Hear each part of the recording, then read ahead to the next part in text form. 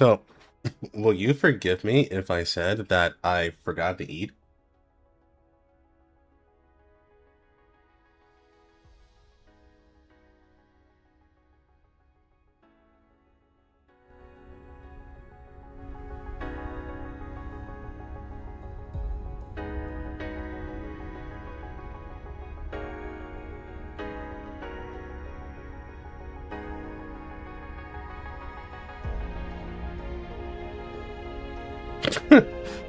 What scared you?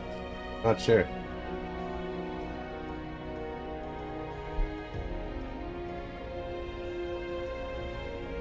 Yeah, I'm eating rations right now, so just give me some time to do that.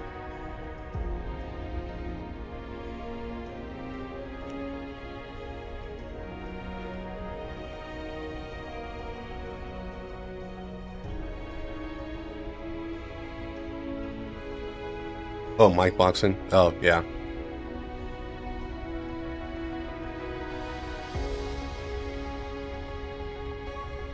Because I had to move my mouse, not my mouse, but my mic from one desk to another because of my job.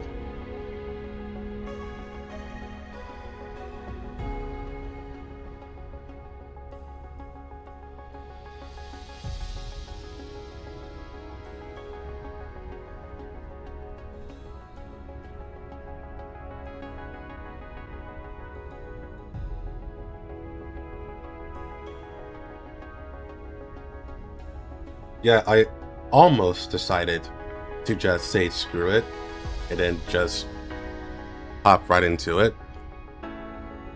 But the last time I did that, I felt really bad in the middle of stream because I was so hungry. So, yeah, I was doing that right now.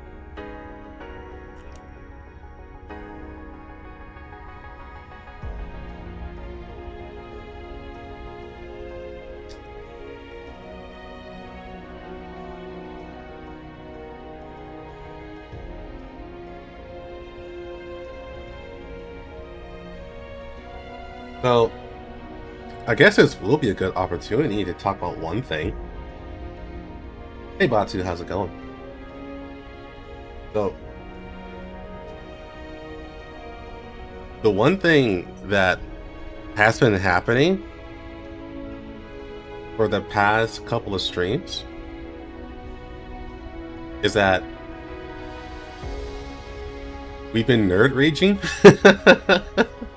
at certain parts. Honestly, that's been pretty hilarious.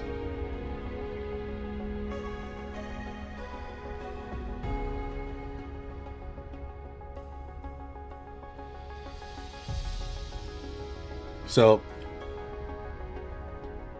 I'm going to put in a new rule. If anyone nerd rages, we have to spam the male pregnant emote at them.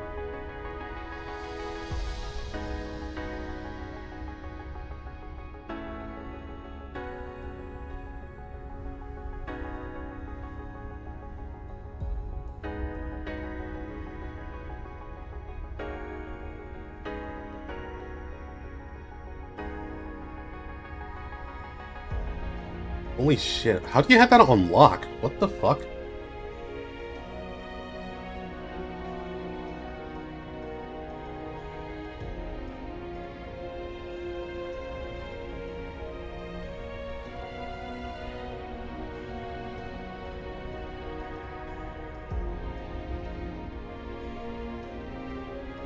No, I don't. I'm black.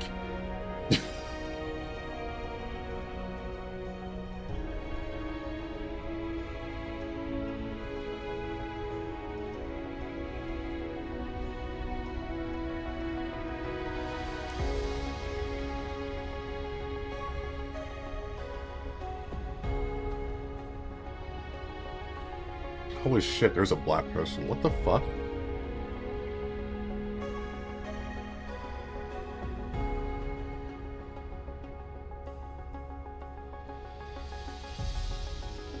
Who makes those emotes?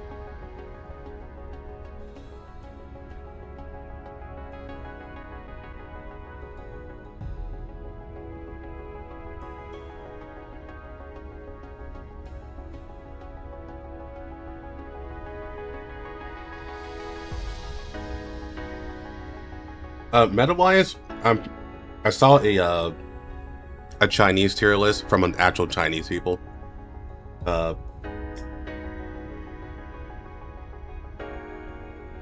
Sapo is a tiny bit stronger than Rebella with Maki. But Rebella's pretty fucking strong now.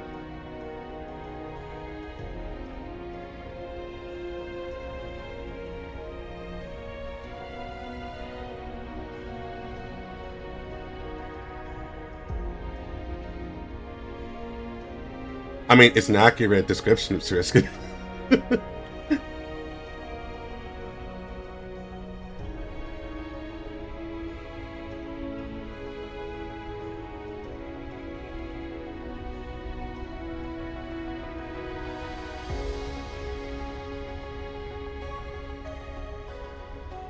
Caldwell having super anti-aging powers like Persica? Wouldn't the more accurate thing be like anti-aging powers like Hume? Arthur Hume?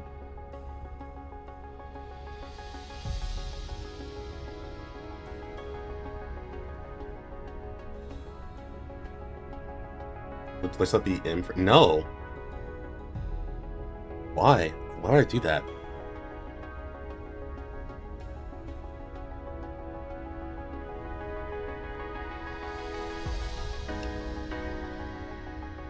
This is what happens when you guys don't see plot in front of you. You talk about impregnating guys. What the hell?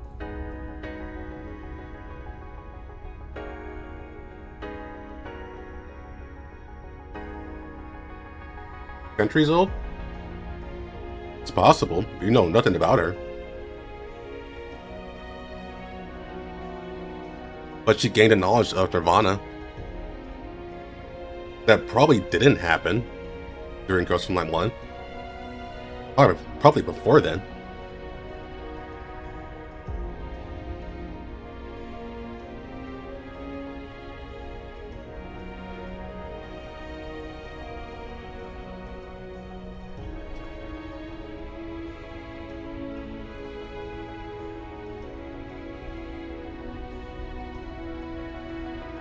I don't.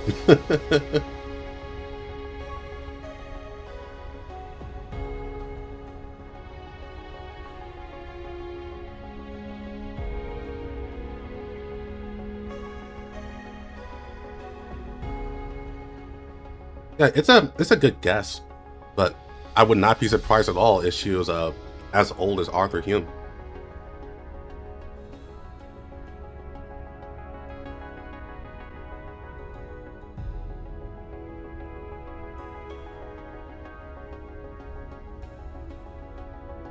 Because she would need the time to one, gain her knowledge, which that'd be through Nirvana, but two, also to experiment on so many actual people.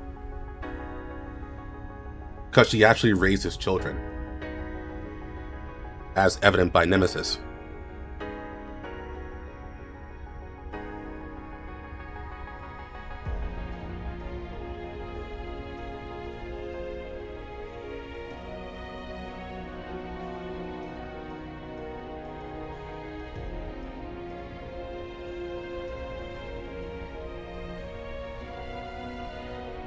That said, it can go another direction.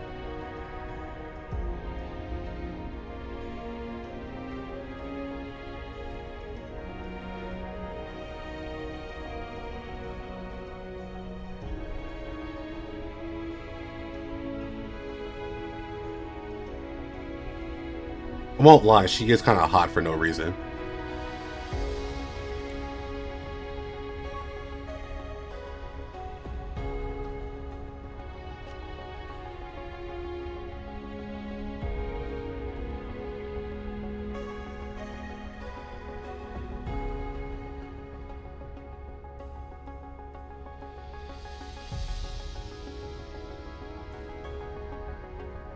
I'm not sure if Nemesis was actually with the brain scan or not. Wouldn't surprise me.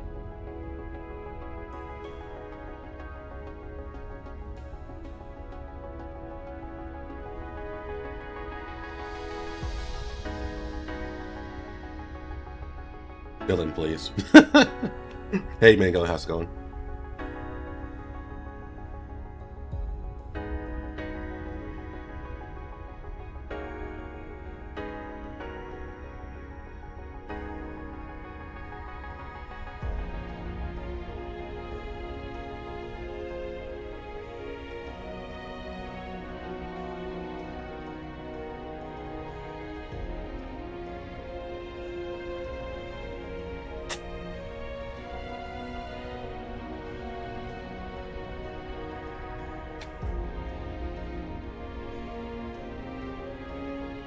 The thing is, Dylan, those are called inner thoughts.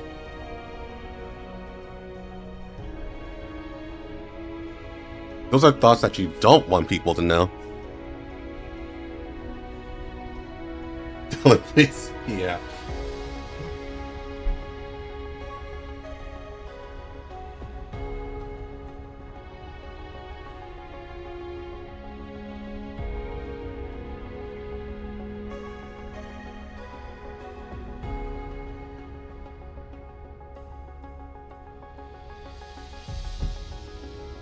Okay.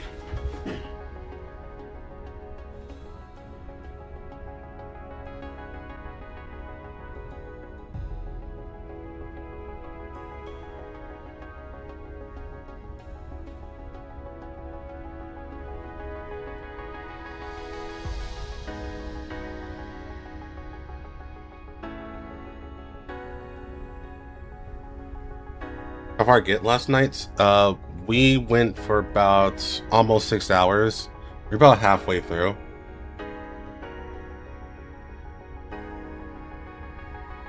It only says 28% because of the thingy. The extra missions. Why say thingy? Wow.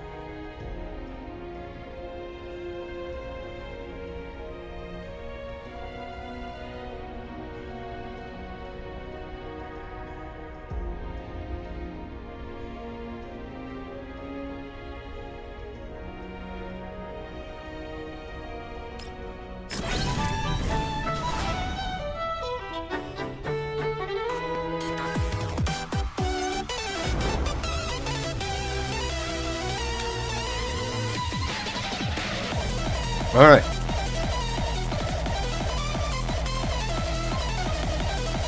Yeah, I'll say about halfway through.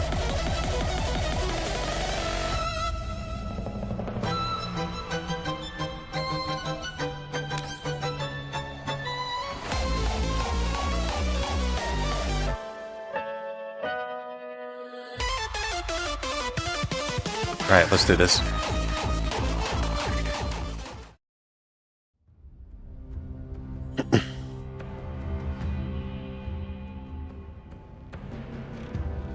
The Blood Tentacles. This creature encountered for the first time displays the traits of a sci-fi creature that would only appear in a tokusatsu show. Although as a doll, a derivative of raw technology crystallizations, Rebella feels it's truly ironic for her to think this way. These creatures composed of Booj themselves indeed deserve the title of fantasy more than she does.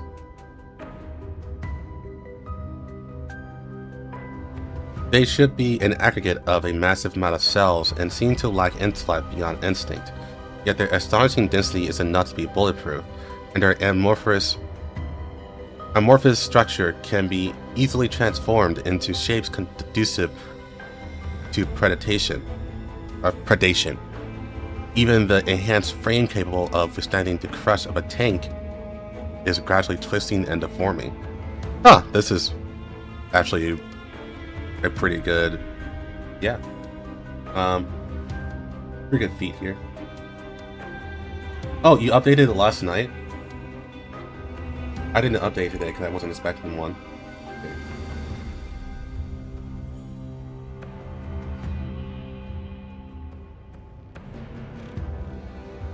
I should probably just do that right now since we literally just got started.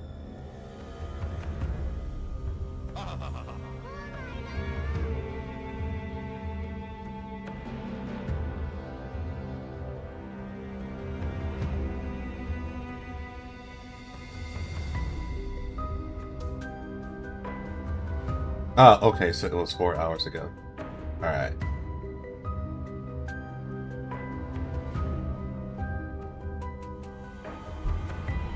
Let me go ahead and change that right now. Of course, I appreciate it, Batu. All of your work. This wouldn't happen without you. We will still be using Lunar Translator. Well, I would be. Apparently, I'm late. I was late to the party.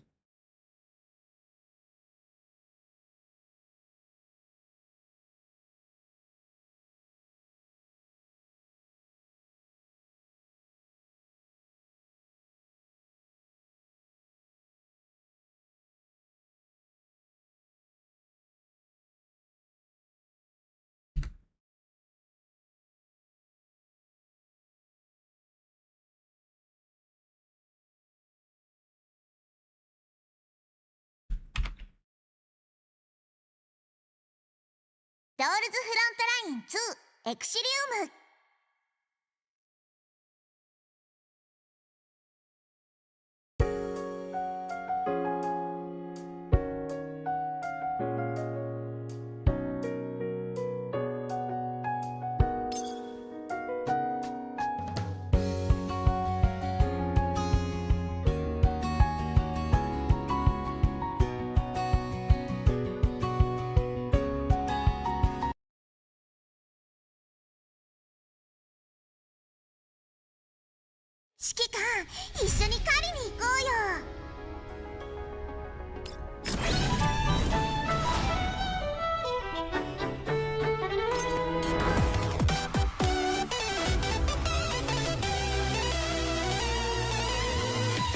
Okay, from the top.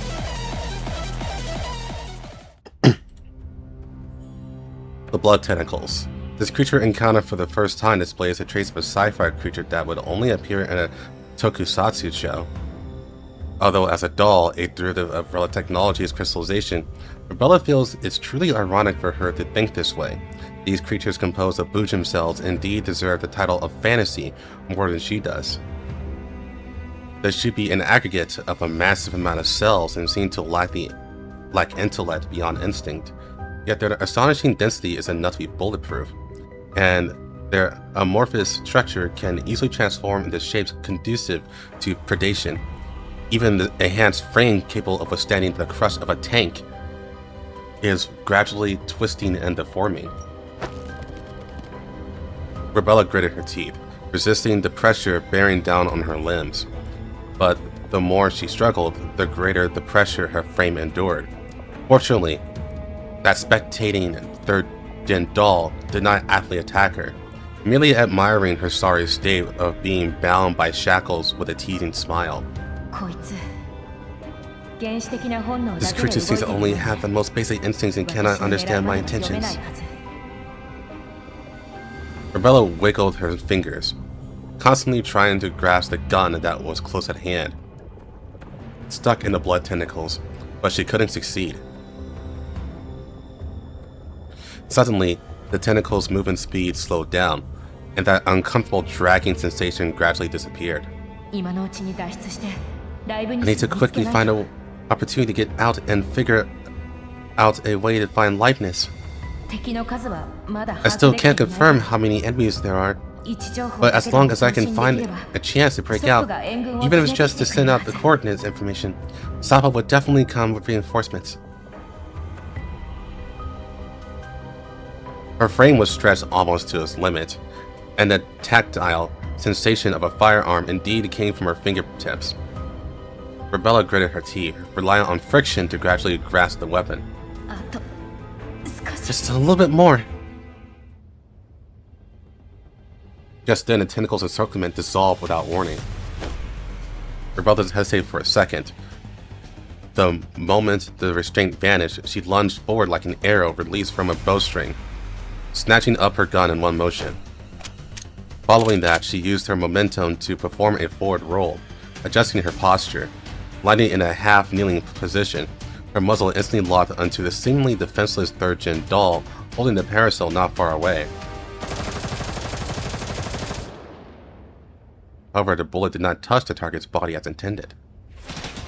Crisp sounds of metal colliding echoed in the empty cavern. The bullet struck the seemingly fragile lace umbrella, sparking a string of sparks before being mercilessly deflected away. The umbrella slowly moved aside, revealing Doctor's teasing face. She seemed well prepared, not even shifting her footsteps a millimeter. Really can't be careless at all, don't you? Agree? Senpai?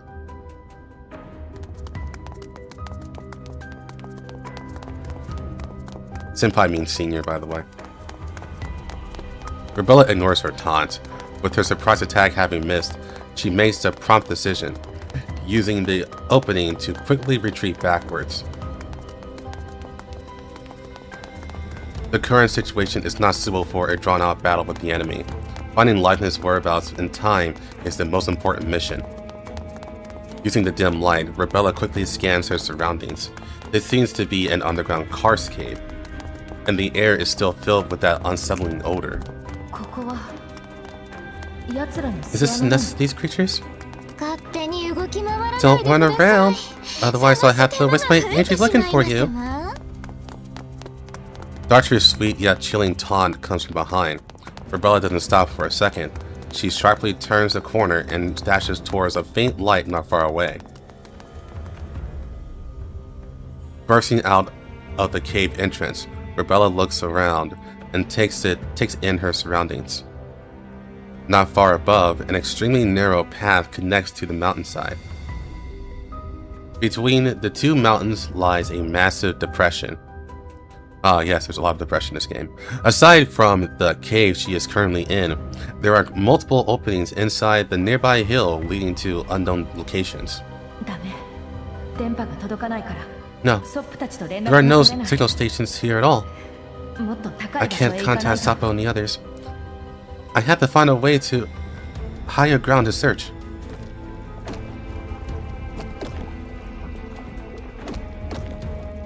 Not far away, a rhythmic, wet slapping sound suddenly echoes, mixed with the bizarre noise of liquid being squeezed.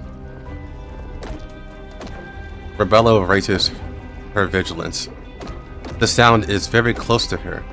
Out of concern for her companion, even though the exploration mission is destined to be full of danger, she still approaches the area where the sound is coming from step by step.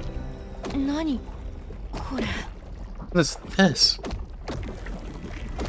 Within a spacious area, a dark red, unknown object resembling a giant organ, a giant vagina even, is slowly squirming. For a moment, Rebella feels that its outline resembles the remains of half an egg that has already hatched and been abandoned by the creature inside. Looking closer, still alive. It looks like a massive haphazardly piled corpses and rotten plant roots. Countless tentacles, like the ones from before, burrow out from under its bloated, moist skin, covered in viscous, translucent bodily fluids. Some twitch as if in painful spasms, while others blindly flail in the air, as if trying to catch invisible prey. Some scattered tentacles slap the ground erratically, making a sticky, unsettling sound.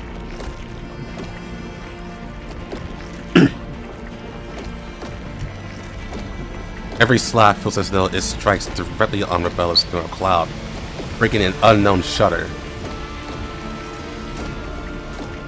It must have been injured recently and is undergoing self-repair through the act of hunting.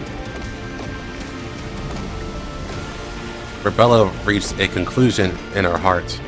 To avoid becoming the nutrient for it to recover strength, Rebella tries to lighten her movements and slowly shift backwards. That unknown Bujin seems to have no reaction, still remaining sluggishly in place. It seems it didn't notice me. Rebella breathes a slight sigh of relief. It seems that although this giant Bujin is bizarre, it doesn't appear to possess autonomous consciousness or the ability to seek out enemies. Just as Rebella turns around the edge of the cave, that detestable voice that likes to tease others faintly sounds behind her.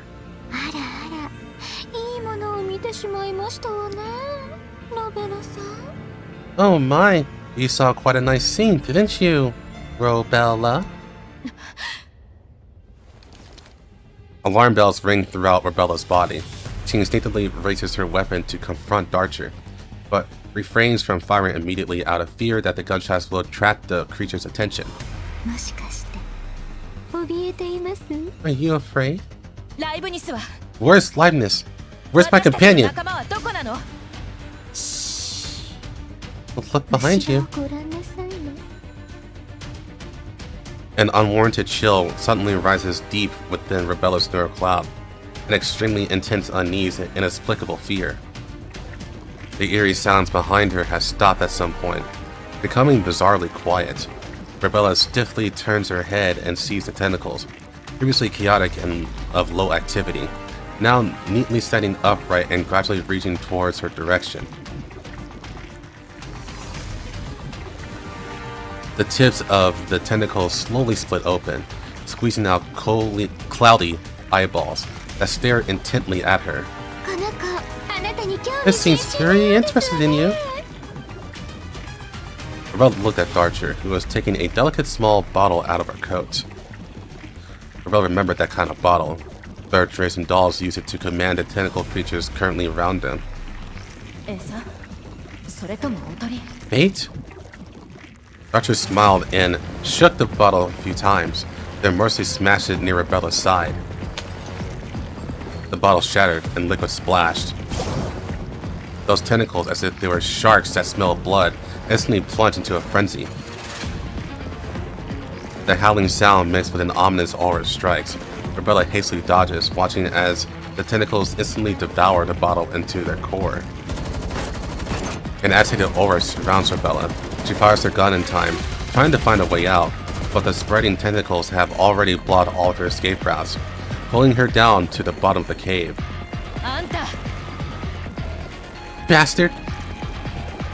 At the cave's entrance, Darcher elegantly lifts her skirt and gives a slight bow to Rebella, who is trapped within the tentacles, making her final farewell. Wait obediently, Senior.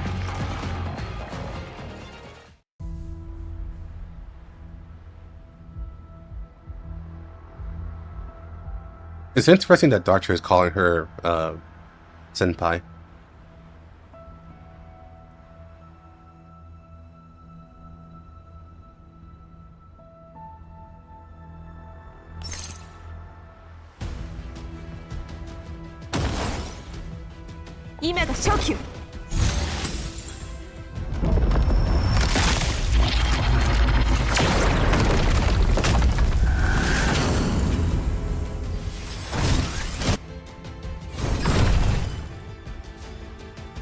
Yeah, that much is obvious. The thing is that, like, when they first met, Darcher didn't even give her the time of day.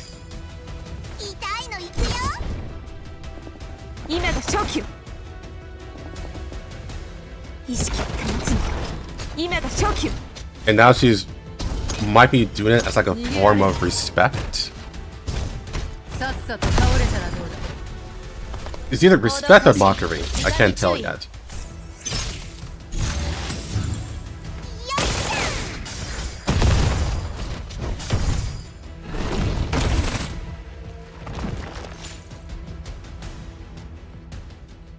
Jealous of Rebella's chest. Of course she is. That's all it is.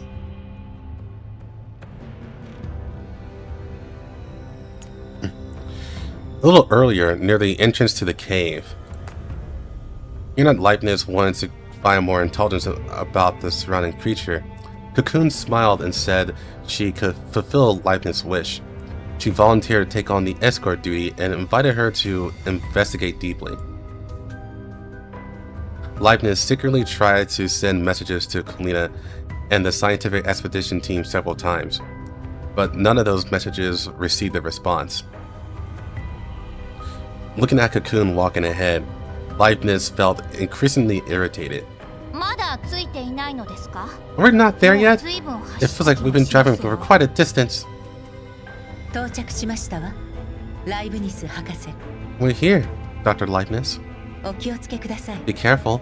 The creatures she's looking for are right around here. Leibniz blinks and looks out of the vehicle window, adjusting to the somewhat dim lighting here. Her current location looks like the inside of a massive cave. The vehicle isn't moving slowly, and she hesitates on whether to stop the car and proceed further on foot. Where is this? The ecosystem inside this cave kind of cave doesn't seem capable of supporting that kind of organism. Is someone feeding it? Why don't you unravel this answer yourself? Leibniz puts on all protective gear and got off the car, carrying the collection device. Seeing her get off, Cocoon and Bluespear also walked to her side. It's not safe here. Let Bluespear act as your guard. Don't get so close to me. Don't be nervous, Dr. Leibniz. The samples we can provide you are definitely something no one else can do, including Professor Persica. At the mention of that name, Leibniz suddenly turned her head, staring at Cocoon with a displeased look in her eyes. What do you know about Persica? As long as she wants something, she will definitely get everything. I apologize, Dr. Leibniz. I don't mean to disrespect Professor Persica. I just want to prove that the candidate who provided Professor Persica with the data she is currently expecting might be right in front of you.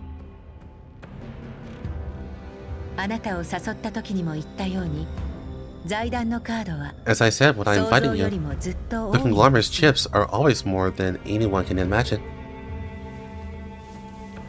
Cocoon bowed slightly and made a respectful "at the you" gesture. Leibniz gave a cold snort and said no more. As they go deeper, the pungent smell of the cave grows stronger. When Leibniz group enters the next cave, their footsteps halt. Wuchia? No, that's not right. The sight before them shocks even her. Interlocking tentacles cover the walls and floor of the entire cave like parasitic plants. Even more bizarrely, the tips aren't plant extremities, but are formed into twisted shapes resembling human hands. What do you think, Dr. Leibniz? This research subject, are you satisfied? Leibniz completely ignored Cocoon's words. The scientist's instincts took the upper hand. She took out an instrument and began investigating the tentacles on the ground. She carefully scrutinized the tentacles on the ground for a moment, then turned to look at Cocoon. Bluespear bends down, cuts off a small piece of a tentacle, places it in the sample box, and hands it to Leibniz. Leibniz observes this tentacle. Its epidermis seems covered with a structure similar to a plant cell wall, but just by touching it, one can feel the hardness and toughness underneath, let alone ordinary knives. It would probably be hard to cut even with a chainsaw. However, compared to being surprised by the doll's destructive power, she is much more interested in the object in her hand. This didn't form naturally. The wear marks and growth lines on the outer shell don't match the characteristics of any known organisms. Is this a Bujin? But there's no precedent for an arrangement structure like this. I suspected, Dr. Leibniz. You are the most intelligent and perceptive scientist I've met so far. Leibniz glared at Cocoon in displeasure and replied grumpily. That's only because you haven't met Persica. Stop using the mediocre people you seem to measure 16 lab standards. Besides, I'm completely unranked in front of Persica. Don't disturb me by doing research. Don't you guys have anything else to do? You make research here to your heart's content. As long as you do not wander around freely or use any equipment with radiation energy, there would be no danger. Leibniz waves her hand impatiently. dismissing the two third-generation dolls, monitoring her like shooing away flies. She takes tools out from her bag and begins to seriously conduct research and data collection. The growth marks are very strange. However, this is not a plant, nor is it a fungus. If it's a new species, are these really marks of growth? It looks more like an acquired aggregation. Bujin cells are capable of gathering together on their own to form structures more adapted to the environment. No, whether Bujin should even be called cells is essentially still inconclusive. Devour, assimilate, multiply, and genome editing? Leibniz constantly looked at Cocoon and Bluesbeard not far away. The other party bowed to her elegantly. Leibniz turns her head away and made a gesture of resistance with her hand, signaling the other party to stay further away from her. Cocoon looked at Leibniz back as she focused on her research. Although this human had a terrible attitude, she wasn't very angry. That focus was the unique fanaticism of someone addicted to knowledge, and dolls were born from such fanaticism. Cocoon didn't lie to Leibniz. She really did respect these researchers. With what kind of purpose did that person create us? To her, do we meet the requirements she expects of us? At the thought of requirements, a phantom that is almost impossible to wash away from the bottom of her neural cloud suddenly appears before Cocoon's eyes, working hard to cook and do laundry for a certain someone, waiting for his return like a dutiful wife, and thereby experiencing that wonderful feeling, something that could be called happiness and warmth. As a third-gen doll herself, she has never experienced such feelings, yet the inferior second-generation doll seems filled with them. Is this an illusion of the neural cloud, or are these feelings real? Foolish. How could dolls look like humans? That feeling is just self-deception, wasting precious processing power on such foolish things. Or, after fulfilling all the expectations of the one who created us, could I also develop such feelings? Not borrow from second-generation dolls, but true satisfaction?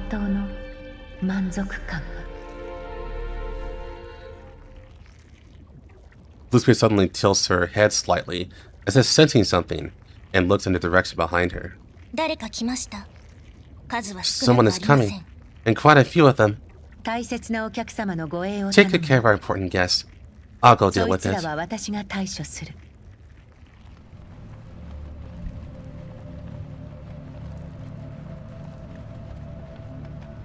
In the red zone, the team of Mongi security was rapidly advancing towards the target point with great momentum. Even though Leibniz coordinates only appeared for an instant, Mongi security still captured the intel by intercepting all nearby information segments. Temporary communication base stations, special laboratories, emergency and medical rooms. In the team prepared by Mongi security, all equipment was readily available.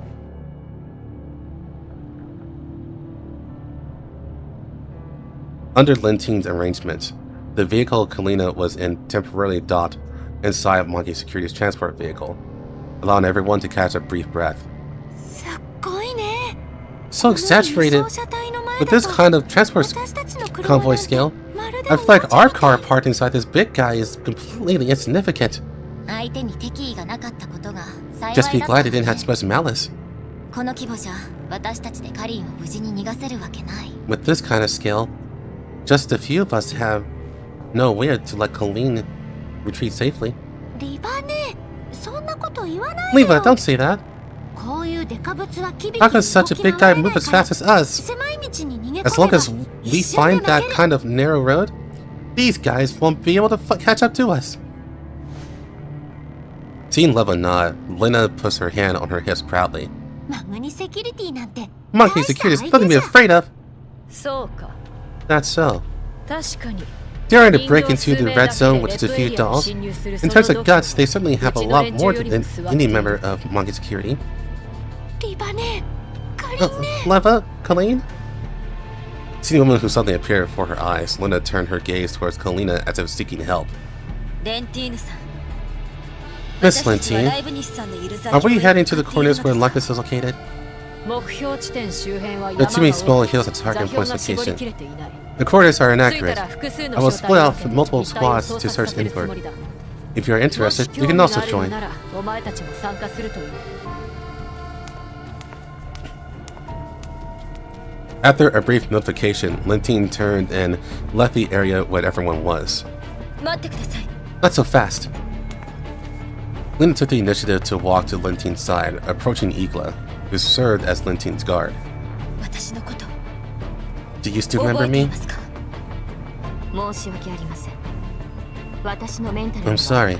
あなたに I have no 対 memories する related 記 to 憶 you はありません。 and the underlying layer of my neural cloud. 私の記憶違いじゃありません。 But I can remember you あ wrong. なたはあの時の You're the one from that time. アーカイブを検索できません。 No through cloud archive retrieved. あなたと Our は first 本日 counter で is 初 just 対 today. 面です。カリーナ、過去にこの人形と Kalina, 接触したことがある I かも know しれ you ない。 might have 彼女 contact がマ with グニ this セキ doll ュリティに before, 送られてきた but when she 際 sent to Monkey メンタル Security, ログ all を her 全 neural て cloud 消 records 去さ have れている。 already been erased. 何かの情報を You 引 need き to 出せ consider る the とは possibility of 思 getting わない。 information from her. そしてお前と As for the イグラの元 grievances の持ち between 主 you と and 因縁 Igla's につい original て master, 私も興味 I があ have no る。 interest in knowing. 個人のしがらみを Please don't 私 transfer に your 押し付 resentment けない towards outsiders onto me. Igla silently looked at Kalina in front of her. Lentine had already turned and left first. After hesitating for 2 seconds, she turned and followed Lentine away. 過去のメンタルログ。 Yes, neural cloud records. 過去の記憶はどうでもいい。イグラ、 Those memories are お前は relevant, 任務の Igla. 遂行だけを You 考 just え need to complete those missions. 何せ After お all, 前一人で人 you 形 alone 正 consume 体 more 1個 power 分 than a 以上 whole の platoon 電 of 力を食 dolls. うのだからな。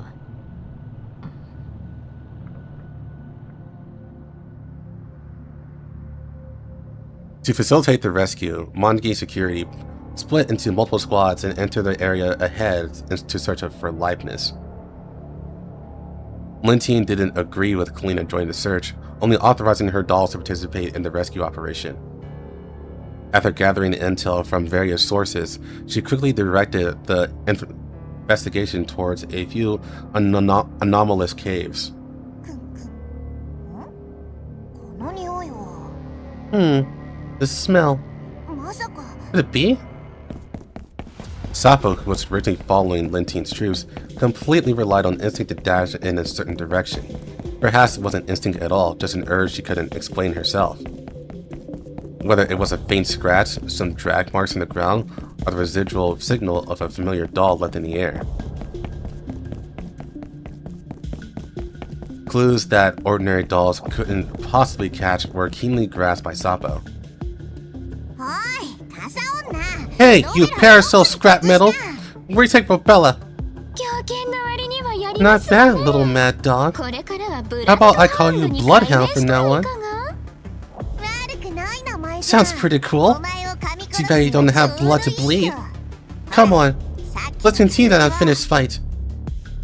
あなたの探しているお仲間なら The companion looking for is すぐ nearby, こ you の know. 近くにおりますわよあまり私にしつこくつきまとうと If you continue to indulge in 彼 fighting 女が食べられてし me, まうかもしれませ she んわ might just be eaten. さっさとロベラを返 And over Rebella already. As Sappho engages Darcher in battle, the excitation power of the molding pattern on her body continues to rise. Operating at full output, their molding pattern vastly enhances Sappho's strength, overwhelming the poorly conditioned Darcher with astonishing momentum. Bullets are merely a means of suppression for both agile combatants. The two dolls engage in close quarters combat, and Darcher is always at a disadvantage in the process. She is forced to take Sappho's fierce kick head-on, using the kinetic energy to create distance. そんなに会いたいならあなたもあの子 If you の miss と her こ so ろに much, 行き then な you さ can go い down よ and join her! Darcher cracked a smile, and within 1 millisecond, drew a prepared small bottle in her hand at Sapo. However, before Sapo realized what she threw, a bullet hit the bottle first. As the bottle was shattered, the solution inside scattered into the air. Oh no! A rapid vibrating sound approaches, and in the next second, Darcher and Sapo's location is instantly assaulted by countless tentacles. The narrow passage is shattered. While fighting each other, Darcher and Sapo simultaneously launch attacks against the tentacles, assaulting them from all sides. Red tentacles emerge from all around, smashing the ground beneath Sapo from below. Sapo violently rolls forward, knocking Darcher to the ground. The rocks beneath Darcher's feet crumble, sending both her and Sapo plummeting off the cliff. Damn it! I think this is the PV, but we're not getting the actual PV. Darcher changes her posture midway, grabbing onto a protruding rock, wanting to use the leverage to flip back to the top of the mountain, but Sapo seems completely unconcerned about the fate of falling. Hey, don't run away! Go with me! Her body grabbed, simultaneously bearing the reverse force of Sapo's kicking fiercely against the cliff. The strength of their molding pattern brought to Sapo is far stronger than Darcher estimated.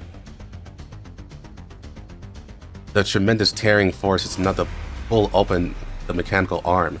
Bujum cells appear in the areas connected to Darcher's frame, rapidly spreading and executing repair commands. Darcher felt her frame increasingly failing to keep up with her movements. Due to the recent strings of battles, she had lost too many Bujum cells. You jerk! If it wasn't for... Sapo and Darcher quickly exchanged offense and defense. However, Darcher had to admit that Sapo was gradually expanding her advantage. A mere military-grade frame? If I were in no condition, this level...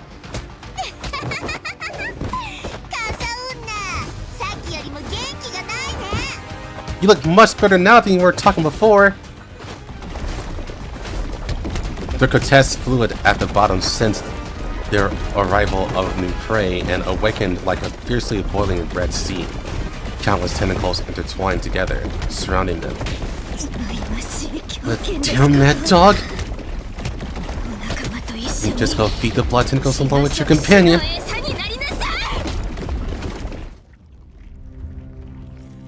Within the nest where the blood tentacles are located, Leibniz is frantically collecting the cellular matter before her eyes. Inside the cave, Leibniz discovers the blood tentacles moving madly and restlessly towards the place not far away. She follows the organism's moving pace. Don't get too close. Hurry and follow them. They're attracted by something. They seem to always prioritize prey on Bujums. If it was to consume living things, why don't they have much interest in me, a human?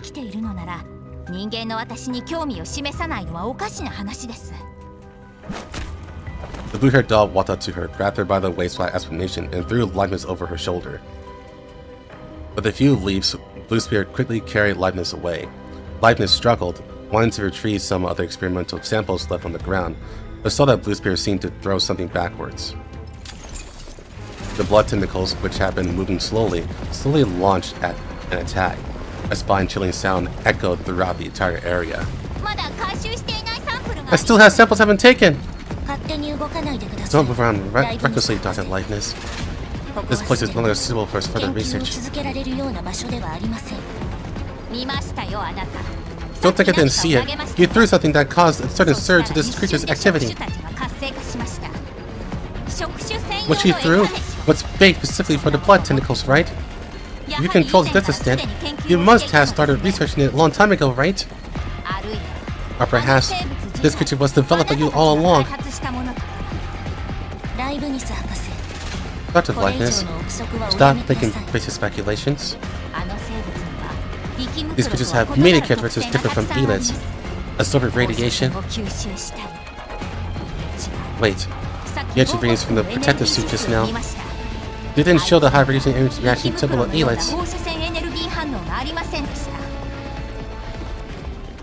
Leibniz looks at the collapsed crystals inside the nest, thinking of Bluespirit's abnormal behavior. A sudden speculation forms in her mind. The 13 dolls specifically warned me not to use advanced radiation energy detection equipment. Radiation energy, red zone, blue gems, glass crystals, condensed radiation. These tentacles, could they naturally resist glass radiation? This is completely contrary to my initial speculation. No, it couldn't be. Creatures that resist radiation but can move freely in the red zone. If that's really the case, what would they look like after leaving the red zone? Lightness felt a chill rise in her back as she realized a terrifying possibility. What if the red zone wasn't their paradise but their prison?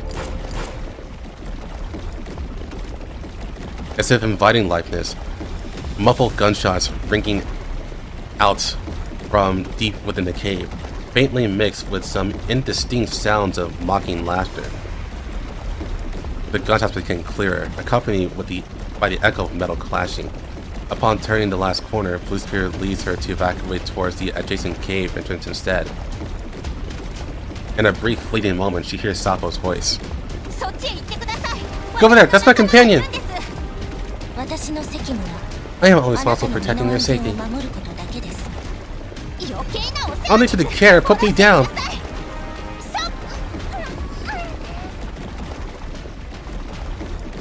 Before Lightness could call out, she was forcibly hoisted onto Blue Spear's shoulder.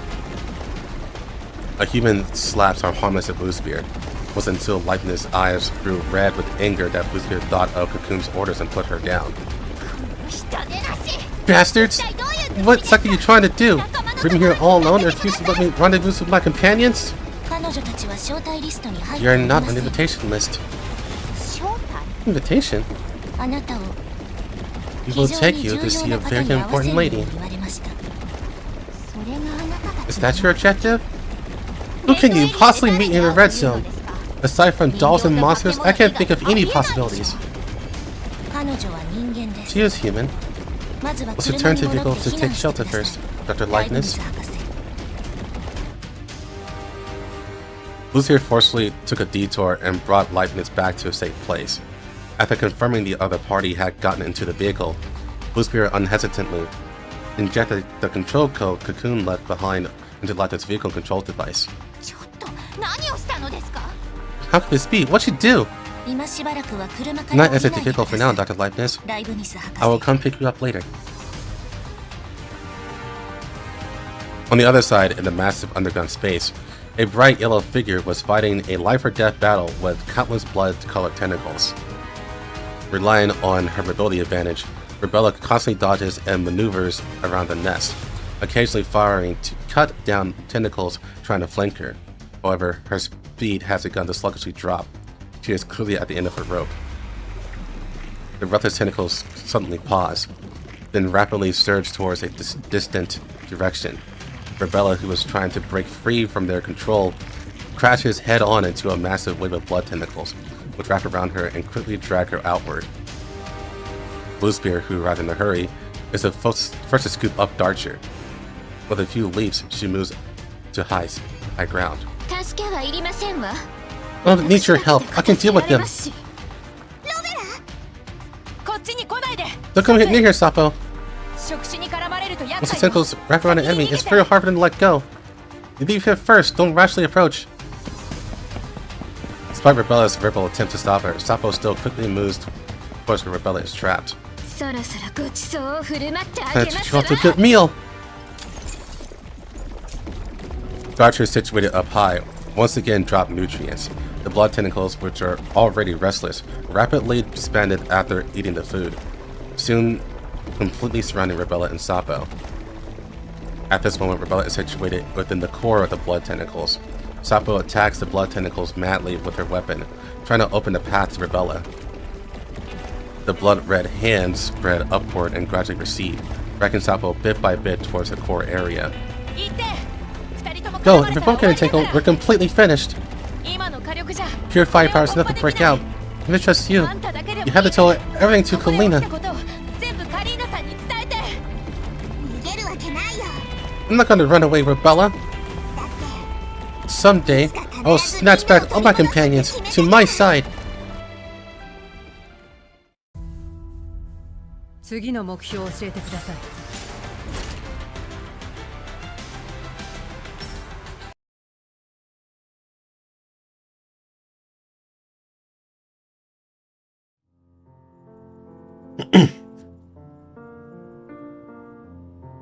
Under a huge spotlight, a brand new tentacle doll is lying quietly in a hibernation pod. The official activation day of RO635. RO635 各数値 All indicators are normal. では You may これから activate. 起動す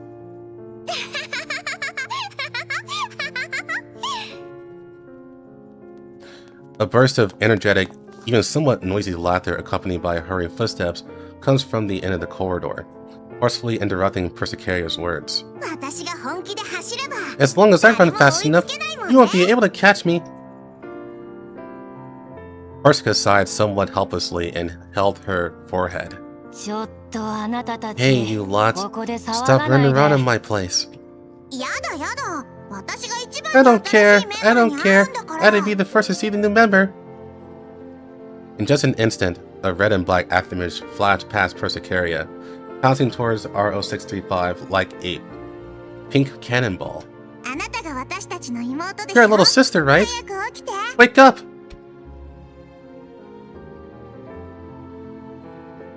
RO635 had just opened her eyes.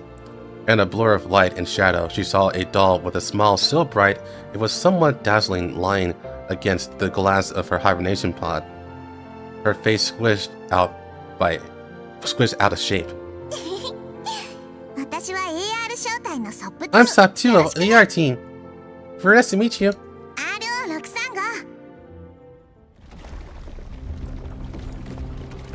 Rebella had previously expended too much energy breaking free from the restraints. Now the spreading and expanding blood tentacles took her as the core, firmly pushing her deep into the center to attempt absorption again. It wasn't the bionic skin on the surface of her frame, but the electrical charge within her body that was indeed depleting rapidly. Even though she carried a backup charger, it wouldn't last for long. なるほど。有機物だけで I see. It's not just capable of ingesting organic matter. In fact, it can directly absorb heat. And perhaps even snatch electrical energy. もっと早く気づくべ Should きだ realize this sooner. To them, everything こい is つら food. は何でも食べる The entire energy of a doll's body is no different from any other 人 food. でもエネルギーでも敵が投げたあの薬でこいつらは活性化している Drug dropped by the enemy massively この attracted まま its では biological 体 instincts. も押しつぶされてしまう If it goes on, even if I'm not swallowed, my frame won't be able to withstand the crushing pressure. だったら可能な It 限 can り only 火力を concentrate 集 enough 中し firepower. てソップのため Energy に道を切 degenerated り at 開 the くしか moment な of い the explosion might still be able to open the path for Sapo. ローベラくそ Bastard! Let go of Rebella right now! Light suddenly appeared in her field of vision, completely blocked by the blood tentacles. Rebella opened her eyes and saw the light falling from behind Sapo. With one hand, she controlled her gun and rapidly fired bullets, driving back the approaching blood tentacles, while her other hand used all his strength to pry open the tentacles wrapping around her frame. A continuous stream of attacks lingered around Sapo. She even opened her mouth to fiercely bite at the blood tentacles, her eyes filled with determination to drive these creatures away. Tearing, pulling, shooting, using every means possible, Sapo still made it to her side. Sapo's figure before her eyes gradually overlapped with the shadow recorded in the depths of her neural cloud. Even in such a dangerous environment, Sapo showed no fear whatsoever, but was instead filled with curiosity and provocation towards the unknown. これまずい I think it doesn't feel like it's very tasty. Ah!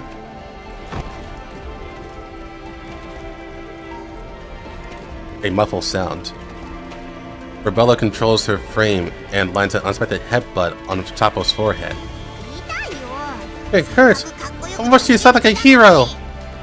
来るなって言った I じゃない told you not to come over! 仲間を見捨てるなんていつ Just abandoning the companion, even if Rebella says it, I won't listen!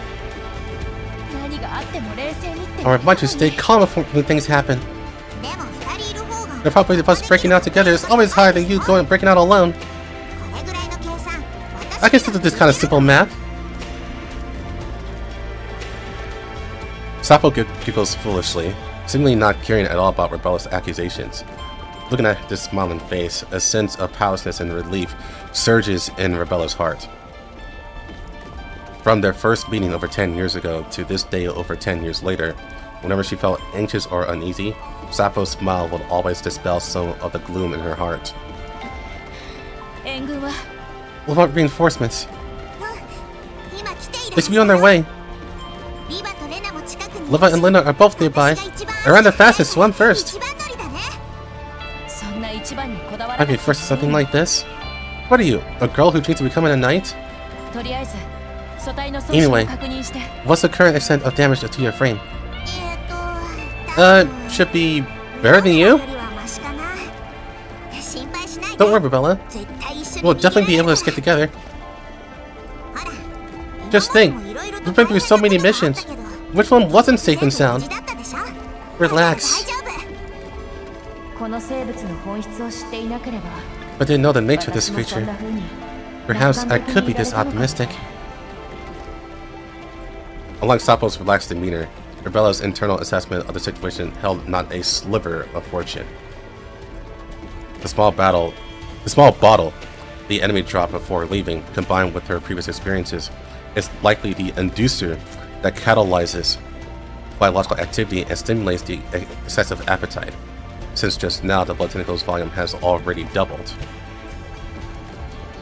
Judging from the current situation around them, there might be some remaining tentacles inside those bottomless caves that haven't reached them yet. It was unknown when Leva and Lena would discover their tracks, even if they arrived. Given the amount of heavy thermal weapons equipped when they set out, a rash rescue would only put them in danger as well. The optimal solution right now will be to find its weakness from within the blood tentacles, or a means to suppress its activity to quickly break out. As long as it's an organism, it has weaknesses, but so far, impact and electric shocks have had little effect. We should try more extreme temperatures, high or low. Pay attention to ensuring your frame's safety and reducing wear and tear. Need to observe for a bit. I say to find this thing weakness, right? Sapo's complete attention is focused on the enemy in front of her, its attack habits, attack style, and pauses between attacks. Countless pieces of intelligence flood into the foundations of Sapo's neural cloud. Without much time to analyze them one by one, her combat instincts cause her to automatically adjust her attack methods throughout the battle. Something is quietly changing. Like a seed quietly sprouting, yet the seed itself seems not to have noticed yet. This is what Dr. Persica once mentioned, but of all times it's possible to explain to her now. In that case, Sapo's neural cloud absolutely cannot be destroyed. Otherwise, who knows when the next time will be? A discrepancy once or twice is a coincidence, but a discrepancy 3 or more times is definitely no coincidence. The areas Sapo shoots are more prone to repelling blood tentacles than Rebella's. Upon noticing this difference, Rebella's attempts to analyze the corresponding weaknesses of the blood tentacles. Can't find it. It's not a fixed weakness. Take the first shot at the weakness. Leave the rest to me. Weakness? Where's the weakness? You disgusting little sticky thing. Expose your weakness and let me slice it open. Shoot based on your intuition. The continuous battles has already sent Sapo's frame into thermal overload, taking advantage of the gap where she opened her sleeves to manually cool down. Oh, that's why her shirt's open. Rebella notices the new equipment she was equipped with. It was the latest prototype cooling module developed by 16 Labs based on their molding pattern system. This kind of overspat coolant usually severely impacts the flexibility of the frame, But for Sapo, who often fights until thermal overload, it is an exactly fitting aid. She didn't understand the weakness her brother had mentioned.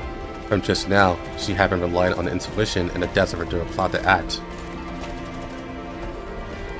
That was a premonition accumulated through countless combat experiences, breaking down the operational logic of its corresponding parts from the habits of biological movement.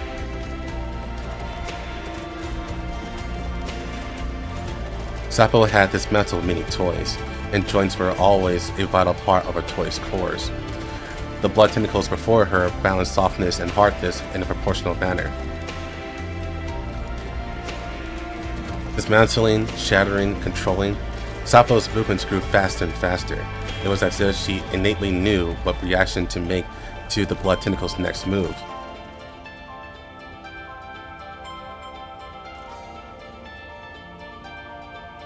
Within the blood tentacle's nest, countless tentacles were still constantly struggling. Visual power once left in this area poured out. A massive amount of data surged into the depths of Sapo's neural cloud. After images lingering between illusion and reality, like hallucinations, fluttered quietly past like butterflies.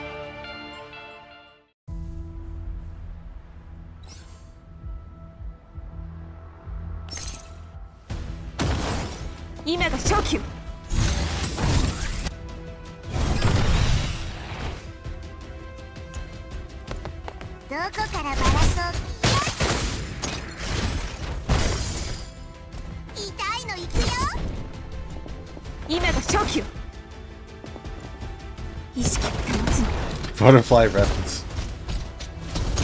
Butterflies, you say. さっさと倒れたらどうだ。行動開始。時間に注意。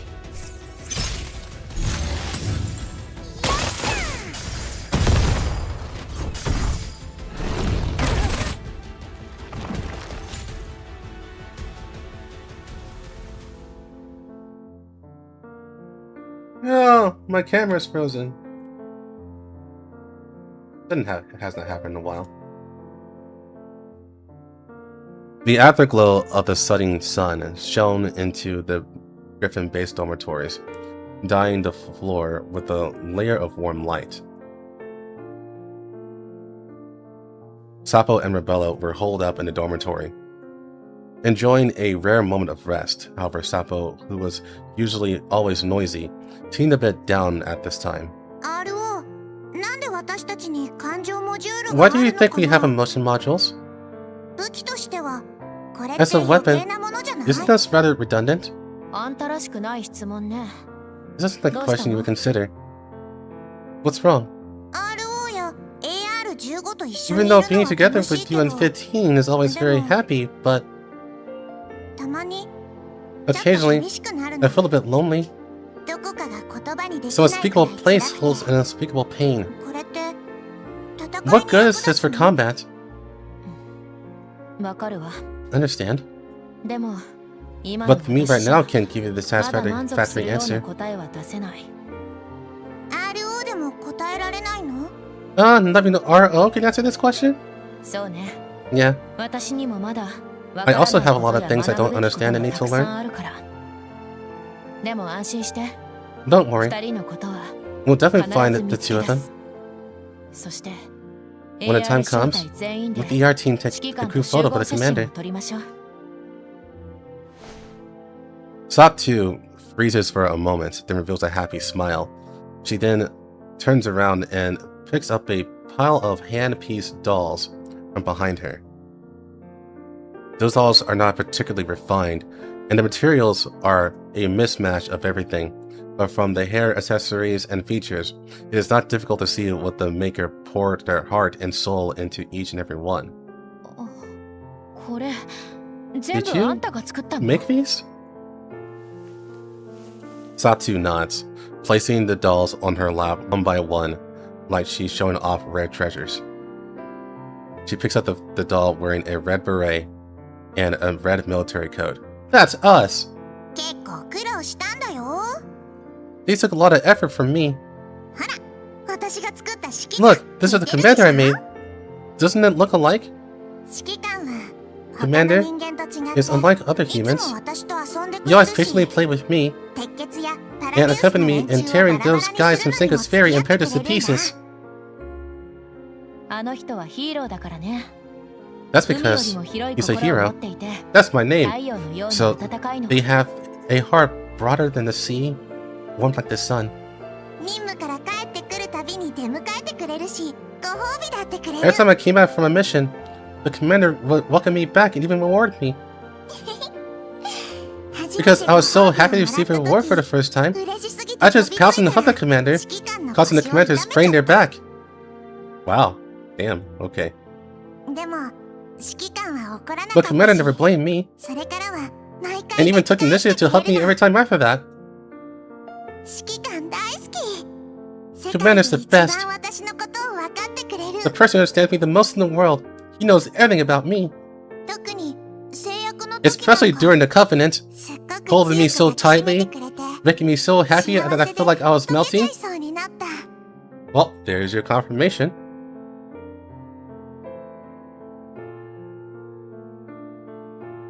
Harem path unlocked.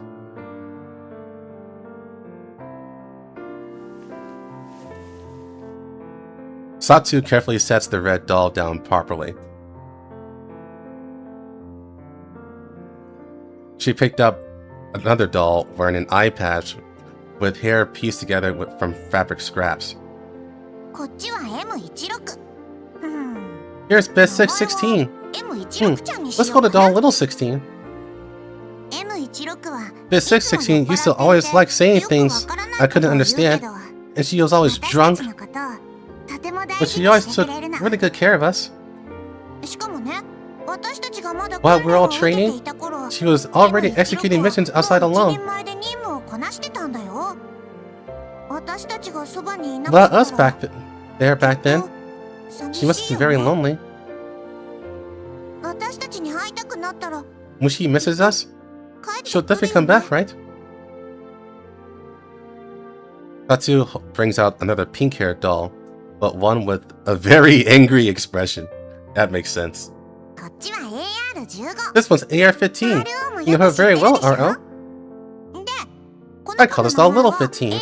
AR15 ちゃん But だ every けど time I call her that, そう呼ぶと AR-15 calls me an idiot and knocks me on the そんな head. バカな名前つけないでって怒るんだよね。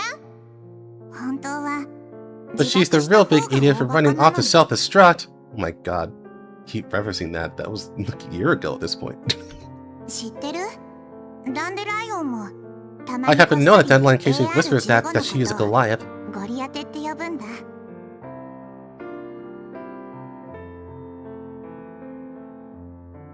Satsu seems to recall something, her eyes somewhat desolate. She gently patted the pink-haired doll's head and placed it softly next to little Sis 16.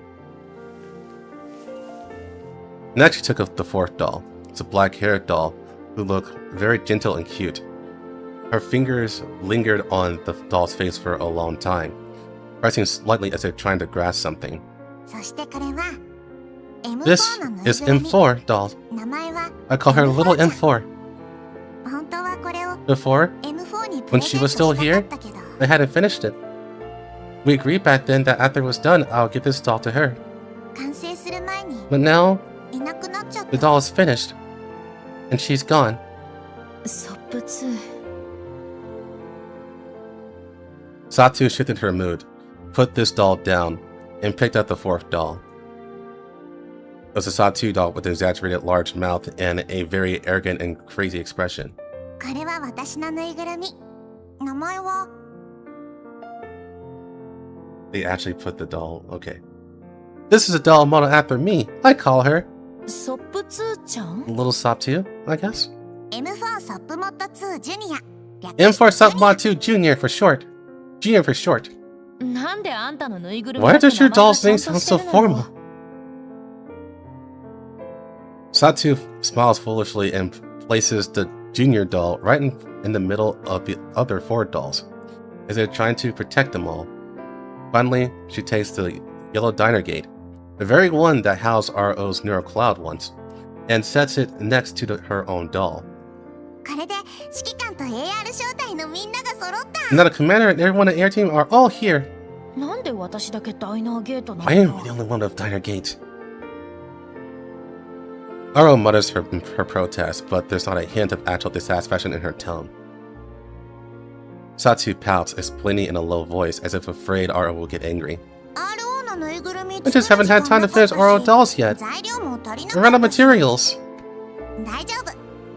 Don't worry. Once I dismantle a few more enemies, I'll make an especially huge RO. そこはせめて可愛いやつを Can you just have bought some normal clothes, cute materials? でもね But still, even though you always with me, RO, I'm really worried. 今は RO がずっと一緒にいてくれてるけど Satu gently pokes the dolls, the other 3 dolls. また他のみんなのように You won't leave me like the others did, will you? Oh, that hurts. That really hurts. M4 went to go buy, well, it was AR-15 went to go buy milk. Then it was M4 went to go buy milk. Then M16 went to go buy milk. Then M4 and AR-15 came back, and then they both, and then M4 went to go buy milk. And then the commander went to go buy milk.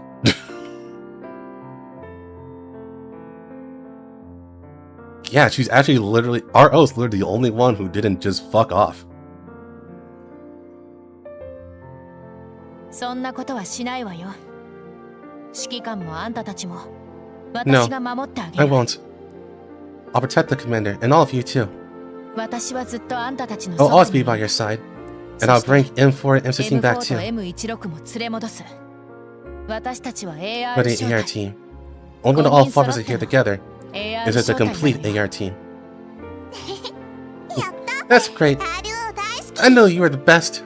それじゃあ Then let's pinky promise. You gotta keep your word. ずっと一緒にいるんだからね We gotta stay together always. 私もちゃんと I'll protect the commander and you all well too. When CS16 and M4 come back, you have to tell them lots and lots of praises about me. ええ Yeah, 約束するわ I promise. AR 招待が再び揃う日は必ず来る There will be a day when the entire air team gathers together again. M4 smiles and reaches out her hand to RO. The doll figures watch everything happening before them. The feeling of being watched by her companions makes Sapo feel like the AR team has never been completely separated. She has always been there. Even if this possibility might only come from a yearning for companions deep within her neural cloud, Sapo still believed it. That M4 could reunite with them once more. ロベラ行こうみんなのところに Rebella, let's go. We're on to find our companions. With Sapo at the center, the cold air emitted by the cooling module operating at maximum output continuously overflowed. Biting chills spread widely along the ground. The blood tentacles, originally brandishing their claws and fangs into the air, actually gradually slowed down upon touching this rising chill. The surfaces of some tentacles rapidly formed a thin layer of ice, and they began to twitch stiffly. Although in a desperate situation, Rebella feels hope for evacuation looking at Sapo's figure before her. To handle Red Zone mission, 16 Lab conducted uniform enhancements on their frames. This was originally just a casual preparation made by Perska to collect data, yet it unexpectedly became the trump card the two of them rely on to survive at this moment.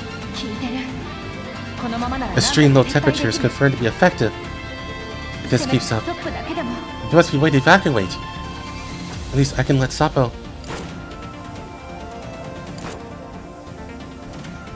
Sapo fired her gun again. The bullets accurately hit the attacking tentacles. The nose instantly lost her fatality and the movements halted. Almost subconsciously, Rebella raised her gun, aimed, and quickly followed up with another shot, precisely shattering the blood tentacles. 行こ Let's go, Rebella! うライブニスは近くにいるはずだから Like this should be right around here.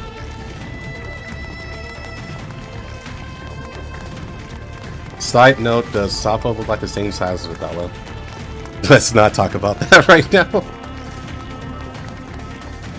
Sapo and Bella ran through the rugged gaps in the rock walls. Even though Sapo had grasped the methods of attacking the blood tentacles pursuing them surged into wave after wave, still causing them no small amount of trouble. The roar approaches from afar. The already narrow area is entirely occupied by swarming blood tentacles. The trembling ground makes the frightened blood tentacles attack even more frantically.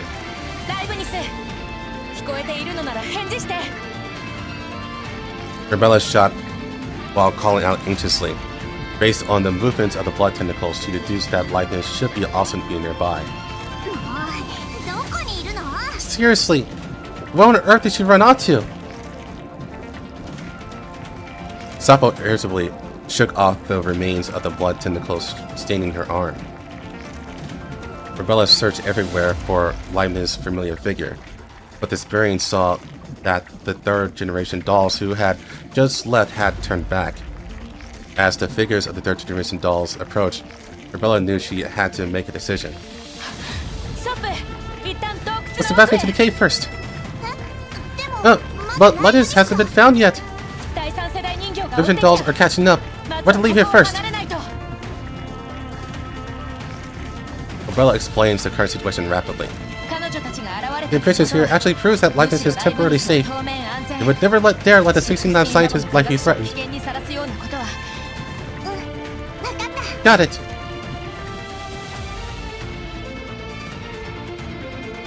Having determined the evacuation direction, the two no longer lingered in battle. At this moment, the frame functions possessed by elite dolls were fully revealed. Even though their frames were dilapidated, their firepower breakthroughs and cover fire were all practically perfect. Watch out for the tentacles waking up at 3 o'clock! Resolve! Using the complex terrain of the nest, the two made several breakout attempts, but inside the cave it was either a dead end or too deep to find the exit. All attempts ended in failure. The restless blood tentacles were enraged by the successive attacks. They occupied the vast majority of the cavern space, greedily searching for any prey that they can find. At this time, just keeping themselves from being caught by the tentacles has already left them exhausted, and they have very little ammunition left. However, as the scope of the battle expanded, some falling rocks smashed the glass pieces on the cave walls. Pick them up! In an instant, the increased radiation concentration caused the blood tentacles form to shrink, and then, as if entering a pre-death stress response, it instantly plunged into an uncontrollable frenzy. If the initial pursuit still had a trace of predatory reason, then now the monster is purely venting some unknown anger and destructive desire. As far as the eye can see, there are nothing but disgusting dark red lumps of flesh.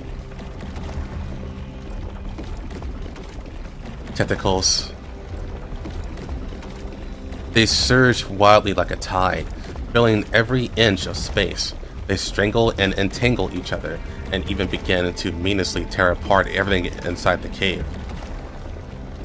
Roars echoed all around. Parts of the cavern's pillars were destroyed by the blood tentacles and began to collapse on a large scale.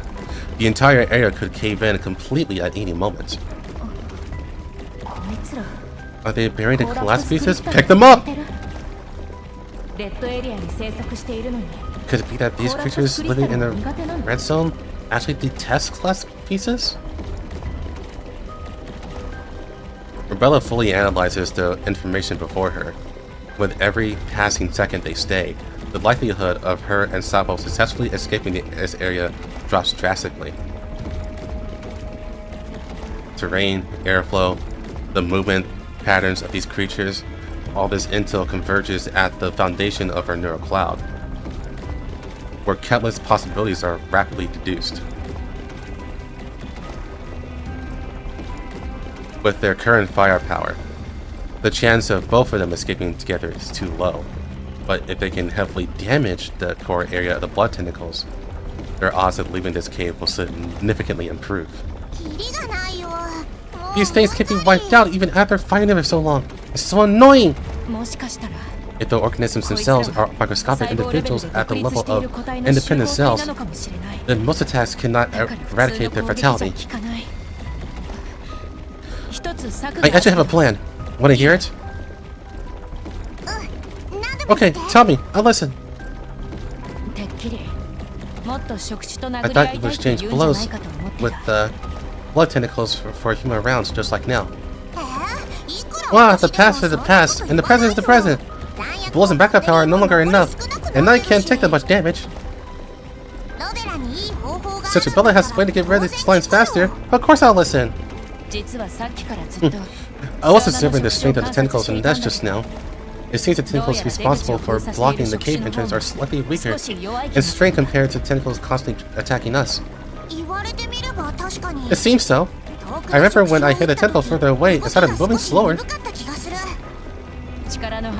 Yes.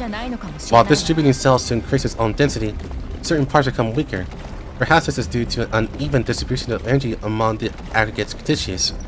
I've already deduced the pattern of its weaknesses through you during our previous battles. Next,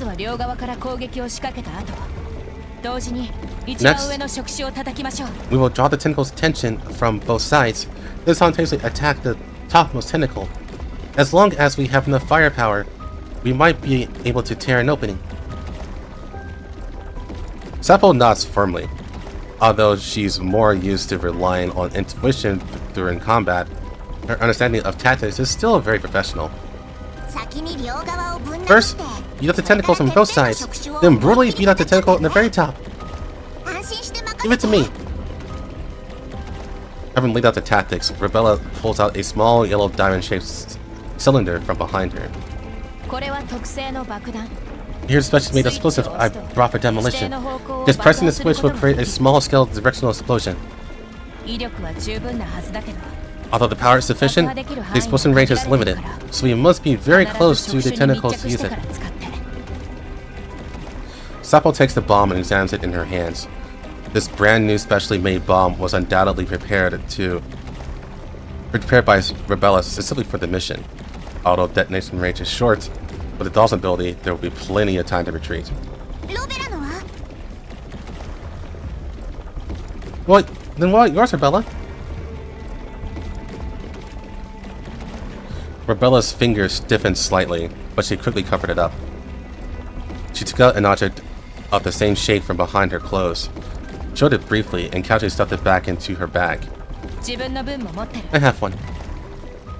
Both sides reconfirmed the combat details. Since their evacuation directions were different, the two agreed to meet again after leaving the nest. Since there's no problem, should we start the operation?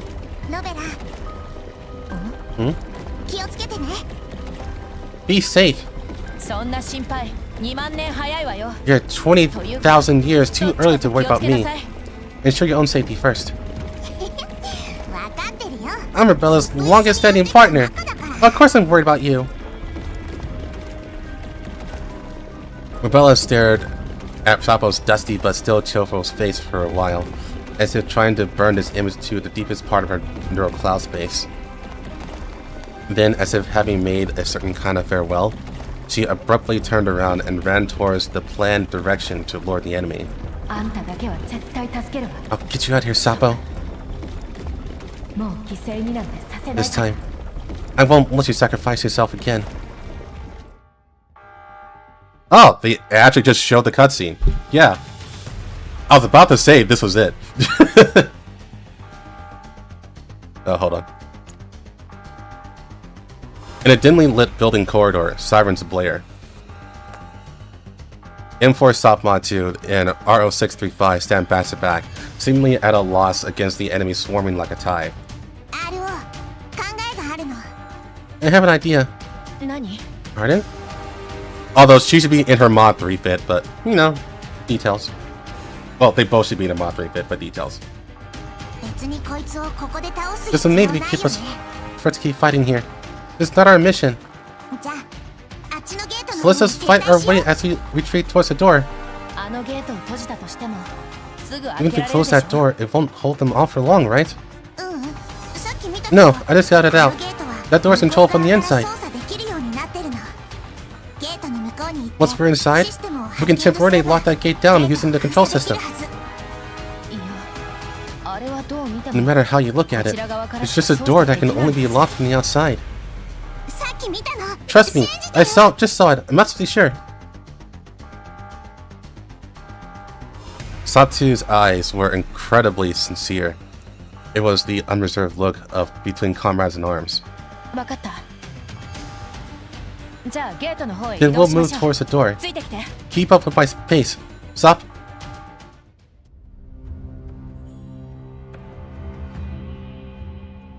Oh, they didn't show the whole thing. Okay. I guess that was a teaser. Not long after launching a surprise attack to the right, Rebella suddenly stopped her footsteps and did not continue to place explosives along the planned route. そろそろ Should こ be の about time.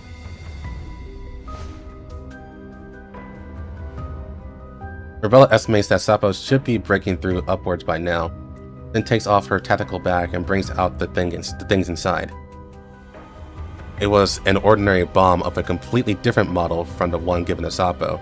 Once detonated, it wouldn't leave any time for evacuation at all. Of course, there's also no longer any need to evacuate. Once the explosion occurs, the unsupported bottom of the cave will rapidly collapse. Even if she dodges the impact of the explosion, she'll be buried alive along with the blood tentacles in this pitch-black underground prison. However, whether or not to use this bomb was still an unknown, amidst countless calculation results, Rebella still held on a sliver of hope, praying for a miracle to happen. まさかストップを騙すために頭を使わなきゃいけない I 日 really が didn't 来るなん expect て that a day would come when I had to wrap my brains just to fool Sapo. でももう二 But 度 I と can't let her face あ this の kind 子 of を scene あんな目 again. に合わせるわけにはいか That ないから time's the last time. ごめんねストップ I'm sorry, 確かに Sapo. 上は脱出ル The ートだ escape けど route really is above, あの程度の爆弾 but じゃ we can't leave with 脱出できない just that little bit of explosives. 誰かが残って Someone has to stay behind 本 and 体 heavily に大 damage きい the ダメ main ージを body. 与えないとこいつに知性はないけど I've been observing this 本 Bojo. 体を守る本 Although 能 its はちゃ main んとあ body る lacks intelligence, it still has the instinct to prioritize protecting the main body. 私が本体にダメージ As を long 与え as ると I can heavily damage the main 触 body, 手たちは the 優 tentacles 先 will 的にこっちを return 狙 to うように defend な it. るそうな With ったら that bit of explosives あ and の their 爆弾 strength, とあんたの力があ you'll れば definitely be able to successfully 十 break 分 through. 脱出できるはず Rather than both of them being trapped in this area and losing any chance to escape, it was undoubtedly a worthwhile choice to leave, to at least ensure Sapo could leave with a 100% certainty. There's also the factor that Rebella does have a neural backup. So, out of everyone on the AR team, pragmatically speaking, she should be the only one who should do something like this.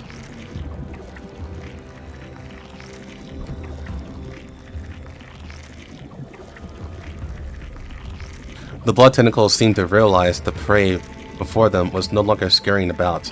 Emitting a bizarre friction sound, they squeezed over from all directions. Sapo does not have a backup. The blood-colored shadows swept over overwhelmingly. Rebella hugged the bomb to her chest, a relieved smile hooking up the corners of her mouth. She had made her final mental preparations. それじゃあ一 Then 緒に let's 行こう hit か the road together. Oh, there it is.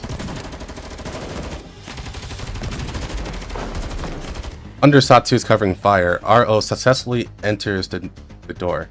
She quickly turns around, preparing to lay down covering fire for Satu to retreat inside. ストップ2早く入って Get in here quickly! 今行く Coming! Satu sprints towards RO, and then stops just one step away from the door. She lifts her leg and kicks the door fiercely. The door is like a heavy slap fiercely striking R.O.'s face, completely isolating the worlds of the two as well. やっぱりこのゲートは This door can't be closed from the inside. You know that from the start. あなた最初か You ら never intended to come with me. You wanted to. R.O.'s voice choked up, suddenly unable to speak. Outside the door, Satu's voice sounds slightly apologetic yet incredibly resolute. ごめんでもみんないな All く the comrades who came with me have sacrificed themselves. RO だけは I don't want to see you do that too. またあんなことに I also don't want to see you die in front of me. 嫌だから Gunshots ring out outside the door, accompanied by the sounds of enemy attacks and determination shouted by Satu pressed tightly against the door. もう絶対に AI 少女のみんなを失いたくない I'm going to assume that's from both timelines? I absolutely will not lose another comrade of the AR team! In the cave, at the very last moment before Rebella activates the bomb, her eyes suddenly widen. She looks in disbelief at the doll that suddenly appeared in front of her. Hey, bitch! To make Sapo trust her, she hadn't revealed any flaws, neither in her expression nor in her plans. Right now, Sapo, who was supposed to be the last nest exit, had appeared right in front of her. She opens her arms, using her battered frame to block all the blood tentacles attacks for her. あんた You... どうし wait, て why? Sapo is covered in wounds, but she turns her head and reveals a smile that is brighter and more cunning than ever. もう How about that, Rebella? 騙されない Haven't I gotten smarter than before too? それに前言ったこと I remember telling you, you're really not cut out for lying. 下手だって 違う No, it's not like that, Sapo! Rebella looked at Sapo, and the words Perska once spoke to her surged from the bottom of her neural cloud. Deep thinking and self-judgment. These were the basic descriptions of the third generation doll standard in Persica's eyes. Yet for Sapo, who acted on instinct, these were things she would do very rarely. Perska didn't mind this. She just said that as long as the seed is planted, there will definitely be a day when it sprouts. And after observing all along the way, Rebella is completely convinced. Sapo's neural cloud is growing inside this enhanced frame specially prepared for her by Persica. By constantly driving the remolding pattern and calculating for combat to the maximum extent, the seed is about to sprout. This is an enormous opportunity accompanied by crisis. Now the possibilities for evolution has been gathered in Sapo. If she loses her frame, even though members of the AR team are already able to back up their neural clouds thanks to Perska's research, that's good. Sapo will miss this opportunity, and there's no telling when the next trigger will arise.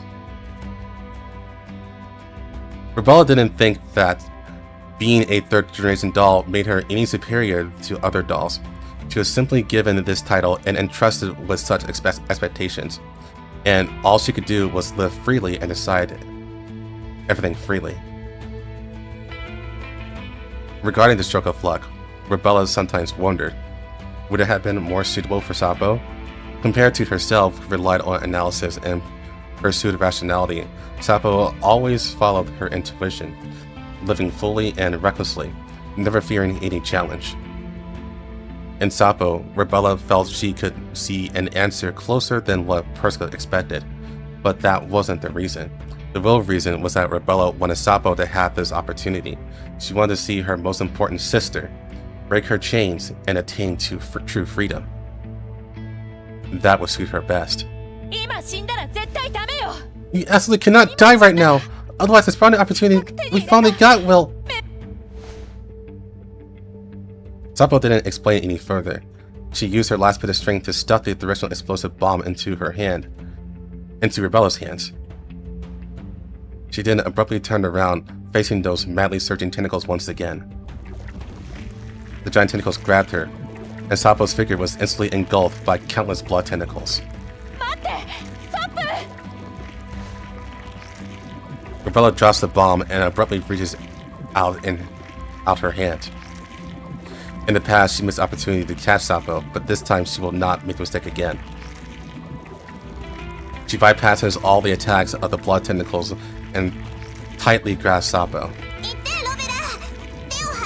Let go quickly! Yeah. Rebella seemed to still be saying something loudly, but Sapo could no longer hear her clearly. Darkness enveloped her.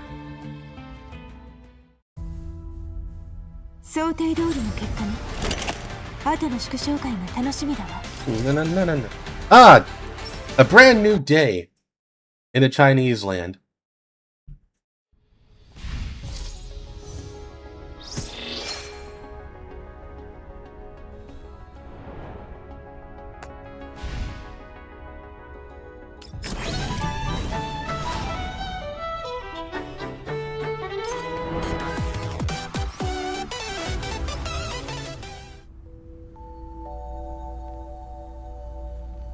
Inside Sapo's neural cloud, there is no light, no sound, only a flimsy wooden door standing abruptly in the void. What? Where is this? Who turned off the lights?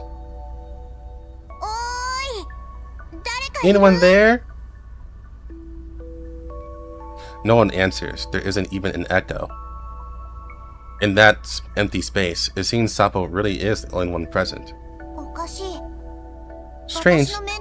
Why is my neural cloud space look like this now? Sapo pushes the door open in confusion, and blindingly warm light instantly pours out. Hey! Behind the door is the griffin base she is so familiar with. The aroma of black tea seems to drift in the air. Rebella is holding the junior doll, decorating a corner of the command room. You back, Satu? Rebella? Why are you here? What, Rebella? I'm gonna go ask you to buy the cake? Where's the cake? Cake? Are we still fighting in the cave in the red zone? R.O. shakes her head helplessly and walks over, holding the doll in her arms. Did you simply use the funds I gave you to go buy some weird modification parts again? Big celebration! Celebrating your team's founding anniversary! Everyone's waiting. Hey, is this R.O.'s affinity story creeping in here? Sapo freezes in place. The R team's founding anniversary? Everyone? You mean M4 and M16 are back? Huh? What silly things are you saying? Haven't they always been here? Sapo follows R.O.'s gaze to see a photo frame sitting on the desk. In the photo is that familiar command room. AR-15 is wiping her weapon. M16 is laughing with her arm around M4. R.O. is beside them, exasperated, pitching the bridge of her nose, and Sapo herself is making a big V sign. That was the flawless, perfect AR team. Yes. Sapo's fingers touch the photo frame, the cold sensation feeling incredibly real. She looks at the photo, her eyes instantly growing hot. R.O. frowns. Always perceptive, she naturally senses that something is wrong with Satu. What's wrong? Satu, is there something wrong with your condition? R.O. reaches out with concern, wanting to check Sapo's forehead. However, Sapo gently takes a step back, avoiding that warm hand. I've simulated this scene in my neural cloud countless times. Countless times. M16 is still sneaking drinks, M4 is still worrying about combat plans, AR-15 is still complaining I'm too loud, and Rebella is always the one cleaning up the messes. And then, the commander arrives too, leading us to Sanquist Fairy's home for a massive killing spree. Sapo lowers her head, her swaying hair covers her eyes, and her voice is low yet incredibly lucid. But R.O., でもね、 this isn't real. これは本当のことじゃないの。私だってずっとここにいたい。 I want to stay here でも too, 今 but の私に the current me does not yet have the right to enjoy this ending. だって Because the real you is still out there right now, waiting for me to help. 外で私を待ってるんだから。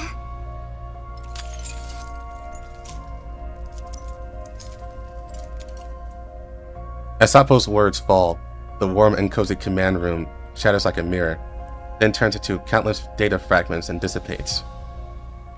The world returns to a dead silence of pitch black. In that nothingness, a door appears again. It is a path leading to the NeuroCloud's foundation. Suddenly, an unfamiliar voice, yet with an intonation that feels somewhat familiar, echoes in the void. やっぱりもう簡単に騙せなくなったのね。 I still couldn't hide it from you, Sapo. 苦労して作ったのだから。 I worked so hard to create this scene. もう少し長 Even 居して if くれ you たらどうなの？ could see the illusion, staying a little longer wouldn't have hurt. 普段ならそうしてたかもしれないけど。 If it were normal times, 今 I definitely would have stayed a little longer. RO を助けない Right now, I had to save R.O. That's also the meaning of my existence. 何それ？ Meaning of existence? RO635 を助けるために Sapo, わざわざ there 自 isn't 分を a 犠牲にする clause like 必要なんて sacrifice ない yourself で to しょ save RO635 in your car direct this, right? そんなことない。 Let's undo it direct this. 相手が指揮官でも AR15 If the one who needed saving was a commander, ER15, A16, or 誰が M4, 何度やっても no matter how many times I had to do 私は同 it じ選 over, 択をする。 I will make the same choice. 私はみんなを守るの。 I will guard みんなが AR 帰 team. ってくるのを待つん I will だ wait か for ら them to return. That voice falls silent for a moment, then lets out a helpless sigh. まったく本当話聞かないよね。 You're always so stubborn. Can't you just listen to me just once in a while? 何これ？まさか Is this a so-called rebellious phase? 何変なこと言ってるのよ。 What rebellious phase? What are you talking about? Sapo whips her head around, but there's no one behind her. こっち下の方。 Look here, Sapo, look down! Sapo hurriedly lowers her head. On the pitch-black floor, a sawtooth dog with an exaggeratedly big mouth and an arrogant expression is standing with her hands on her hips, assuming the posture that completely contradicts her appearance, even carrying a hint of a senior's authority. またダイナーゲートの Holy 中に fuck. 入ったような嫌な気分だけど。 Honestly, this ring isn't much better than Diner Gate. Sapo leaned down in surprise, held Junior up in front of her eyes, and kept shaking her. ジュニアが Whoa, Junior is talking! これどうな How'd you get into my neural cloud space? まさか Did my brain get fired by the tentacles 人間 too? でも夢を見るの？話して。 Let go! Stop shaking me! 気持ち You're 悪 shaking い。 anymore, I'm gonna throw up! Junior struggled in Sapo's hands. I love this, by the way. Making annoyed noises. A moment later, Junior returned to the ground, straightening her shaken clothes, and looked up at Sapo. やっぱりロベラなの？ Are you どうしてこ Rebella? こにいるの？ Why did you follow me here? 私のメンタ Are ル you に interfering with my 干渉 neural して cloud る？ space? ロベラじゃないわよ。 I am not Rebella at all. でも There are only a 私 few の lost メンタルを people 直接いじれる人形なんて intervening in my neural 他 cloud にいない space. よ。ロベラ If じゃないんだ you から。 aren't Rebella, then are you RO? RO635 でも I'm ない。 not RO either. They're also the same person. じゃあバナナ Could it be... What? You're the Diner Gate! You're the Diner Gate! Damn you, Sapo! ソップのバカ。 You suddenly headbutts Sapo's leg and continuously punches Sapo with her small rounding fist. Of course, those small round fists don't hurt as much as Rebellia's headbutt from earlier. Naturally, the damage dealt to Sapo is 0. 覚えておきなさい。ここ You での better 私 remember, は here, ジュニアよ。 I am Junior! ペルシカさんのやり方を I 真 was 似 perfectly した irritating は what ず first な I の did に back then. どうしてすぐバレちゃっ How た did I の？ get recognized so quickly? Although Sapo doesn't understand why Rebella still insists on playing the role of Junior even after her cover was blown, she plays along and nods. で、やっぱり私に戻って So, って言いに来 You're た here の？ to tell me to go back, aren't you? 言っても聞かないでしょ。You need use? さすが RO。 You should know me better than I know 私の myself. こと分かってるね。 Junior fell silent. Of course she understood Sapo. Sapo had never hidden any secrets from Rebella, and even her neural cloud space was open to Rebella at all times. The two had also achieved multiple victories relying on data sharing tactics in the past. Rebella had originally wanted to take over Sapo's frame permissions through a neural link, at least to ensure Sapo could leave the interior of the blood tentacles. But now she has been seen through. She could only find another method. After all, Junior knows how stubborn the doll in front of her can be when facing this kind of issue. For nearly 10 years, Sapo has never stopped looking for M4. And Rebella has always been there too. どうせそうなると思ってたから。 I knew it. 私もここに残る。 In that case, I'll stay behind to keep you company too. それじゃあ私は What? 何のた What I めに mean, all 頑 my 張った efforts are の？ wasted? っていうか、そも It was そも obviously RO who was 自分を ready to sacrifice 犠牲に herself しよう first. としてたじゃん。 I can't just watch you. 違う。以 Sapo, 前あんたが同じこ you've とや already っ done てた so か far. ら。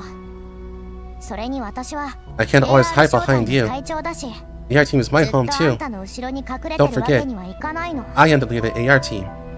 私がやった？ Hmm? こふん。とにかく。 After initially joining the AR team, Bella was indeed lost. She didn't understand your motives back then. Yeah, I remember. Back then, Rebella was always arguing with me in AR-15. But she has long ceased to be the original RO. She's an inseparable part of the AR team. She's my captain. Yes. But you are still the original SOP. Innocent, passionate, straightforward, brave. Sapo, you must remember, you will always be part of what makes Rebella whole. Without you, Rebella would no longer be complete. Amidst the ruins of the battlefield, RO hurriedly ran up to SOP-2 and AR-15. Sorry, I just saw your messages. 今メッセージを見た。どこに行ってたの？ What you run out to about yourself? それは。Hi. RO は You're the captain of the AR team. 隊長だよ。隊員を置いて How could you leave the squad without permission? ごめん。さっき Sorry, メンタルに異 me, I 常が thought あ that's る a と problem 思 with my って neural cloud. それをなんとか I して wanted か to ら fix it before 戻ろう coming と。 back. みんな I thought, M4 と although M16 everyone のこ doesn't say it, とを心配しているから they're actually all worried about M4 and M16. 私まで I み don't ん want なを everyone 悩ま to せた become く more なかっ trouble たの。 because of me.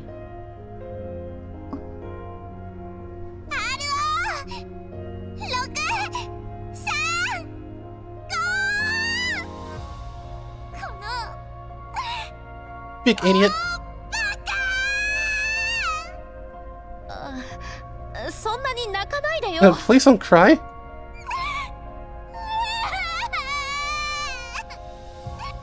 ごめんね。 I'm sorry. AR-15 somewhat helplessly smiled somewhat helplessly on the side.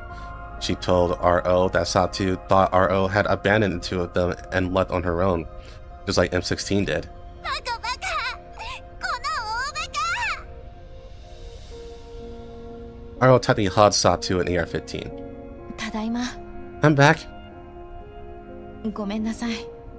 I'm sorry, Soft. AR-15。さっきいなくなったのは I ran away just now because I felt my emotions were 全部プ all ログラム programmed によっ and て設 didn't 定さ belong れ to たも me. のだと思ったから。 Yeah, this was in the Mod 3 story for our own. それで大事なことを忘れてい And I た。 forgot, it was everyone who accompanied me as I grew. 今の私がいるん Accompanied だ me って。 to become the current RO. もう二度とみんな I の will ことを置 never いていった ever り leave しない。 behind だって because you are a part that みんなは makes もう私にとっ up て who I am. なくてはならない存在だから。みんながいないと Without you, 私も well, 私でいられ I な am く no なる。 longer whole. だからもう二度とその手を離したりしない。 Now it's your turn, so I will never let go of your hands again. 外はまだ But outside is still 心配していることは分かってる no concern, Sapo. Junior took 2 steps in place and gently squeezed her hands, seemingly confirming the feedback of this neural cloud projection. ここはメンタル空間だから This is your neural cloud space, 外から and 見 this たら concert 一 is 瞬 happening に過 within ぎない neural わ cloud is much faster than you think. だから大丈夫 Therefore, relax a 時 bit. 間はまだある We still have time. これが最後の会話になるかもしれないから After all, if this is session be our last 全部 exchange, ちゃんと話しておきたい I don't want to be in hastily and leave regrets. 私はねずっと I want あんたに to 自 do 分 my のことを best to 知っ help て you ほしかった understand の yourself and the meaning belonging to your life. 私が自分のことを分かってない Do I not understand myself? 分かっていても Perhaps you 考 do. えたことはなかった But で have しょ you thought about this? 今のあんたは人間と From 同 the じよう perspective に of defining life, 一度きり at this の moment 命し you か might ないのかもしれない be just like 死 a んだら human そこで終わり with only one chance. バックアップはない If し you die, 再 you 起 are 動 truly される dead. こともない No neural cloud backup, 本当に no reboot. 何もか nothing at も all. がなくなるそれでもあのドアを開け Even て so, 自 have 分 you の truly メンタル asked your と own 向き合う heart? ことを選ぶ will you absolutely choose to open that door and face your neural cloud's foundation? その選択は Have you ever thought about 全 whether て the 心の choices 奥 you 底 make から出たもの truly だと come from the 言い heart? 切れる絶対に Did you ベ really ース not コマン make ドに your 従って decision 決定 because を下した of a わけじゃない foundational と directive?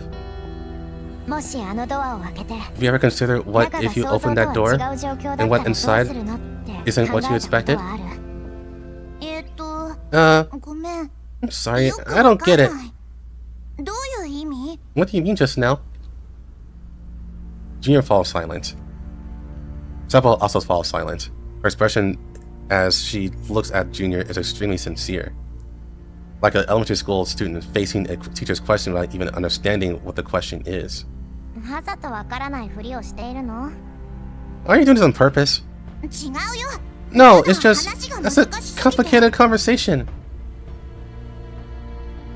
Sapo scratches her head, seeming to carefully scour her neural cloud for any callable words. こういうことはあんまりわか I んない rarely consider these things. みんないつ I も always feel like the 難し problems いこと考 everyone えてるんだね usually thinks about are so complex and profound. As Sapo spoke, she crouched down, finding she was still a bit too tall. She simply laid down, looking at Junior as eye level as possible. 人形の責任とか人 I 間との really 違いとか rarely, no, basically そう never いう think ことは about things ほ like とんど dolls' 考えたこと responsibilities が or なかった differences. かも I feel like other dolls are 他の always 人 chatting 形は about よく these そういう things. 話をしてた気がするけどじゃあ今は What どう about 思 now? ってるの What do you think about these things? 今は Now, 本当を言うと if it's my truest thoughts, そんなの私にはどう those でもいい things し might あ not まり気に be して very ない important to me, and I don't care much. 気にしてない You don't care?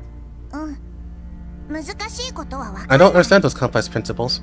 ただ All I know is that when I'm with Rebella, with Commander, with everyone, 自分が一番 well, I 特 feel 別 that なん I'm だ the って most 思 special. えるのだから Even も if し it's 本 like 当 you に said, 一度きりの that we 命 only しか live なくて once, and maybe I'll ここを disappear if I 離れ leave たら here, そのまま Well, 消え that's るこ fine, と right? になるとしてもさ because this is truly, もうそれでいいじゃん this is what I truly want to do. Sapo hugs the Dining Gate Jr. and sits up, as if having a conversation, yet also like a confession spoken to herself. 一度きりしかないのならそ Since れ there's を only 全部 one 大好 chance, きな人にあ They're げたい giving it all to the person I like the absolute most. この That's 私 the most amazing thing ト that ップ2にし I, かでき only ない Saw 2 can do, 一番 right? すごいことでしょ Sapo presses hard against her chest, feeling the near bowling rhythm within her neural cloud space. この体をこの心を I'll completely こ burn の away 命 this を燃 frame, やして敵を the 倒 bowling す motions of my neural cloud, and my one and only life to incinerate all my enemies. そして AR 招待 Then に bring み the んな air を team 守 home る and protect everyone. 後悔 I な want ん a て great する place わ like けない that. よ Jian looked at the doll in front of her, who used to only giggle foolishly and destroy things, now showing such a gentle expression. This expression was rarely seen on Sapo, yet looking at it now, it was exceptionally dazzling. And at this moment, Junior realized that Sapo was a doll so different in personality from herself, yet so similar. After a long while, Junior lowered her head and let out an extremely light sigh. I really can't beat you. My past experience is completely useless on you.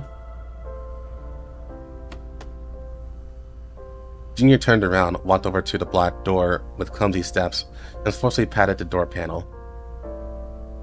If there was any way out of the predicament to save Sappo right now, it had to be behind this door.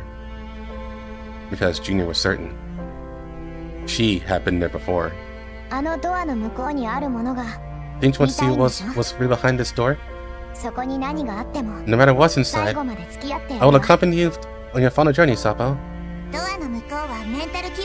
Behind the door is a neural base layer, right? I remember Preska telling me about a base layer commands or something.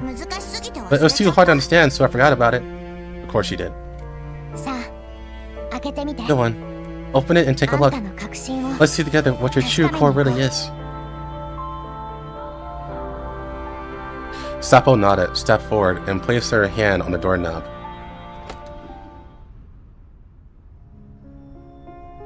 The black door slowly opens. A blue butterfly flies out from inside the room, then dissipates into the void. M4. Sappo called out M4's name. For a brief moment, she was certain that M4 had appeared here. There were no complex data streams in the room, nor any commands etched into the space. What should have been a flawless pure white room was now filled with countless photos and GIFs. Those images recorded long passages of time, from Preska's lab to the base during the Griffin era, to the days of joining Nonfoot with Kalina and even the Elmo, which she had never actually been to but had seen through remote links. And beyond this, what occupied even more space was the ER team's long journey of searching for M4 over the past 10 years. The figures of the three could occasionally be seen in the photos, but more often they were photos of Sappo and Rebella together.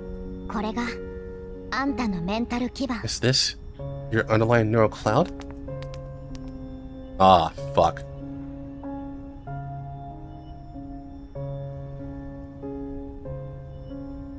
The two stride towards the center of the room, in this cluttered yet cozy space. Piled up like a fairy tale castle, a small round table sits quietly. On the table, 5 dolls are arranged neatly. The Commander, M16A1, M4A1, ST-AR-15, and the RO-65 diner gate that accompanied the two of them for a long time. Junior scrambles up the table using her hands and feet. Hugging the diner gate, she plops herself down right in the middle of the group of dolls, like she's filling in the final puzzle piece.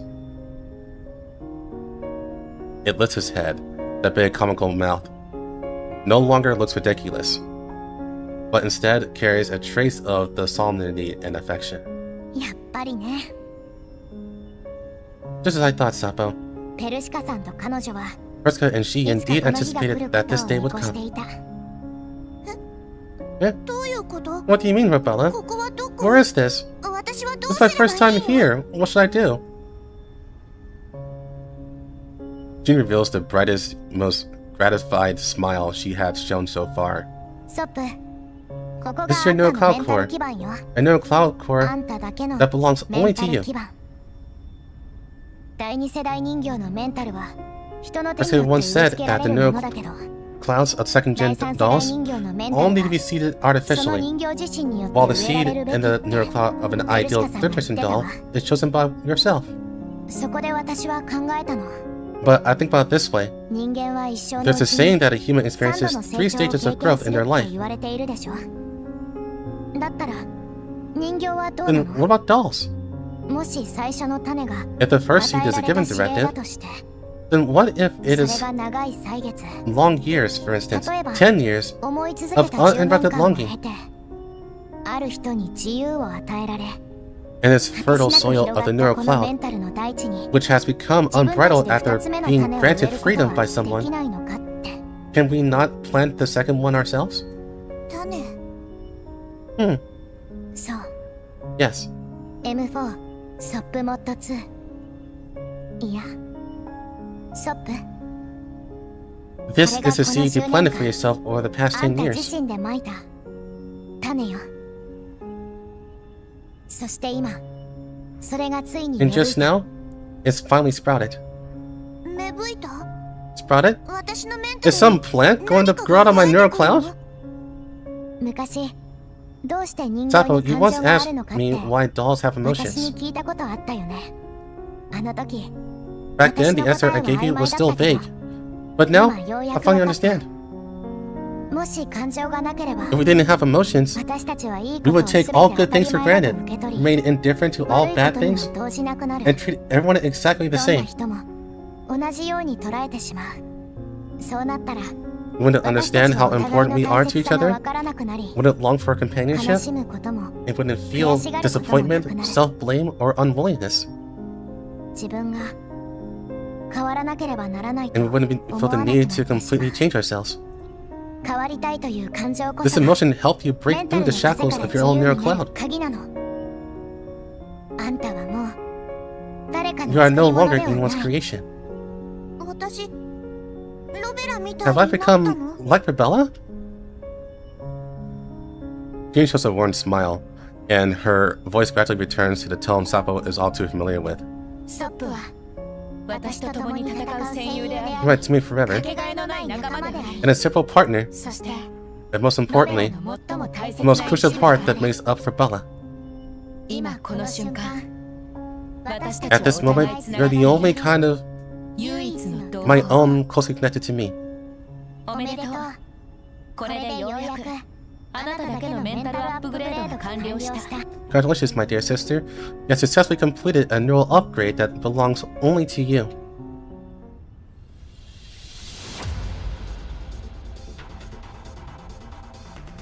So, is it go time? Not long after the blood tentacle sucked Sapo in, Rebella is still tightly gripping Sapo's hand. Even while being enveloped by the tentacles, her hand doesn't loosen. Having given up all defense of their frames, the two, immersed in the underlying layer of Sapo's neural cloud, finally regained their mobility. That ball-like cluster of tentacles began to shake violently. Two dolls covered in boots and fluid ferociously tore open the tentacle wrappings and fell out. ロベラ大丈夫大丈夫 But fine, Sapo. You seem a bit なんか different. 雰囲気変わってない ちょっと Used 頭 my own brain a little and fought my way back from hell, Rebella. Rebella looked at Sapo in front of her, her gaze filled with unreserved trust. She could clearly perceive that a fundamental meta forces was taking place within Sapo's frame, the surging power of her remolding pattern activation being the most solid proof. 90%, 91%, 92%. This excitation power, as if completely out of control, was madly leaping at a terrifying speed that defied common sense. The attack blood tentacle began to grow enraged that if its prey had actually heard it. One blood tentacle swept over with a piercing whistling sound cutting through the air. Something neither moved nor dodged. With a backhand strike, she bared her claws, freezing the supposedly troublesome blood tentacle and severing it in an instant. ちゃんと強くなったわね You got stronger? あやっぱり Oh, that's why I said. さっきは認めた That's why I said it was you. And you still won't admit it. 脱出できる Can we escape? バッテリーが残り少ないけど I don't have enough energy そんな left. ことないよ It's a piece of cake. しっかり捕まってて Hold on tight, Rebella. Sapo tightly protests Rebella and charges towards the sealed retreat path at a terrifyingly high speed, even faster than they fell in. That excitation power was still rising, 97%, 98%, eventually locking firmly at an unprecedented 99%. Kelly's blood tentacle attack again as Sapo shows an unprecedentedly arrogant and confident expression. Thinking, something Sapo usually found troublesome, no longer felt so annoying in this moment. Sapo even felt that every strike she made had already integrated her thoughts. The movements of the cells, their likely position in the next second. Rather than calling it intuition, it was more like the conclusion drawn from the rapid deductions in the foundation of Sapo's neural cloud. So annoying! To get all the stretch, he's taking trash! Searching for the enemy's weakness, crushing the enemy in one blow with their strongest state. The utility of the remolding pattern had been elevated to unprecedented heights. Sapo tore open the supplement of blood tentacles, breaking through the blockade with Abella. That mad dog! She escaped from the blood tentacle nest with that doll! How's her condition? We need to evacuate with Dr. Leibniz immediately. Not very good. My frame needs to be repaired and a new one installed. I can't come over for now. I'll handle the aftermath. Do you need Blue Spirit to come help you? Just give me some more time. I'll meet up with you at Mother's Mansion.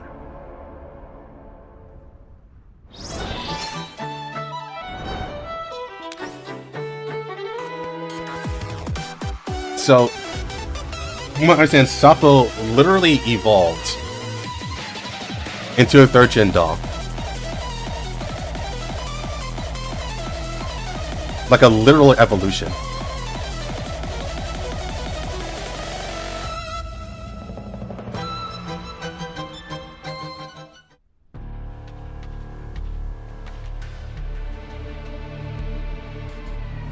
Lintine's squad stopped in front of the cave. Having received confirmation that Leibniz coordinates were not far away, Lintine gave Igla a look signaling her to approach. One flashbang. Cocoon provocatively, walks up to Igla, blocking her path with a smile. Then she turns to face Lintine and performs an elegant curtsy.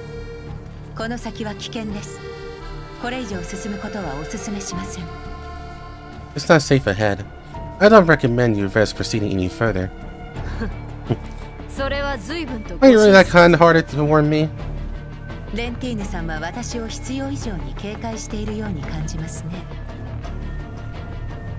Lintine seems to be overly on guard against me.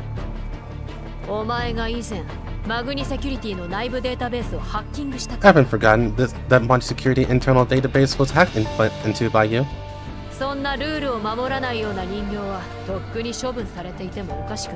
I would have thought an unruly doll like you would have been disposed of long ago. I didn't expect you to still be standing here safe and sound. I heard at your superior that Beryl still hasn't gone out yet.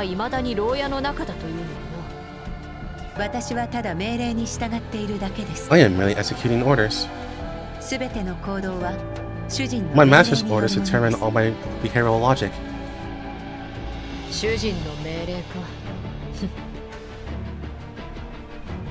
Master's orders? I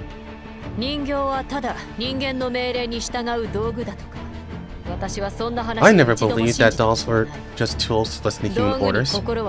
Tools don't need a neural cloud, but you possess cunning similar to humans. Oh my, that's really quite a high evaluation. I'm glad to be seen that way by you.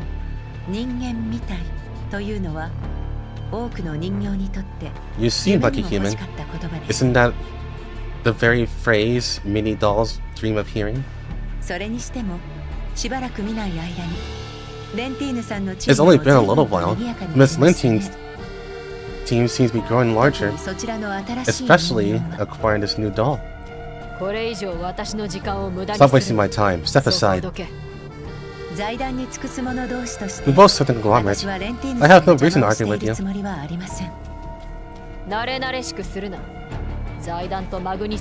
Don't try to get buddy-buddy with me. The conglomerate is the conglomerate, and the Mod Security is Mod Security. I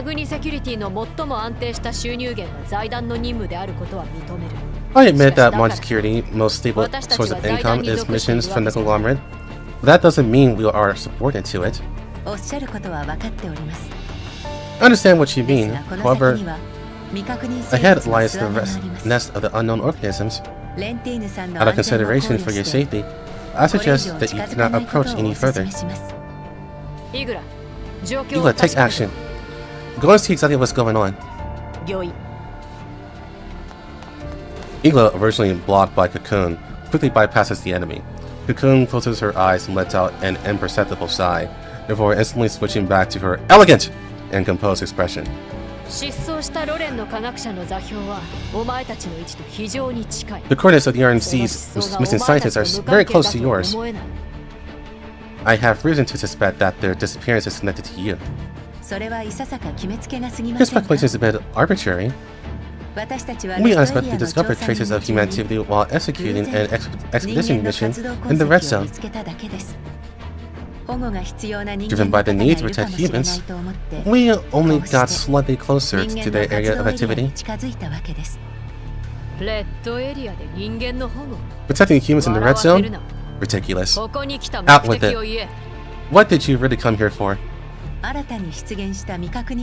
Investigate the newly appeared unknown life form. You know, the Red Zone is not suitable for a human operation. If this creature appeared in the Red Zone, or in the Yellow Zone, perhaps the team to receive this job would be you. You would also have the opportunity to cooperate a little. The financial conglomerate is very well informed. After all, it's not a particularly big secret. In fact, at the very beginning, Seth Fabin had thought of commissioning Monty Security to execute different missions. At that time, the reason for refusal was out of safety concerns. Concealing information, causing us to encounter unexpected trouble while executing missions. The conglomerate has pulled this kind of maneuver more than once.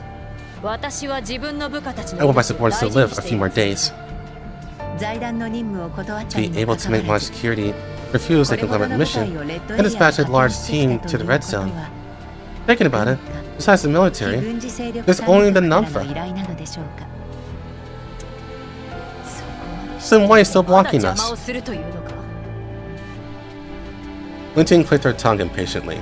Just a brief encounter, the doll in front of her had deduced the client behind them. Seeing that she has already stalled for some time for Blue Spear, Cocoon quietly steps aside and makes an inviting gesture to Linting and the others. Everyone, please go ahead. Wishing you a successful mission and a safe return. Monkey Security Team Alpha was the first to walk towards the area behind Cocoon. Linting watched Cocoon leave their area, then ordered Team Alpha to retreat back to their vehicles and stand by. Stand by. We'll talk when Igla's intel comes back.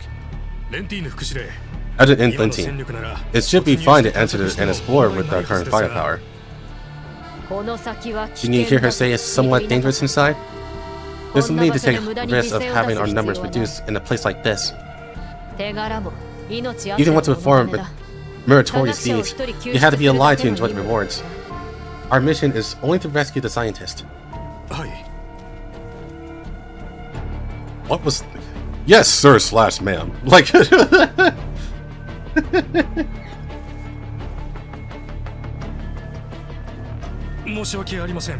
I'm sorry, Agent Linting. I was too impatient. In this kind of environment, I should have been as cautious as you are. There are more squad members now, but the probability of seeing a familiar face has decreased quite a bit. After so many years, there aren't many of the original badges or companions left alive. Don't get sentimental on the battlefield. Make it sound like we're not going back. It's bad luck. You just need to follow my orders. I'll bring all of you home safely. Understood. We'll definitely return safely. Agent Linting. Have the other squad members converge in our position. Get all firearms ready. Linting's mouth hooked into a bloodthirsty smile. The communicator already had the contents of the first wave of exploration reports. The creatures in the cave were similar to the ones they had found in the laboratory earlier. After consuming the humans, the creature's expansion speed increased abruptly. A close quarters annihilation battle was clearly disadvantageous to her squad. Right now, the correct solution was to use firepower to completely destroy this area. Really take action in areas without signs of human survival. Our firepower is sufficient to handle the current situation.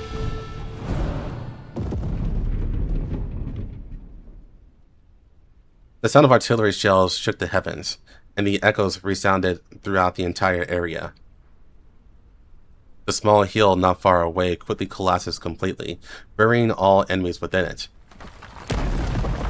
Amidst the earth-shaking roar, Bluesbeard returns to Leibniz's side. The doll silently continues to drive, leading Leibniz away from this area, remaining indifferent no matter how Leibniz tries to strike up a conversation with her. Having no other choice, Leibniz has to focus her attention on her communications. The radiation in the red zone is extremely strong. Leibniz wants to contact Persica and Kalina, but she has not been able to reach either of them for the time being. Hey, I'll try. Go look for areas in the red zone with lower radiation levels. Radiation energy around here is increasing. Can't you speak? I can. I'll get you out of here at this area first. I have to report my safety to your team right now. Understood. The scientist in front of her issues orders firmly with her hand on her hip. Her hands on her hips. Bluesbeard stays silent for the moment, recalling that her initial mission included building a good relationship with Leibniz, and resigns herself to following the not-so-strict instructions. The vehicle quickly started up. Clearly, the scientist inside had every intention of leaving her behind, shooting forward several meters with a single start. Having no experience in how to pacify this type of woman in her underlying neural cloud, Bluesbeard jumped onto the roof of the car and waited for Cocoon to arrive. I can hear you. Great, you should have received the data uploaded, right? I found out that the birth of the blood tentacles seemed to be... What's going on? The vehicle's being controlled? Dr. Leibniz, please be quiet. Hey, you guys said you were protecting me. Why are you restricting my freedom now? Restricting your freedom is originally part protecting you, Dr. Leibniz. The red zone is far more dangerous than you imagine. What'd you do? If I managed to contact Persica, take me back to where we were. I need to contact Persica. Oh, Professor Persica? If you wish to maintain communication, I know a place I can take you. While the communication beacon station, communicating in the red zone relies solely on occasional luck. But it's different there. You'll be able to contact anyone you want with perfect clarity. The beacon station there?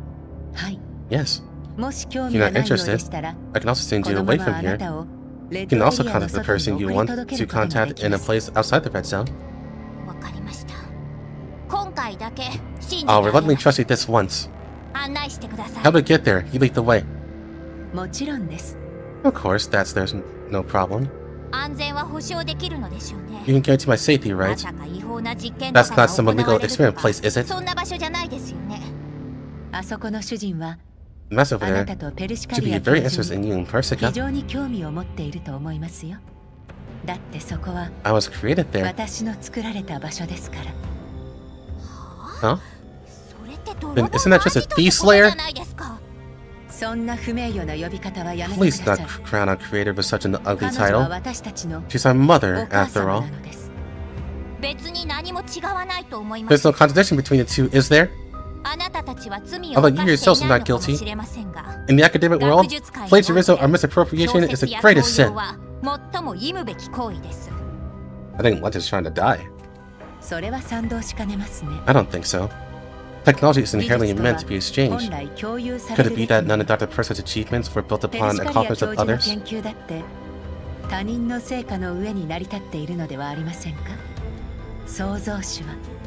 The creator bestowed upon us abilities far exceeding those of ordinary dolls. 普通人の量の知る力をお与えくださった。 That is where her greatness lies. 素体の力が全てではあり The ません。 power frame is in everything. その人 Perhaps she did turn you into powerful あなた weapons. たちを強力 But な that 武 doesn't 器に mean した you の will か be も able しれ to ません。 attain happiness. それで幸せになれるとは限りません。幸せ。 Happiness? とにかく Anyway, 私はペルシカ I さん think の Perseverance 研 is 究 far の more 方が正し correct. いと思っています。それと Did you do something to my companions Rebella and Sapo? ないでしょうね。 I want to see them. あの子たちに会わせてください。その二人なら無事ですよ。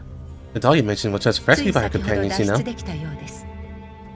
ここはとても危険 This で place す is か far ら。 more dangerous than you 私た imagine. ちも仲間ではない We have no ので構う obligation to 余 rescue 裕はあ those り who ません。 aren't our companions. 安心してください。 Don't worry. 全部 We'll 終 send you わっ back たら afterwards. ちゃんと送り返してあげます。きっと無事再 Sooner 会 or できる later, でしょう。 you'll be able to reunite with your companions. そう That's so. ならいいですが。 Okay. Lightning's eyes softened a little, revealing a heartfelt sense of relief. An emotion Cocoon has never seen in any human within the conglomerate. Cocoon feels a slight fluctuation somewhere in her neural cloud, but it quickly disappears. 今の感覚は何？ What was I feeling just now? あの人 That person DP12 looking at の DP12. そうだ。ロレンに現在位置を報告しないと。 Right. I had to report my coordinates to the RNC. 構いませんが、 You may, but 今 not は now. 移動中なので、 We are moving. 座 The 標を current 切 coordinates って have も no 意味が meaning. ないと思います。そういえ When ば、 Lucy took me ブ away, ルースフィア she が clearly 私を threw a 連れ出 nutrient す solution in an 巣 unknown 穴に何か composition の to 栄 the 養 nest. 液を投げ込んでいましたよね。あれはあの生物 That を is 沈め merely る手段の a 一 way つ to に過ぎ placate ま the せん。 creature. Once it's 満 full, 腹になれば、 naturally, it ライ won't ブニ have ス the 博 desire 士 to をわざ devour わざ you. 捕食しようと Dr. も思わないで Likeness, しょう。 will it? Igla steps into the nest. The blood tentacles filling the cave are devouring the potion bottle Blueskirt dropped. Sensing new organisms approaching, biological instincts instead make the blood tentacles' behavior pause. They then lie in wait, quietly waiting for the prey to step into the trap themselves. Hearing the footsteps of the ground behind her, Igla walks towards the inner part of the nest. The third generation doll seems to casually swing her sharp blade, dealing with all of the creatures blocking her path. Igla walks closer and closer. In a second, the blood tentacles suddenly surge, taking the shape of giant palms, firmly grasping her frame's feet, only to be sliced and split apart within a millisecond. A microsecond, actually. Igla quickly repels the tentacles, entangling her frame, gradually noticing a strange sensation on her own frame, as if something was being gnawed on by the blood tentacles. 報告。前方にて Notification. Engage with unknown alien organisms. It's advised to evacuate this area immediately. Man, her tits are massive. おかしいですね。 Something's wrong. The fighting inside seems 想 intense. 定以上に激化しています。レンティーヌさん、 Miss Flintine, I see that your squad members have already retreated and began carrying out their bombing mission. ライブニスさんの行方は Have you found Lightning's whereabouts? 無人と確認できたエリアは An area confirmed to have no humans. Reconstruction is the optimal solution to prevent abnormal creatures from spreading further. それってつまり You haven't found like ライブニ this? スさんは見つ Of け course, られ around なかったとい here. うことですか？安心しろ。 Don't worry. 見つからなかったら If she's 財団 lost, が the 弁 conglomerate 償 will してくれる。 compensate you with a new な one. んなら私から I'll 頼 help ん you で ask for it. 笑えない冗談はやめてください。 Forgive me, but I can't proceed with that joke. とにかく Anyways, 私の仲間もそちらへ my companions are already heading your direction. 必要 Before がない safety is ensured, please not 彼 interfere 女た with ち their の行動 actions. に干渉しないでください。 The vehicle carrying Lena and Leva quickly arrives behind Lentine. Seeing the cave in front of them, everyone regroups and pushes inward. この辺りのはずだけど、 They should be around here. どこに行ったの？ Someone runs way too fast. 前方で戦闘している音がするわ The。sounds of battles up ahead. At that time, Igla is struggling to deal with the swarming blood tentacles. The two groups quickly converge at a position near the inside of the cave. The group exploring the cave is met with a head-on attack from the blood tentacles chasing Igla.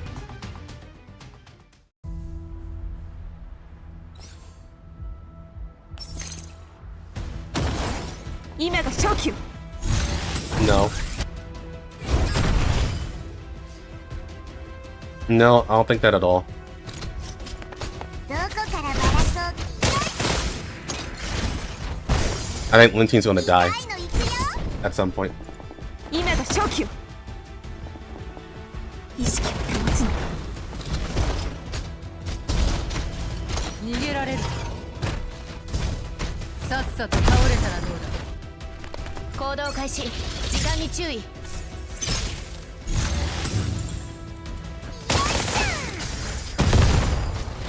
よいしょ。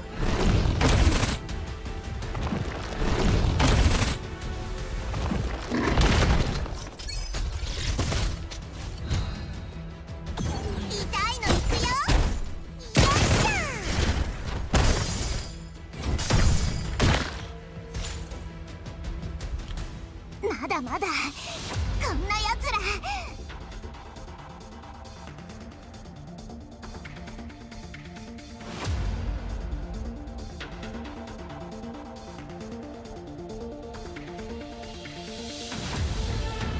Are you finished tearing it yet?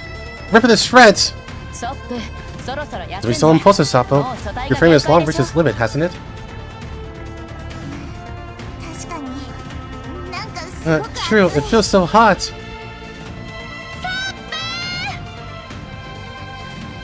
A voice calls out from not far away. Sapo and Rebella, already looking quite battered from the battle, are instantly invigorated upon hearing Lena's voice. ここ Oh, over here! あららずいぶんボロボロ Oh my, you two really look like a mess. 遅いよ You're way too late. I've almost finished off the tentacles there. こいつの巣穴はここだけじゃない Its nest is much more than what you see before you. Sapo, having fully entered combat mode, is experiencing a core temperature overload due to continuous fighting. Sapo subconsciously activates the cooling device she carries with her. The temperature around her suddenly plummets at extremely low levels, and the movement speed of the blood tentacles surrounding her abruptly slows down. どうやら血の触手 It は seems 極度の低 the 温 blood に弱 tentacles いみたいね fear extreme cryogenic temperatures. あれ言われてみれば Huh? 確かに It seems like that really is the case.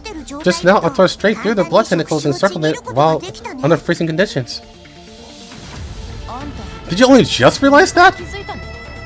生物である以上 As long as it's a living creature, it would inevitably decrease in activity 休眠状態に at 入 a る certain ことも critical ある。 point of low temperature and enter a state of deep dormancy. この特性はこの The 前 characteristics of these creatures are very similar to substance found in third generation dolls previously, でもここら辺を全部凍 but らせるの freezing everything would be a bit too difficult, wouldn't it? ええ現実的じゃないわ See, not very possible, so let's keep that aside for now. まずは We just need to search for Leibniz's whereabouts as quickly as possible. ねえリバネ There's this lava. I found some abandoned laboratory equipment here. でも機材だけが残ってる But if only the equipment is outside, could it be? ライブニスは自分の安全を顧みないような I 人 believe じゃない Leibniz, at the very least, wouldn't act rashly without confirming her own safety. 少なくとも知り She'll たい take こと good を care of 知るま herself では until she ちゃん learns the と whole 生きてい truth. るはず The girl speeds up her search. Igla follows far behind everyone else and, upon confirming there are no traces of humans, takes the initiative to evacuate the cave. The consecutive roaring sounds continue. Leva realizes that the cave they are in is already crumbling and leads the group out of the area first. Following their evacuation, heavy artillery soon follows, completely collapsing the entire cave. あと一歩 Terrifying. 遅れてたら If we had come out a second later, we might have been all buried alive. どうやらマグニセキュリティは洞窟 Seems 内 Monkey で Security 生 has 物 no を生かして intention お of く気 letting は the なかった creatures みたい in the ね cave survive. まあ 悪い話じゃない That わ should ね be considered a good thing, right? このまま放っておいたら If we just あ leave い it つは alone, どんどん大きくなって this guy's volume will only get bigger and bigger, swelling to a point where we can't handle it. でも結 However, 局ライ even ブ though ニ this スは monster 見つ has け been られ taken な care か of, ったね we still haven't found Leibniz. マグニセキュリティが動いたということは Since Monkey Security took この action, 辺 it must り have に confirmed that ライブ Leibniz ニ is スがい no ない longer と in 判 this 断したん area. でしょうねまずはカリンと合流し Let's meet up with Colleen first. ソップとロベラ Sapo and は Rebella 手当 both てが need 必 to 要 rest だ in わ group. 全然 I can totally keep fighting. バカ。強が Don't らない push yourself, idiot. Meanwhile, on the other side, Kalina, who had been unable to contact Limus for a long time, unexpectedly received a communication from before. From someone. カリン、つい先 Kalina, ほど I've received ライブに the 使う data 資 Limus 料を sent 受け取っ me a た while ago, その後 but the はずっと subsequent 音信不 communication 通 was の cut まま off, だけど、 and I temporarily can't reach her. そちらで彼女と連 You 絡 can contact 取れ her? る。血の触手に襲われてからずっと Ever since we were attacked by the blood tentacles, she disappeared without a trace. ですが The rescue team is already investigating her whereabouts. 数分前 A few minutes ago, it was detected that the vehicle she was in had successfully left the nest where the blood tentacles are. こちらで I'll rescue her で as き soon る as 限り possible. 早く救助いたします。わかった。 Alright. あなたたちもすぐその Leave your 場所から current 離れ coordinates た as soon as 方がいい possible. わ。 I do not recommend you come into contact with areas related to blood tentacles again. According to the data sent by Leibniz, the blood tentacles can absorb cells from Boojum's creatures and convert them into a part of themselves. Among all organisms on Earth, its structure appears to be the closest to a solar slime mold. However, both its growth and movement patterns differ from any organisms currently active on Earth. I'm more inclined to believe that its gene-edited product developed in a laboratory, simulating various biological traits and possessing the habits of a predatory organism.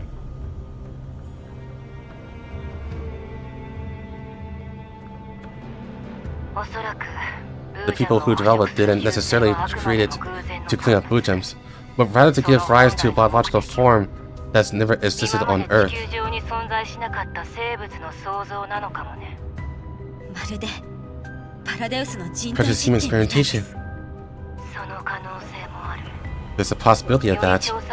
Investigations into further details should likely be transferred to more professional hands in the future. What I'm more concerned about is Glenn's conclusion. She believes that this organism itself does not like the power of the relics, nor can it really obtain energy from class radiation. This is a fundamental difference from elite creatures. そんなものがレッドエリアに生息している It's なん hard て to imagine. 全然 It 想 obviously 像で lives きませ in ん。 Red Zone. That's two different things. Humans and polar ice forms are both afraid of heat, but humans can withstand temperatures in 4 degrees Celsius, while polar ice forms can start dying above 4 degrees.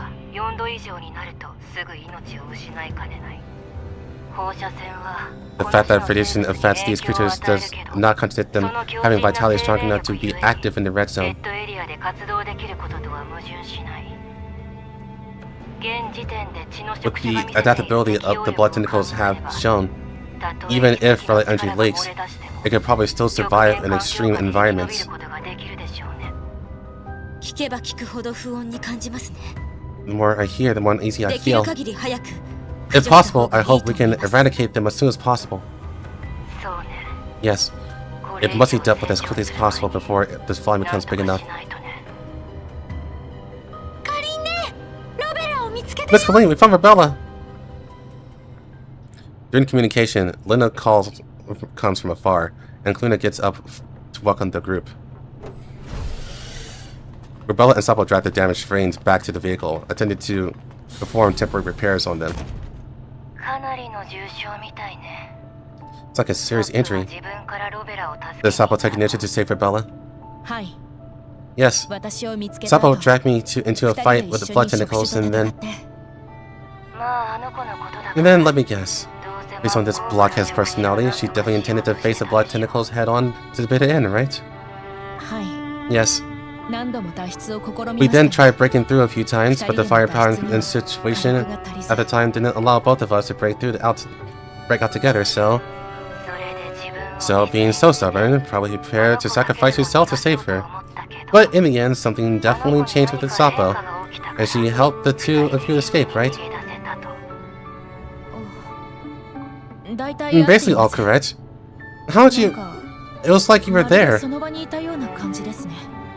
あなたたちはいつも Every time you guys go on a mission, you put the safety of others above your own. こっちの身にも You should think about exactly who it is that it has been working overtime to prepare you all. I really want to see what kind of genius the person who created you is. When it comes to sense of humor, you still need to work on it, Arabella. I'm not that idiot who's just full of energy. Now, M4, Lunacia, never mind. Whatever she's called, as long as you know who I'm talking about, she should be satisfied too, right?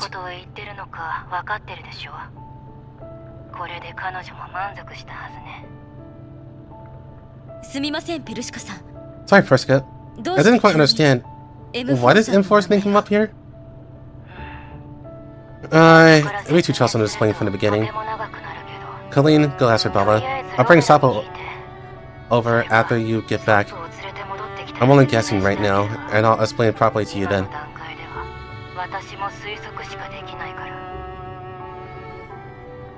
As communication comes to an end, Lena, who had been waiting in the vehicle, also met Leva and the others returning from their exploration. After sharing intelligence, everyone followed Manga Security's forces and continued advancing deeper into the red zone. Do you feel anything strange? No. Just feel... Feel what? Like my energy's running low?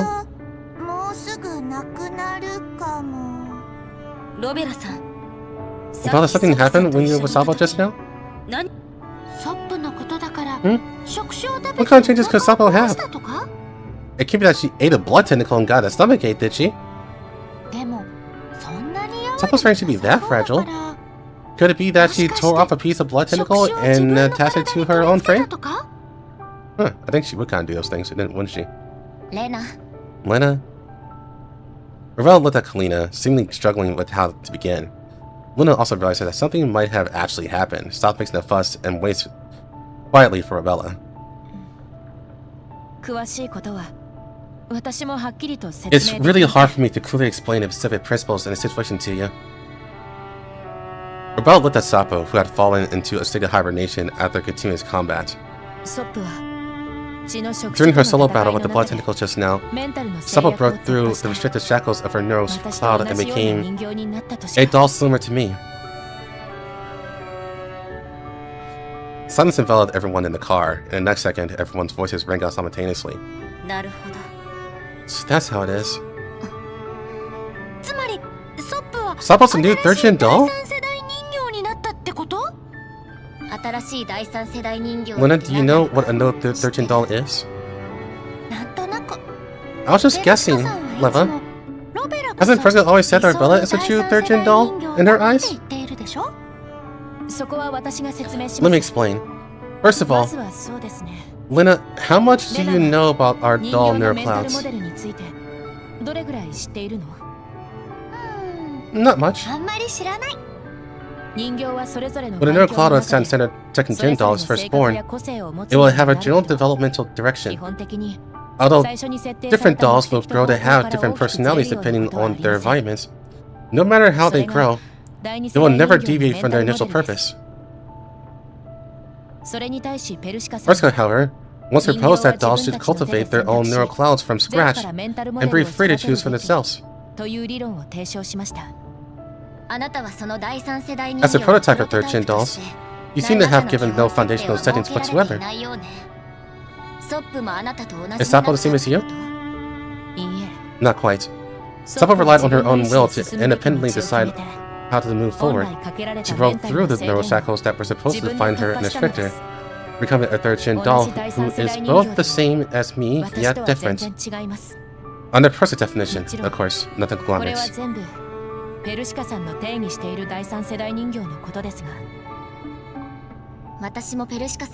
I once asked Professor Prescott her advice. After a doll has accumulated sufficiently strong motives and experiences, can they break through the shackles of their own underlying layer? She told me that many conditions need to be met for it to be possible.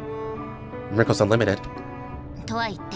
However, everyone belonging to Griffin seems to mostly possess the basic conditions, and among odd dolls, the AR team, with their inherently special nerve class structure, has the most hope of seizing these opportunities. I thought the first one to evolve would be AR-15. It's like Griffith's tapped the dog. It really does have dumb luck. She has courage and action power far exceeding mine. In fact, all these years, I've been the one constantly encouraged by her. Leva teasingly poked Sapo's cheek, and Sapo waved her off impatiently. Let's take this for when we get back and find Persica.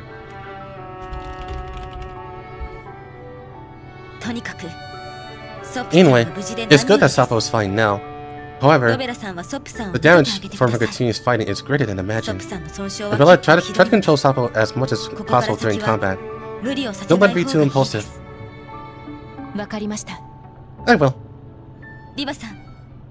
Leva, how was the situation inside the nest just now?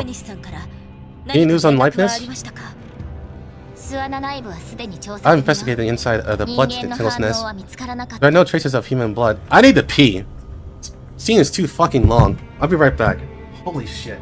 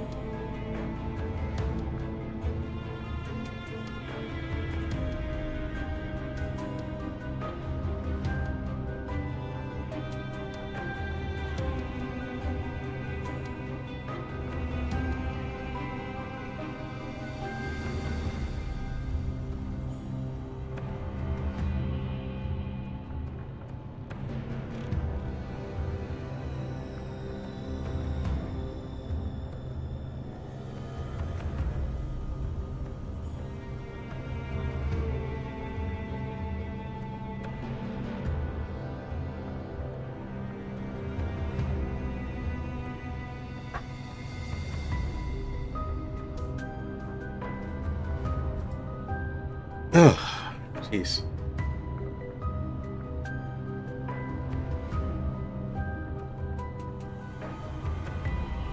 Bro doesn't have a shit. But you come on.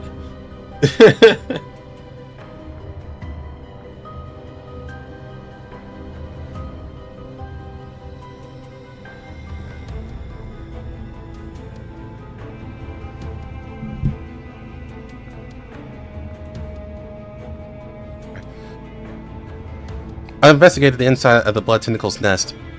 There are no traces of human blood. Combined with the latest coordinates, Liveness should have left by car. The ones who took her away are highly likely the conglomerate's third-generation dolls. Is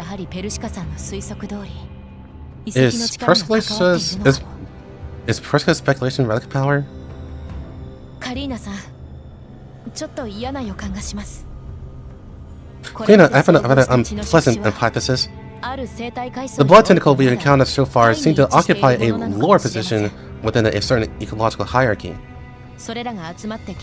I saw what they formed after gathering together. I can't help but feel that Paratus is using the blood tentacles and something else to cultivate a larger, more dangerous organism.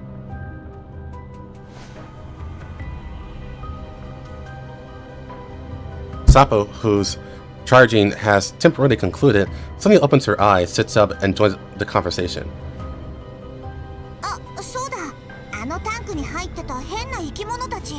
That's right. Those weird creatures in the jars? Those black guys went buzz and then weird, making the jars bubble up and a glug glug sound.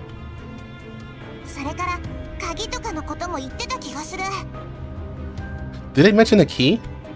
ヘレナさん、 Helena, あの子は that child was perhaps 最初から a 作 test られ subject た実 produced 験 from 体 the だっ very たのかも beginning. しれないです。何としても We must find a way to stop those ongoing 実験を止め experiments. なければいけませんね。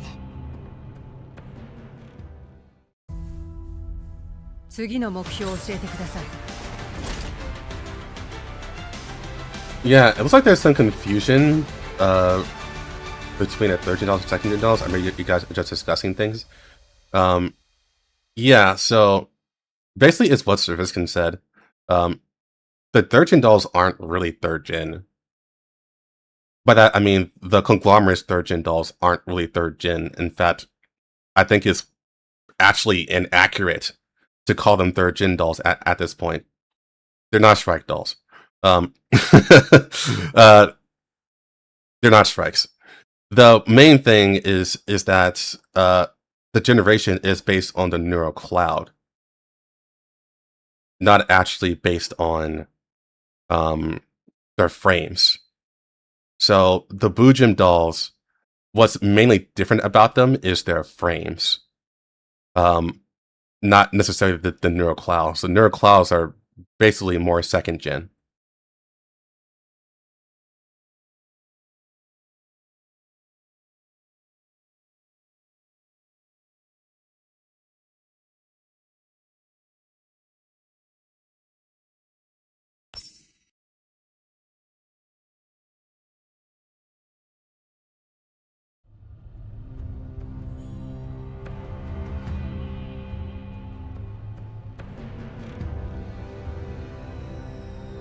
Well, Pokey, you can call it like a derivative, I guess you can say. A spinoff?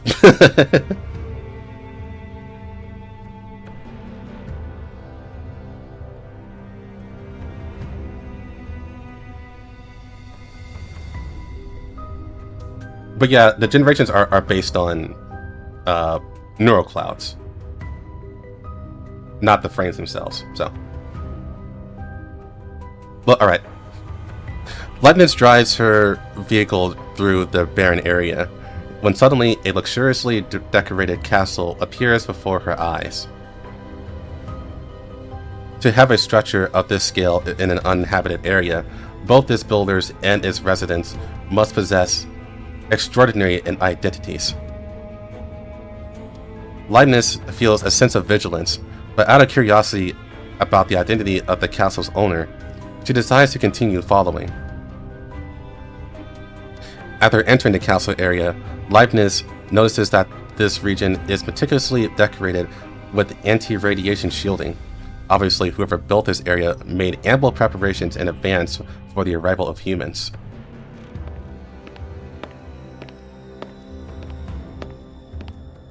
Before long, Leibniz enters the castle.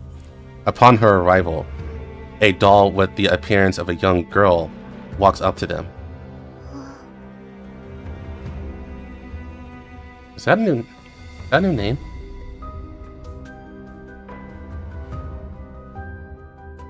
So was this a correction on the yeah, I think this is a correction of the translation. I think.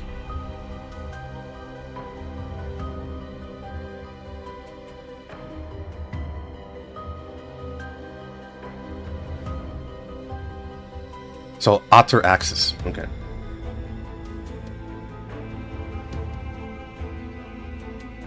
The young girl tilts her head, seemingly asking about their identities.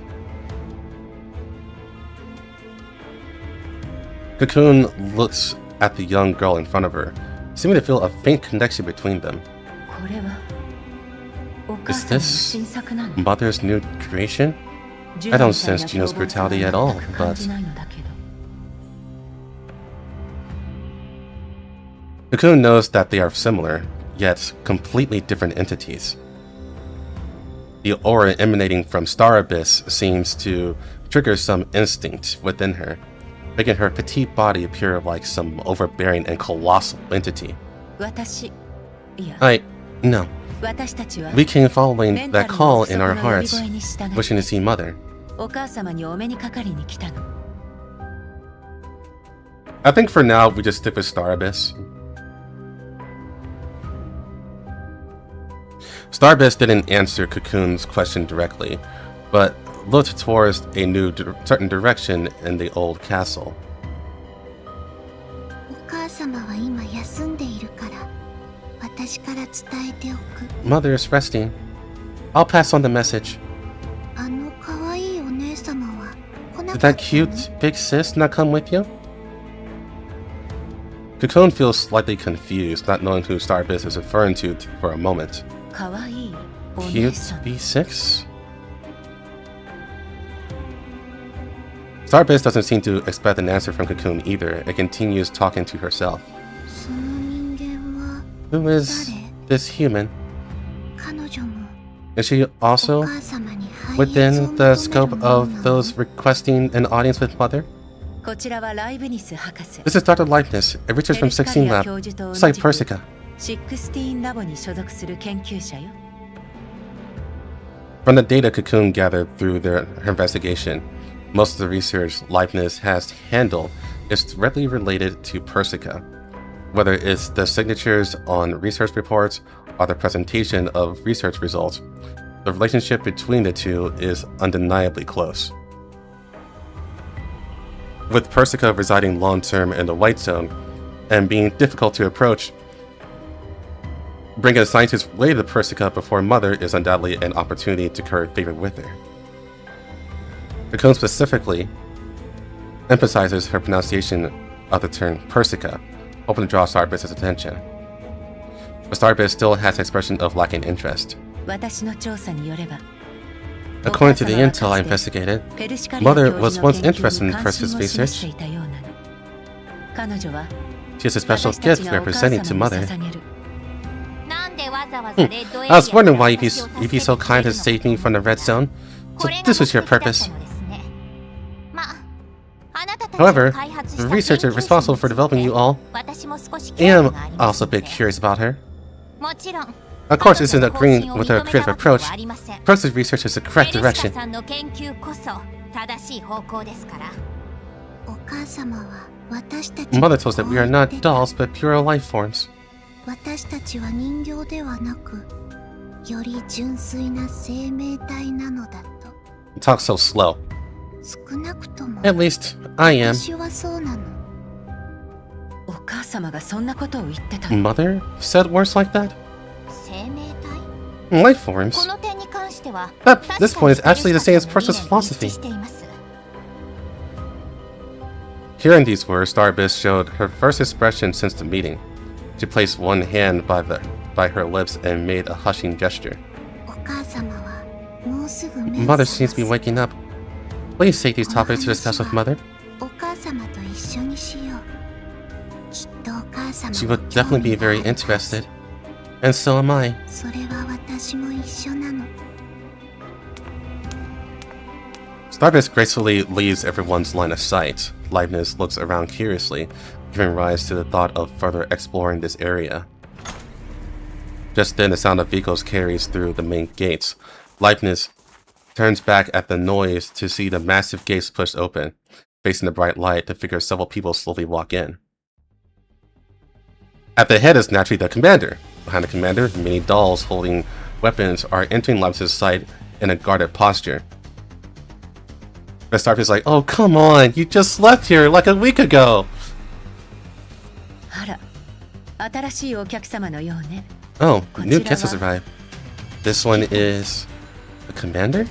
ブルースフィア、 Blue Spear. ライブニスを Take belongs to a 安 safe 全な場 place 所に to 連れ rest て休ま first. せてあげて。ここだと彼女の安全は保証で She's きない。 not safe here. Hand over to me. 任せてくれ。 After destroying several approaches strongholds along the way. Oh, that's why it took so fucking long. You're on a fucking rampage. Okay. I finally received the message from Leva that had not been delayed by a terrible signal. Despite considering a series of risks such as encountering monkey security, I still bring the dolls to this location in the end. 確かあなたはまだロレンの指名手配 If I 対 remember 象のは correctly, ず。 you're still on your NC's wanted ロ list. レンの科学者も Are your NC scientists あなたに標的 also ですか？ among your targets? 強大な戦力を持ちながら、まさか政 He 治や was 科学 doing に damage for the love of the game.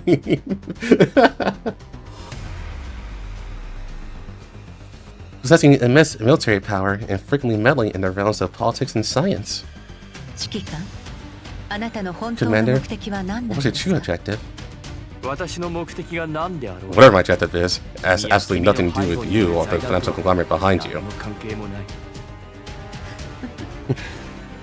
でも But あ I なた seem の to 護衛の中に see は that among 私の仲 the 間がい escort る team の you が brought, 見えるわね。 there's a companion of mine? Akun revealed her usual smile and mocked OTS-14 in the team. ねえ、ジュノ。 Dear Juno, is this Commander a gift you plan to あなた present to のお母 Mother? 様のために用意した贈り物かしら。ずっと私たちの呼び You かけを ignored 無 summons 視して to いた you, みたいだから。 making me worry for a 心 long 配してい time. たわ。 However, it seemed that you could appear here ここ safely. で無事再会で I'm きる very なん glad. て本当に嬉しい。おままごとに付き合う I つ have も no りは intention な of い playing the house with you. ジュノじゃない Name is not グ Juno. ローザ14 It's そ OTS-14. れが私の名よ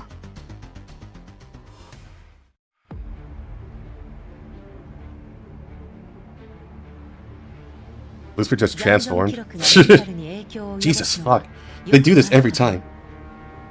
それを消すのも結構難しい There are some ritual neurocloud records that will affect the underlying layer of your neurocloud. Cleaning them up is not easy. ただ Ah, 必要 fuck. なものとそうでないものさえ分かれば本当私たちと一緒に戻りなさい Come back with us. We'll make you face your true self. 私たちが導いてあげる結構よ私はエルモ号の指揮官に仕えるグローザ14 No, それは I'm 誰にも変えられない OTS-14. し The commander belonged to 私 the の認め Elmo. た自分よ The captain belonged to the Elmo. No one can change that. This is a self I acknowledge. そうどうやら Alright. 強制が必要 I な think you need some medical treatment.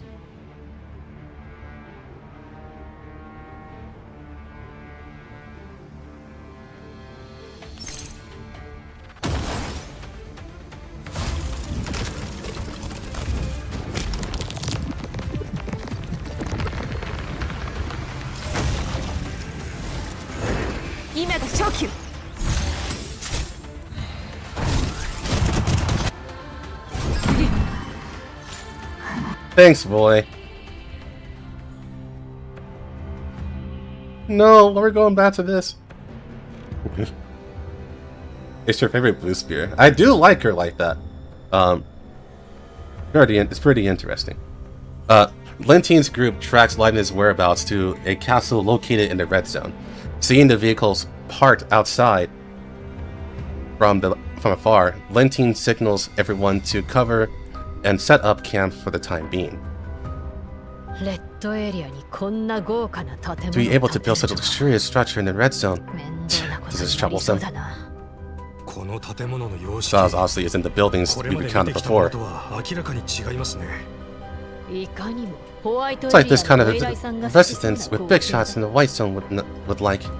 それって Crap. もしこれが This. 関わってはいけない If 誰かさんの there was some ものだったら important connection behind it, I'm afraid our actions might provoke someone we shouldn't. 財団の資産じゃないことを祈るしかない Pray that 今は isn't ま an だ asset 財 of a 団と financial 敵対した conglomerate. くないからな At this stage, I don't want to make enemies out of them. 轍から判断するに Because of entire tracks, the other party should have entered not long ago. 規模 With a はおよそ scale 数十名 of about a few 上 dozen 部にさら people, に敵が潜伏してい we る can't 可能 rule 性 out the もありま possibility す of a large number of enemies within the castle area. ライブニス博士の座標はさっきからずっと Dr. 上部に Leibniz とどまっていま coordinates す have been maintained inside the castle since earlier. 強行突破しますか Should we push him with firepower? レッドエリアでこれほどの戦力を有しているのだ Firepower! から To have such やはり power in 上 the 層部 red に報 zone, 告して指示を待った it's 方が better いい to のかもしれま report せ it ん to the higher ups for confirmation before taking action. アルファ、ブラボー、エコーは我々に続き城の裏手から Alpha 回り team, Bravo team, Echo 軽 team, 装で行動し follow us to 余計な騒ぎ around the は back of 起 the こす castle first. Travel 残 light りは and 正門 don't 方 make 向 too を much 遠距 noise. 離から監視 The rest of the squads 合図次第で guard the 正面 main 突破 entrance from the distance, ready to breach through the front gate on command. デンティーヌさん、私のチームにも同 Light 行 team, させて please く let だ Light さい。 team enter you with you as well. 彼女たちなら You won't cause any 足 trouble 手 for your まといに squad. はなりません。好きにすればいいただし彼女たちの安全までは保証できない You do Neon's voice way too well, Hero. My voice is way too deep to do Neon. Suit yourself. However, I won't be looking out for their safety. They'll dynagates and thermal imaging reconnaissance. The monkey security team Lentine is in quickly affirms a breach point at the rear of the castle. Alpha Squad skillfully carves out a path wide enough for a single person to pass, and the group orderly enters the exploration area. まるで怪盗団みたいだね。 It sounds like the action of Phantom Thieves 隠れた宝を searching 探せ。 for the vanished treasure. Liveness. 副司令、城の地下で複数 As of Lentine, most of life form traces have been detected beneath the castle. 地下に行こ Go on the ground. ソップさん、 Sapo, 私たちも一 we're 緒に also going underground to 地下 investigate. を調査しに行きますよ。う。カリーナ、 Kalina, 一旦車に you 戻った。 shouldn't have gotten out of the vehicle. いくらここに放射 Even 線 though 遮 there's 断装 equipment 置が here あ to る lower the radiation, もし装 if the 置が device fails, your life will 命 still に be 危険 threatened. が及ぶ可能性がある。真実を知りたければ、 To know the 前に truth, 進むしか we な must い be のです。 keep moving forward. 私は I don't be left behind. 置き去りにはされたくありません。 Lentine silently lets out a long sigh and doesn't refuse further. She simply has Echo Team follow behind Kalina, forming a protective posture.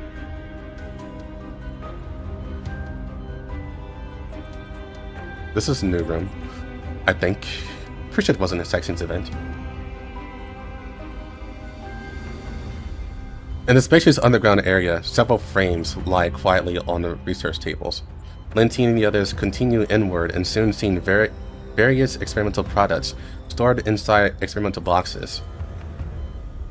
Katie walks up to Lentine's side, lowers his voice, and reports the intel he has gathered.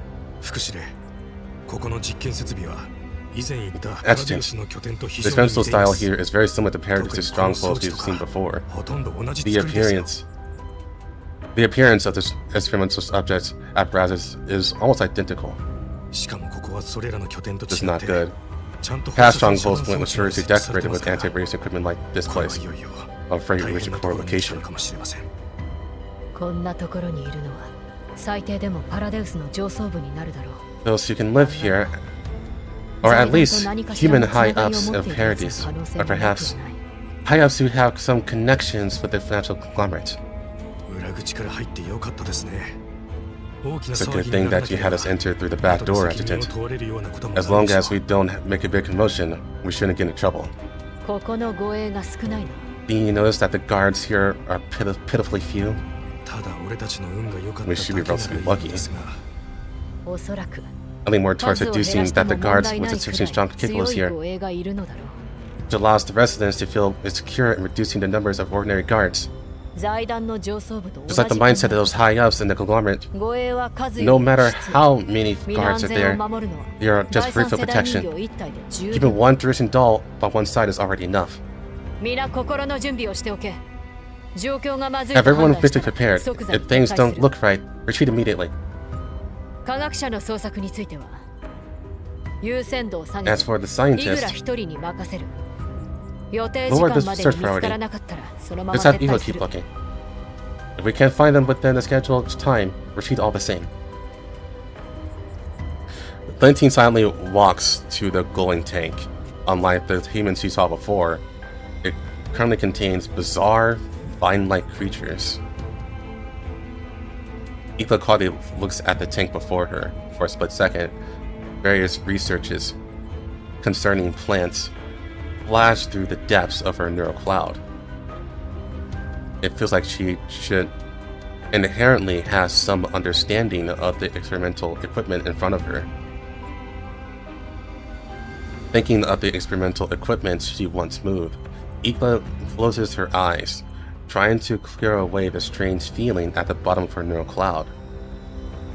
The abnormal creature is trembling slightly in the nutrient fluid, as if breathing. Ela places her hand on the transparent jar, and a bizarre sensation surges through her frame. For a moment, at the bottom of her neural cloud, she felt a breathing synchronized with the unknown creature. Her roots are here, and everything she values most seems to be here as well. パラデウスの実験体です。 Colleen's a Paradis. What? Hold on. What I missed?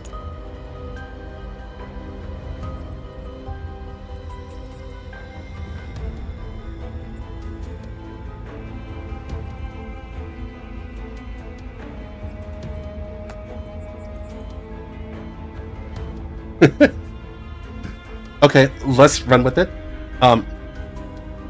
Colleen is a Paradis experimental subject. マグニの連中はこれらを全部運んでいくつもりみたいね。There is in fact missing a comma. Okay. All right, that threw me the fuck off. I was like, whoa.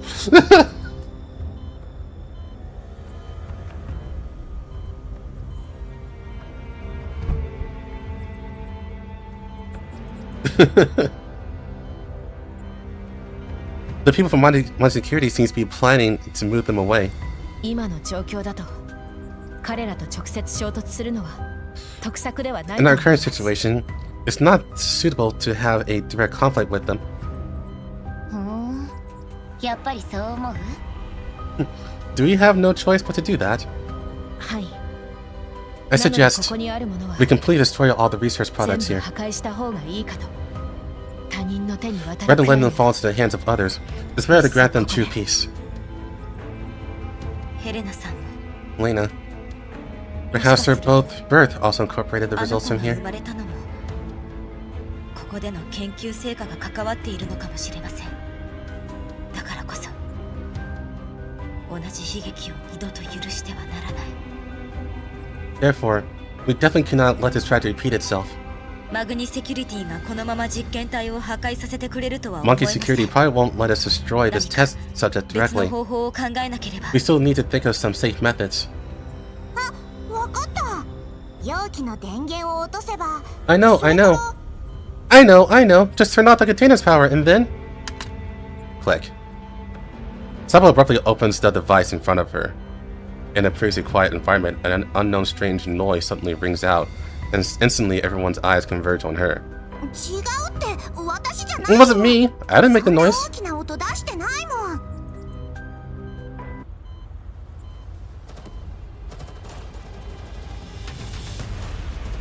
In the next second, a rumbling sound was heard. Everyone looked towards the upper part of the experiment floor. Clearly, a battle was taking place in the building above them.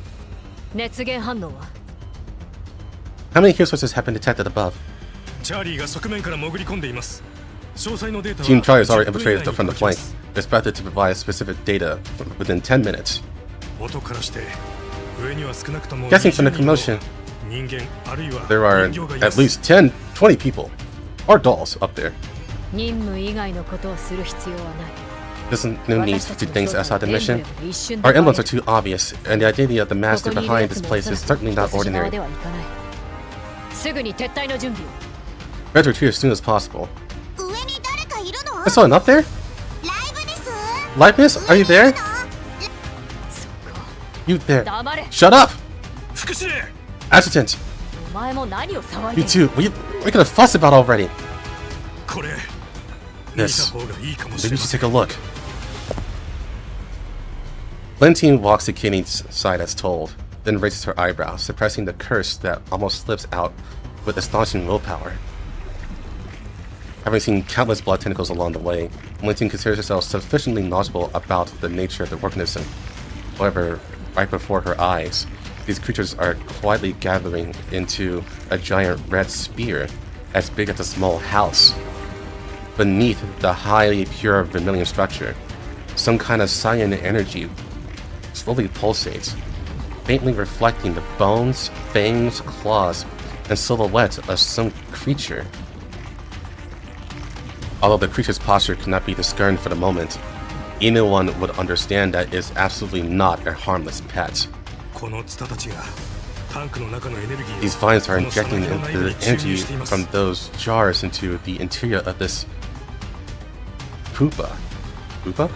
Feeding this monster. さなぎ Poopa? いい例えだな Not a bad description. Alright, time to Google that.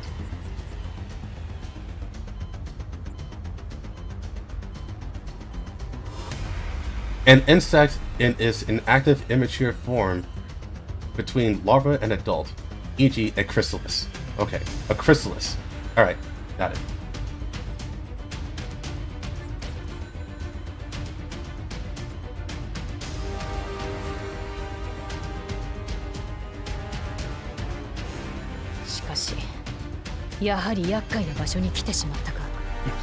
We came to the wrong place. 副司令どうします Actually, have we handles now? 重火器を運んできてこの生物が羽化する前に完全に始末してしまいましょうか How about we bring the heavy firepower over and completely eliminate this creature before it hatches? Stop your good intentions. Don't want to cause too much trouble. この建物は普通の実験室とは違う。本気でやるのなら、 The architecture here is completely different from the ornate laboratories at the plants. If we really take action, we'll have to completely destroy the entire place. それでやっと Only in this way can we master all rights and interpretation. 申し訳ありませんでした副司令 Sorry, Accident, you're right. 今回の作戦部隊 The は teams for our purchase this time. Not everyone is one of our own. ロニーや他の上層部の人間 Many other higher-ups 外から俺たち are の also on the 一挙手 periphery, 一投足を見 watching 張 our ってい every ます move. このエリアを迂回して Bypass this area and prioritize the main work. As for this monster, we'll decide how to deal with it when we leave. しかしそうだ First, deploy the explosives we と brought りあえず along this time. 爆弾だけ設置しようプラッソもこれには Plus, 興味があるは interested ず in this. お待たせして申し訳なかったわね。 Yeah, even your suit has big tits. Also, I really like your face. Looks really nice. Apologies for this slight, and for keeping you all waiting.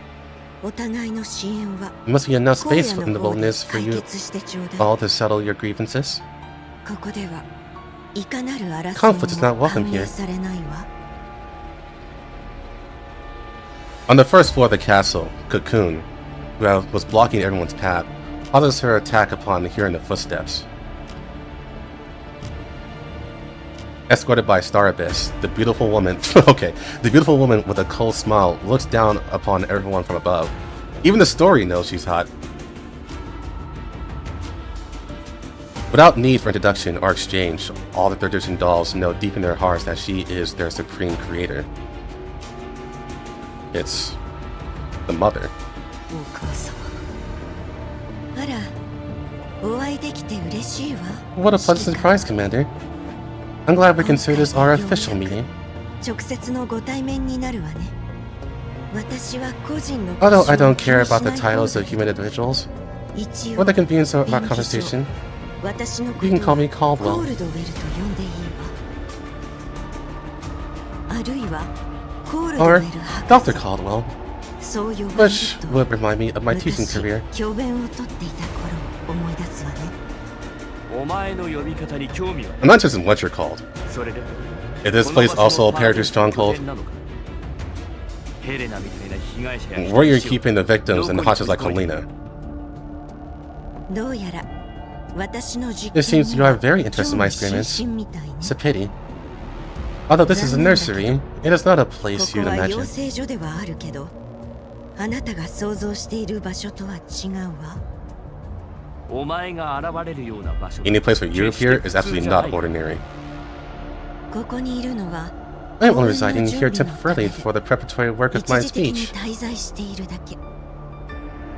まさかあなたと偶 I 然 didn't 出会 expect え to るなん bump て。 into you here. これ It's もある practically 意 a 味 kind of a destiny. 運命なのかも。 After Caldwell finishes speaking, she turns to the third generation dolls. 私の子供たちまでいるの You and my children are here.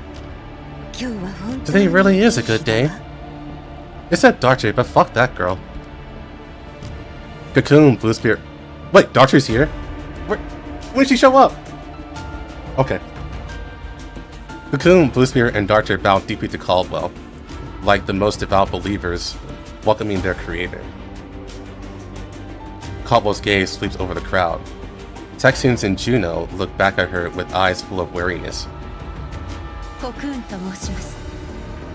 この命を Nice 与え cocoon, てくださ brother. ったお母様には It is you who granted us life. この上のない感謝。そしてこのようにお目にかかることをお許しいただ Allowing け us to ること gaze upon your を presence is already the greatest blessing. アテラクシスから聞いたわ。 I heard from Starbus that this one そちらが is a special gift あ you なた brought. に用意した特別な贈り物みたいね。 You grasp my 私 preference は quite かね well. てから I've always looked forward to a heart-to-heart talk with an elite of 16 楽 labs. しみにしていたわ。ふざけたこと。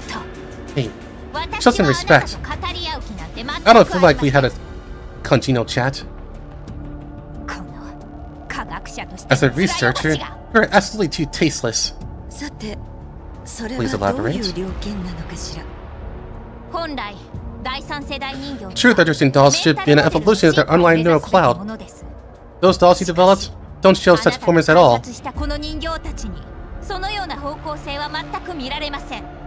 Alright, time to listen to two scientists bitch at each other. Ah, this is the best part of Ghost Frontline. より強い素体によくわからない生物の細胞 Aside from using high strength materials and those weird biological cells, I don't think the dolls you made deserve to be such a title. はっきり言います。あなたには I'll be blunt. Your talent is still not enough to communicate equally with Persica. She's the only titan of the doll industry today.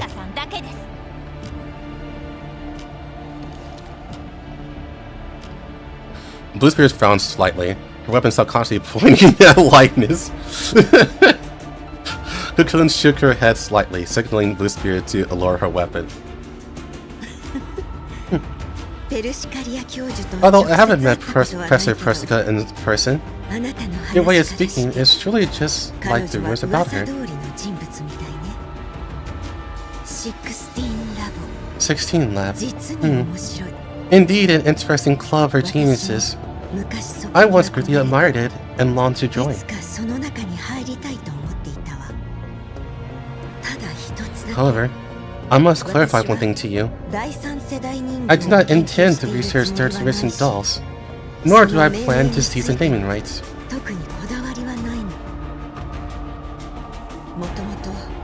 Dolls have never been my specialty or interest.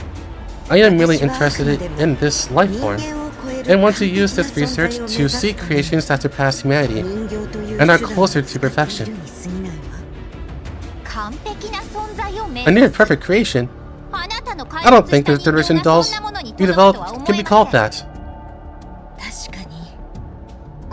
These children are all cute, and they are all outstanding. The woman named Caldwell looked at the third-generation dolls beside her and spoke softly. A look of loss and being moved appeared on Archer's face, and the corners of Bluespear's mouth also rose slightly. Only Cocoon's expression did not change at all. However, they are still too far from perfect, so it is not them. Then what exactly did you create? Don't tell me it's one of those red profane things we've seen along the way. I am not the creator of those creatures either. At most, I just did some research and put it to practical use.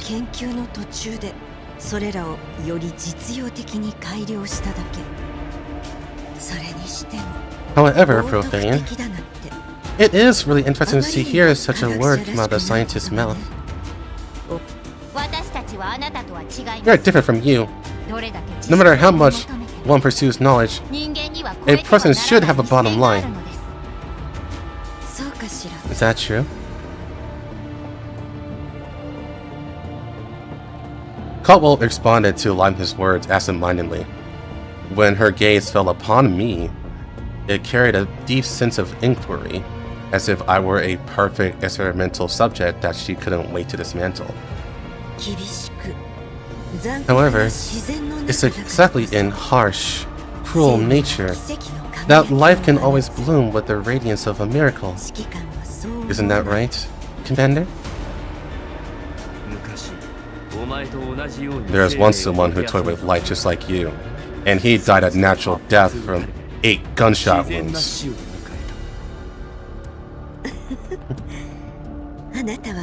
You really are an interesting person. This is the first time I've been drawn in by a human's eyes. Yeah, she wants to fuck. Jeez. Even the most outstanding individual cannot change the overall decline of a species. I am an eye of life, Commander.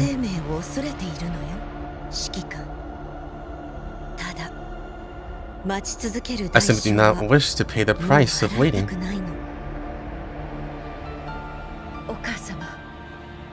Mother, may I join this conversation? No, sit down, Cocoon. Okay. Of course, my child. It aligns with your heart, does it not? My question is, how can we achieve the perfection that you expect? You're all outstanding dolls with many wonderful merits. But if you want to call yourselves life, shouldn't you first learn how to reproduce? We need a womb force, apparently.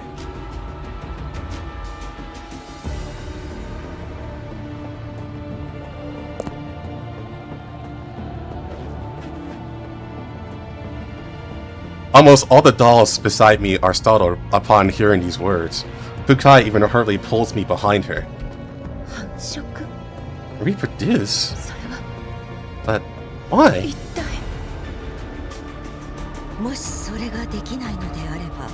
If you cannot achieve this, then you are ultimately just vassals to humanity. Just useful tools.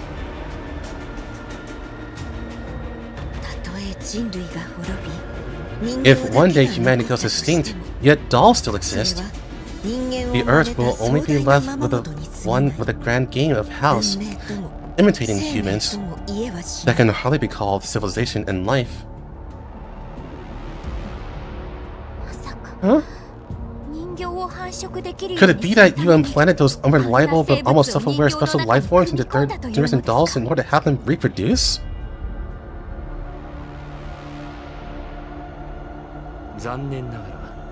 Unfortunately, for now, Cynthia only possessed instinct to devour and assimilate. You must have noticed by now that this primitive life form is merely a manifestation of Bujin cells.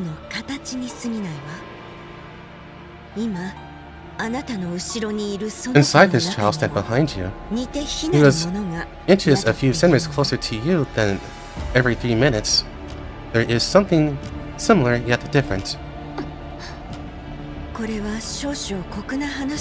Although it might be a bit cruel to you, the combination of dolls and Bujins is merely a milestone in my research at a destined checkpoint. However, I did solve many problems through them and discovered the intrinsic beauty of Bujin cells.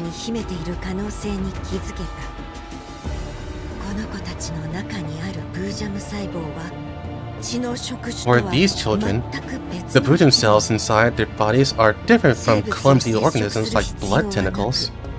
They are source codes. They don't need to consume biomass. They can grow by converting electricity and have perfectly adapted to symbiotic life with mechanical bodies. So, if they are well developed and explored, realizing reproduction wouldn't be impossible. Right? Likeness?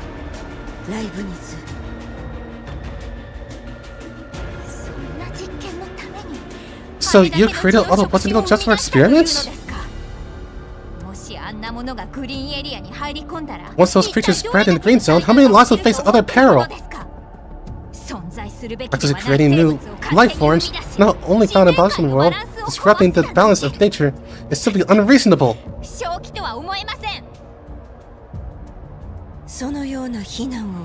I am prepared to bear such accusations, but it's not quite fitting coming from personal assistant, is it? It actually isn't. Doll technology has also caused a considerable impact on the balance of this world. That is... Technology is meant to make the world better. My research is the same, you know. Profanation and gospel. By what standards should they be distinguished?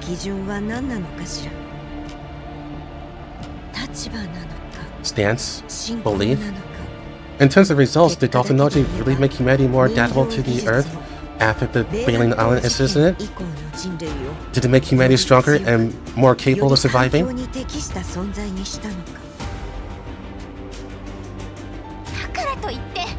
So you gave the dolls a twisted power? Can it make humanity even stronger?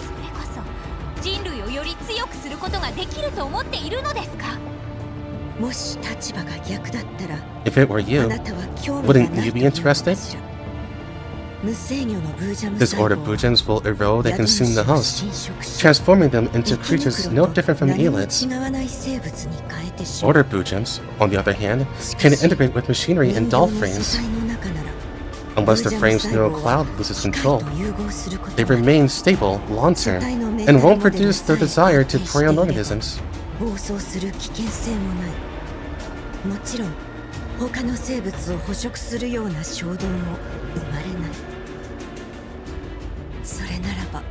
Then, what will ordered Bujins become under the dominance of human will? Will there be a third form of Bujin cells? If a part of the human body is replaced with Bujin cells, will we achieve eternal life?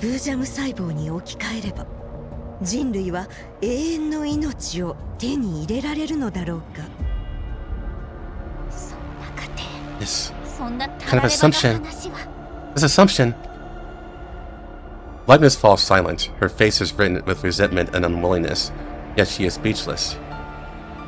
She understands. Thus, her trembling is not out of fear of the woman before her, but rather resistance against the temptation of the picture she paints. I want to thank Dr. Persica. Without doll technology, I wouldn't have researched this step. However, I don't completely agree with her theories.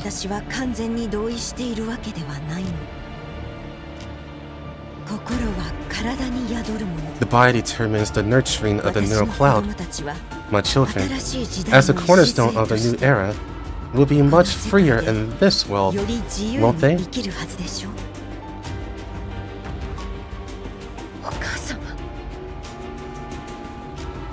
Cocoon listens in silence to the human's argument before her. Caldwell's aura seems to have completely overwhelmed Leibniz. However, a hollow void has formed within her heart. All along, she believed that the third generation dolls she represented were Mother's ultimate goal, that her birth was to validate Mother's ideals, and her existence stood far above obsolete archaic dolls like DP-12.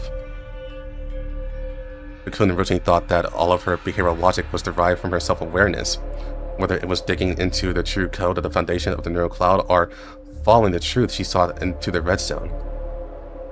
But Mother doesn't seem to care much about the answer she's so ostensibly pursuing.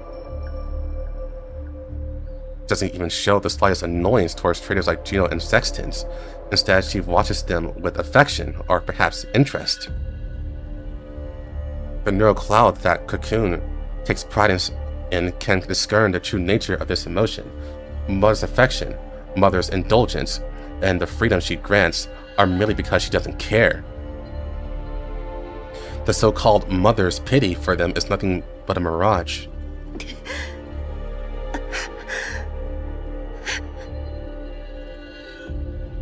Cocoon,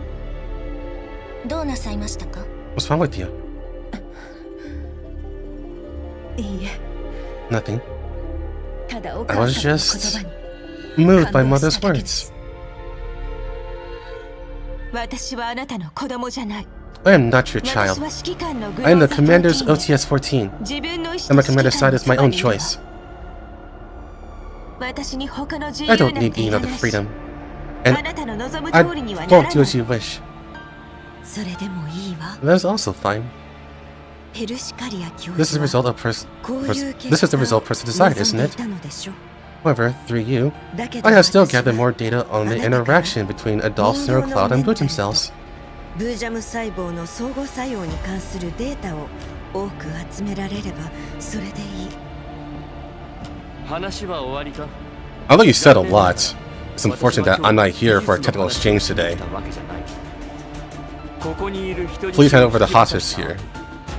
And then come with me, Dr. Caldwell. 今日はとても楽しかったわ。 I had a very pleasant chat today, Commander. あなたは You're also more charming than I imagined. 魅力的 Can't we preserve this friendly atmosphere until we meet next 次に会 time? う時もこんな雰囲気でいられないかしら。 In the Green Zone's prison, I can accompany you for tea. 確かにグリーン I do have a エリア villa の for 別 Green 荘を持 Zone, っているのだけ but ど unfortunately it's still quite inconvenient to divide a guest ロ wanted レ by ン the に urine 指名 sea. 手配されている方をお呼びするのは難しいわね。お母様、 Mother, そろそろやっ may I make my move? ええ There's no need. 新しい子 New 供 child is もも about うす due ぐ to 生 be ま born. れるし Your あ Jaza, なたの Jaza is in この need 間の影響 of some が testing 残ってい to ない prove か that the テストし protein hiccups haven't had too much of an impact on that child. その相手にこの指揮官は最もふさわしいと思うの。 Don't you think there is no more suitable than into this world than the commander? はい。 Yes, Mother. Ever since last time, I've been looking forward to seeing his tactical commanding again. I feel like it's currently the only thing I can't learn at a single glance. いろんなものが学べそう。女王。 Elsa? 何か変な化け物でも To make some other rare monster too? 化け物 Monster? No, talking like this. That's a huge misunderstanding. それは大きな誤解ね。人は自分が理解でき People ない always use 生き物を monster to describe creatures they 化け cannot 物と呼 understand, ぶけれど which is both arrogant and それは narrow-minded. ただの傲慢と浅ましさでしかないわ。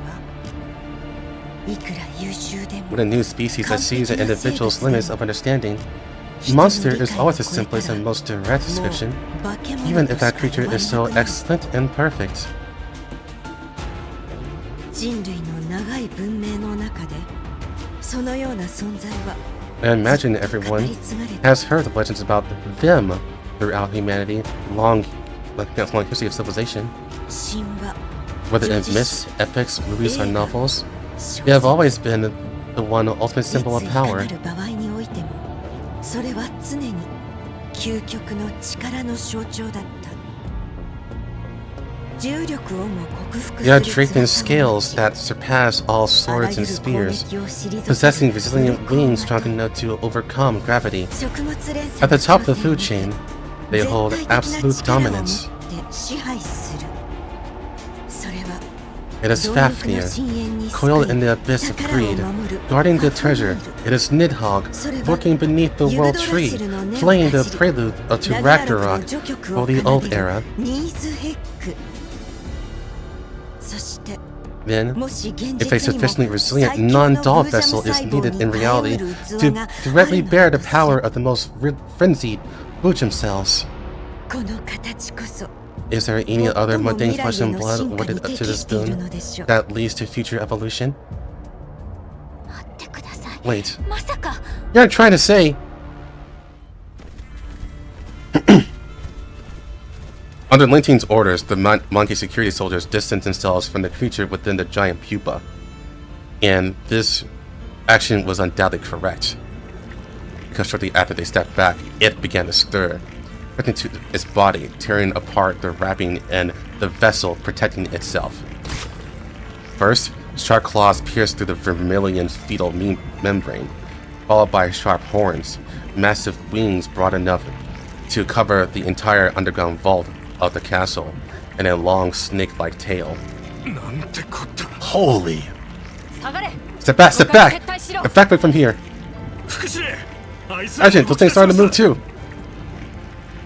Just like the massive cluster of blood tentacles Rebella had seen underground, after the creature before them broke out, the original pupa began to twitch and wriggle. More impurities mixed into the pure vermilion. They seemed incredibly starred, violently surging out in all directions.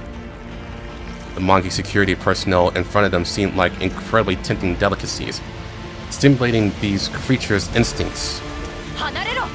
Threat, retreat immediately! ジョー、お客様だよ。 It's time to welcome our guest. Following Starbiss's call, a high-pitched dragon's roar echoed throughout the entire area. It's a literal fucking dragon. It's a literal fucking dragon. I'm sorry?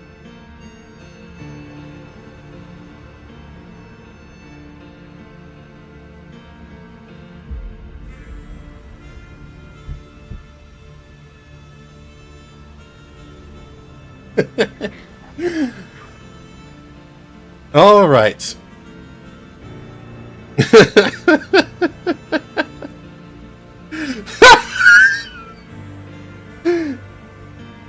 Mother's a fan of Skyrim.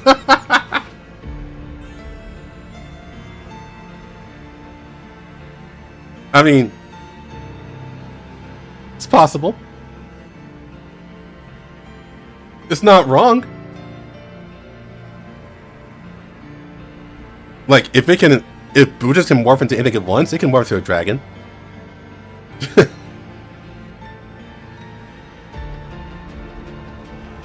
Thump, thump, thump. An anomalous figure breaks through the floor, smashing right through the mezzanine, and rising in the very center of the hall.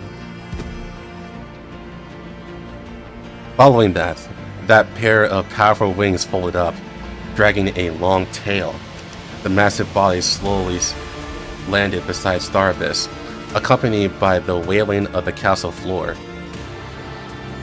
Hard scales covered its entire body, and devastating power surged beneath the streamlined muscles.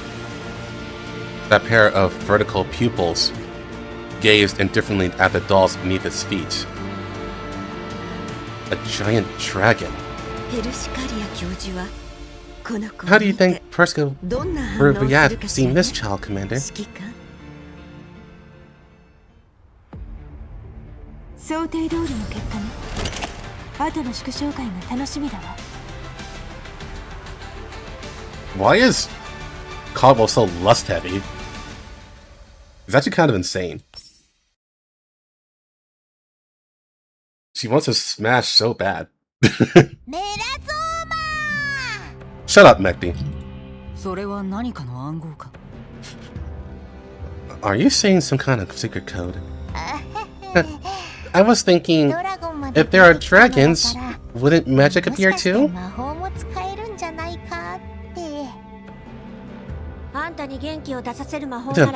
magic that can forcibly restore your state.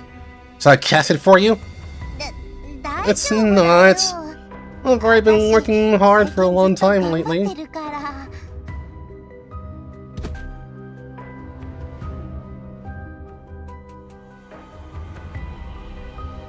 A new life comes to the world, full of curiosity.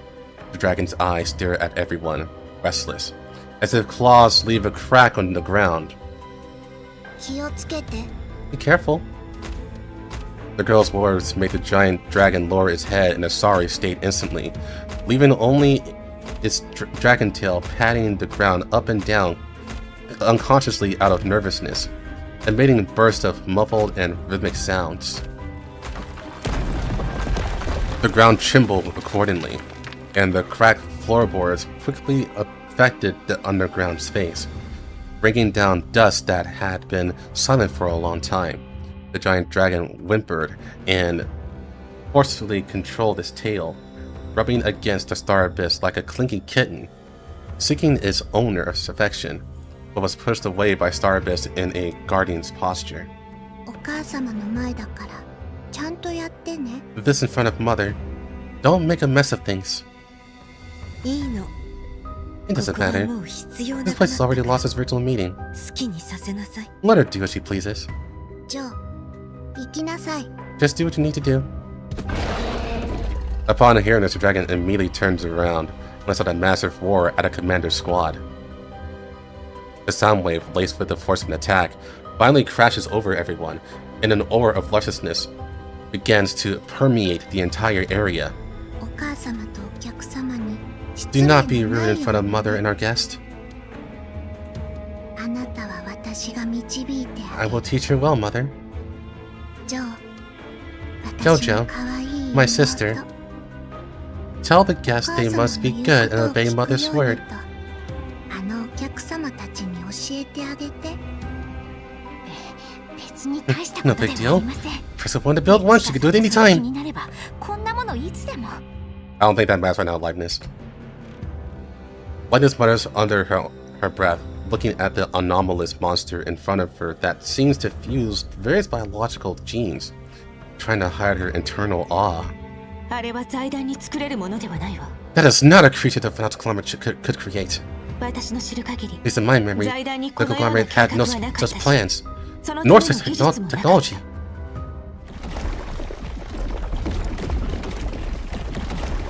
After hatching a giant dragon named Jaza, or Jojo, whatever you want to call it, the leftover outer shell of the pupa or egg rapidly transforms into incredibly thirsty, incredibly frenzied blood tentacles, surging towards Monkey's security members.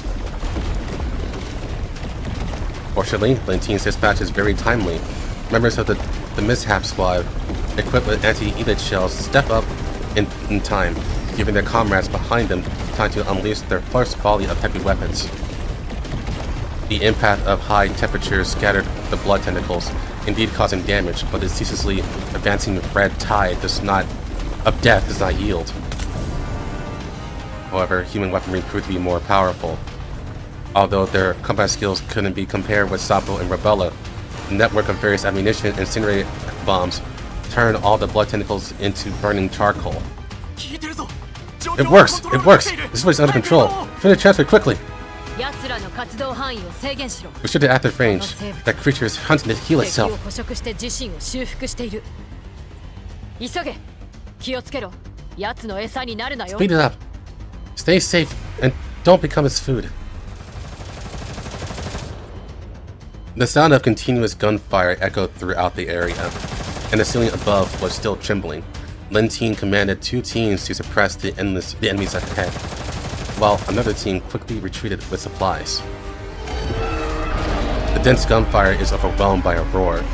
The ceiling above Lentine and the others shattered like a pancake. Amidst a deafening crash, the shark claw descends from the sky, and in their terror, everyone launches attacks at the suddenly appearing creature. Above the monkey security group, the giant dragon retracts his claws and pokes out his head, which blends traits of a lizard and a predatory mammal. The dragon's eyes gaze straight at the creatures below, curiously sizing up the enemies newly appearing before it, and everyone can't help but freeze in place. Also, I thought of something that is not based on what's happening right now. I'll talk about it after this scene. Is this thing that suddenly charged up just now? Reports didn't mention that there was some kind of brand new organism. How could something like this be hatched? From that be a good thing? Hurry up and deal with it.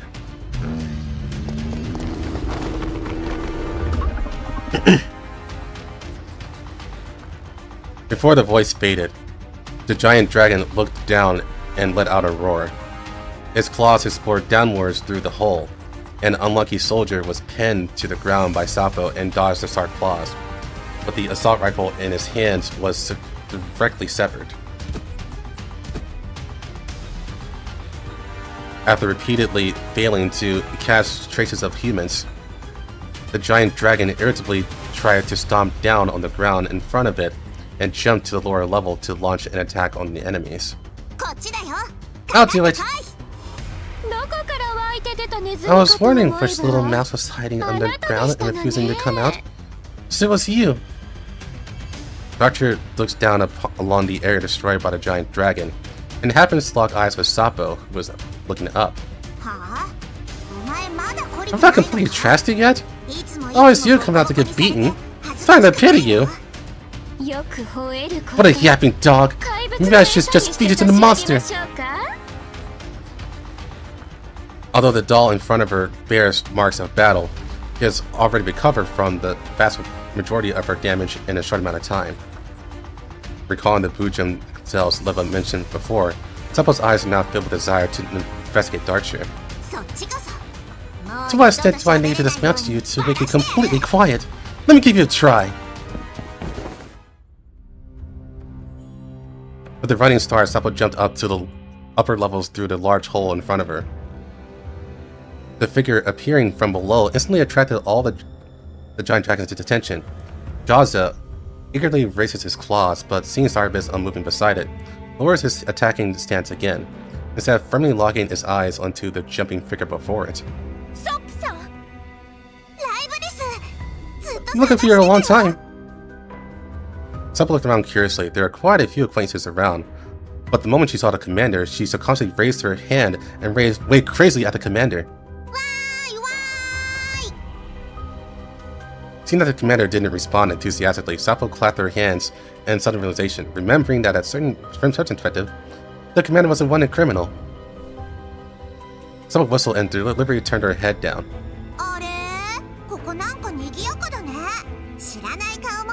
Yo everyone! It's really lively here. So many people, so many unfamiliar faces. Recalling the redness in her neural cloud of her last encounter with Seppo and Rebella, LTS-14 unnaturally turns her face away and hides behind the commander. Oh, hurry and come up! Lunch is up here, and the conglomerate enemies are here too. And the Elmo Tomato what? The Elmo Tomato Superman is also here. Such energetic children. I was first on Liveness, aren't that amazing? I knew it was you dolls who kidnapped Liveness. Belle and I are going dismantle all of you. This actually is absurd. Dr. Liveness is trapped in the blood tentacles nest. I was the one who saved her. And even took her to investigate what she wanted to investigate. Although you weren't up to any good either, you're technically not wrong. Stop. She doesn't fight back, don't dismantle her. When she does, tear her to pieces. You can't do that. However, are you sure that you want to let these dolls engage in combat with us? Professor Persica, dolls are not particularly outstanding in terms of combat power, right? As a third generation doll improved of Persica, Rebella carries a greater goal than you do. Seppo was even personally built by her. Is that so? I'm very curious about the differences between them and us. How much I took earlier because we had still work to do. Now, I will personally prove who's a superior creation. Recall the humiliation she has suffered. Doctor charges Seppo with everything she has. In front of her most important mother, she goes all out. As Seppo and Doctor clash, Squad 44 tries to assist, but they are blocked by Blue Spear slowly approaching them. Everyone, this is just a sorry match to vindicate Mother. You're not thinking of interfering, are you? Not that kind-hearted. It's because of you guys that I've been working continuous shifts. Handling this and Quavo over us. That's mere subordinates of one of the criminals. How can we trust you to protect the doctor? The hell do you say? Seppo, keep her pinned down. I know. I'm super familiar with your attack patterns now. Shut up, idiot! After saying that, the next move will absolutely be attacking from the left. As if having foreseen Darcher's actions in advance, Seppo arrives one step ahead, right next to Darcher, who was just preparing to attack from the left, sealing off her next move. What? Darcher tries to create distance, but her suppressing fire is easily dodged by Seppo every time. Fortunately, after updating her frame parts, she has recovered her original speed and wasn't immediately captured by Sapo. Just as the battle between Darcher and Sapo was brought into a stalemate, Rebella had already rushed to Leibniz's side, pulling her down to retreat to the lower level. The giant dragon is itching to smash the enemies in front of it. Looking at the already shattered floor, it cautiously glances at Star Abyss and Caldwell, and still retracts its claws. Kukai, do it!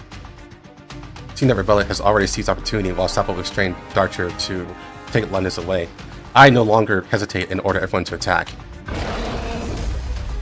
The giant dragon, which has been waiting on the sidelines, lets out a roar at the crowd and charges towards my location.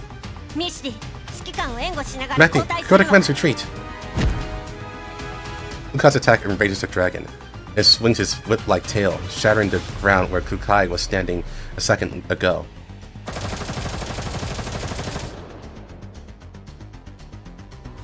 The elite doll slides behind cover. Her rifle spits tongues of fire, but the bullets fail to cause any damage to the dragon. Leva, catch! Leva, already positioned below, then catches the tossed Leibniz. Kalina, who was following Leva, looks up and sees a familiar figure appearing outside the cave from afar at the rebel's departure. Commander? Light falls from above, making it impossible, nice music by the way, to see the person's true face clearly. But Kalina only needs a blurry silhouette to recognize that it is the commander she's been searching for. As if her footsteps were uncontrollably captured by the gravity emanating from him, she is completely unaware that she is walking over recklessly. The words suppressing her heart want to pour out immediately. It's until that he shakes his head, seemingly rejecting her further approach, that she wakes up to the fact that the chasm between the two of them has never been bridged. Have you been doing well? Danger! Don't get too close! Before the commander could give an answer, a few bullets grazed past them. Lena turned her head in a panic and saw Linty not far away, aiming her gun at the commander. In that instant, she remembered who she had come with. No, that's not an enemy! Before Kalina could finish speaking, Linty fired continuously in the commander's direction again. In a hurry, the commander exchanged a glance with Leva beside Kalina, and disappeared from Kalina's sight in an instant. Wait, she must have very dangerous. Please not shoot rashly. Leva walked in front of Lentine while holding Leibniz, blocking her line of sight.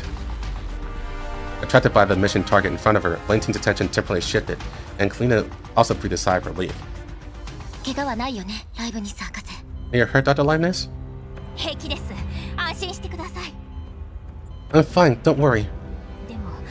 My cervical is still up there, and it's full of materials I'm painstakingly gathered.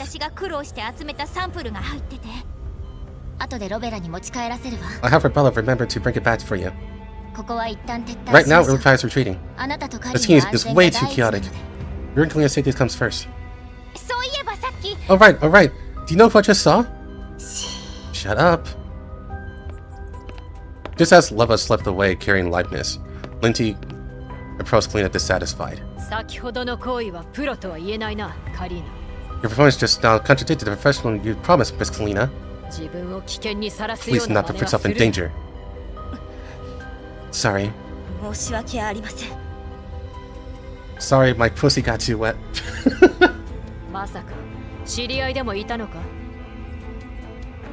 Could it be that she saw someone she knew? That's all wrong, that's all. This is the red zone.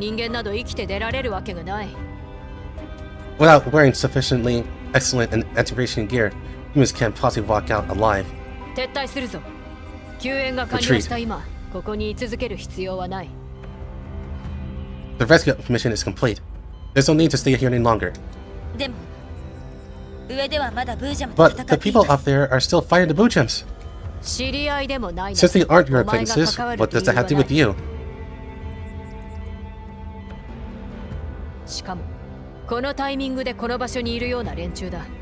わざわざ助けてやらなくても自分たちで何とかするだろう。 Anyone appearing here at this time absolutely wouldn't have an ordinary identity. Rescuing strangers in the red zone is completely unnecessary. こっちは長いする分だけ Before the 危険 protective が measures 増す。 fail, 防護が delaying ダメにな here る will 前 only に subject 撤退 us する to ぞ。 the effects of radiation. 分かっています。 Dylan, shut up. Get that emote out of here. No one's nerd raging. I understand.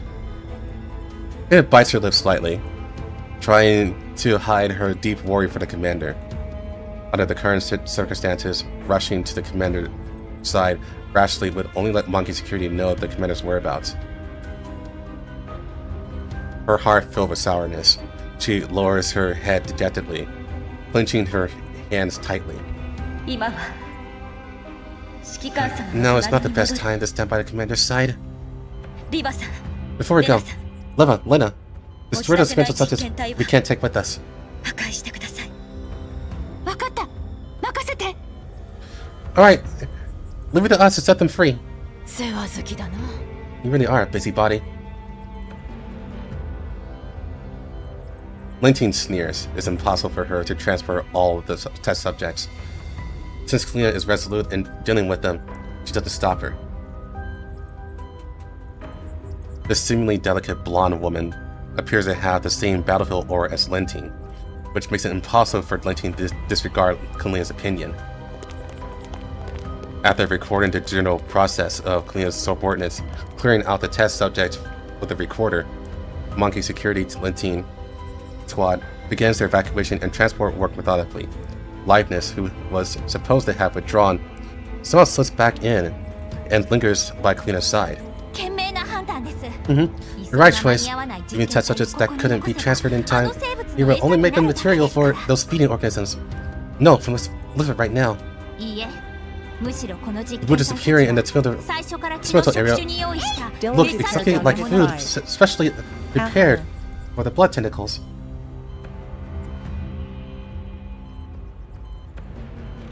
And fine. Oh man, the voice. The test speech like is that. Thanks for the $5, Dylan. Appreciate it.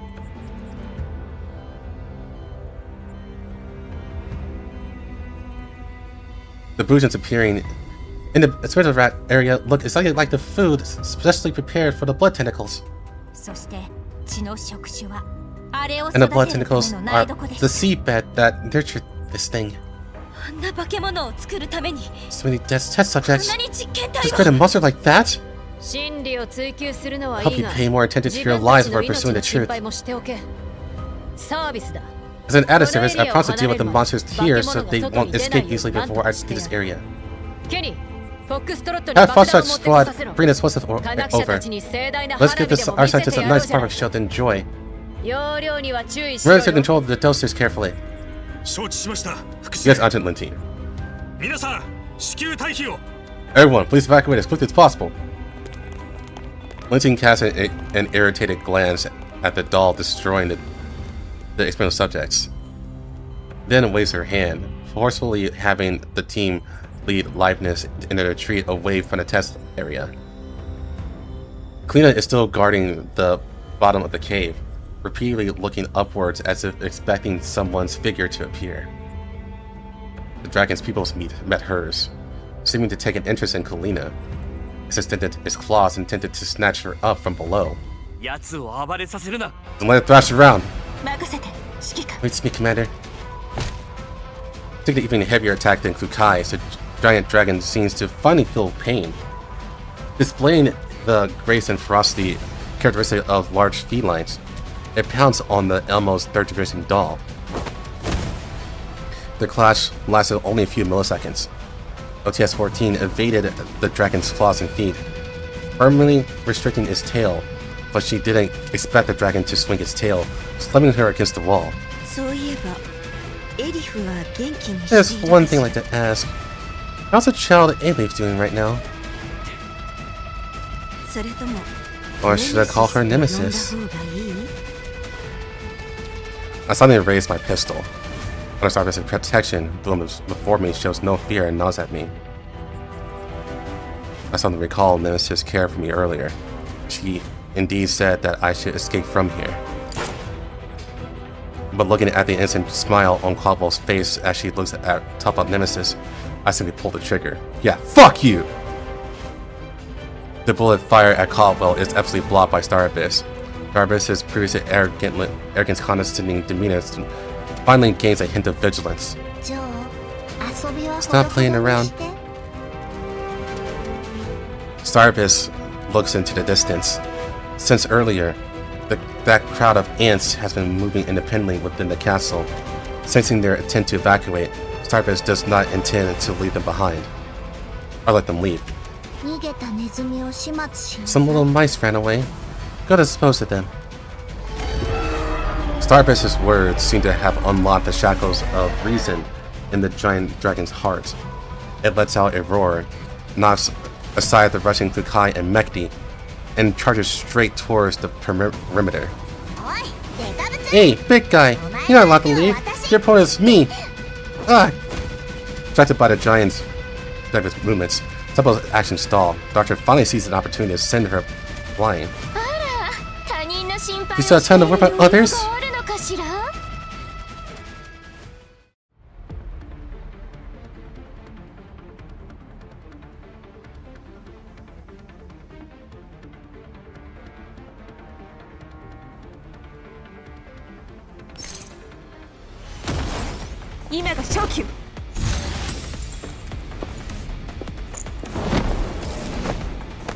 Once again.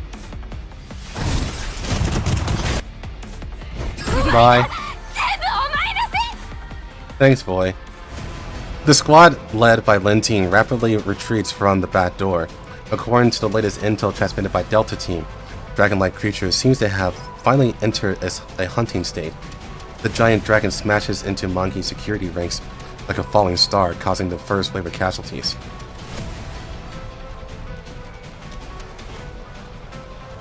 To buy more retreat time for the squad led by Lentine, Charlie Team and Delta Team practically step forward to provoke the giant dragon. Following Lentine's orders, they support each other, intermittently attracting the giant dragon's attention.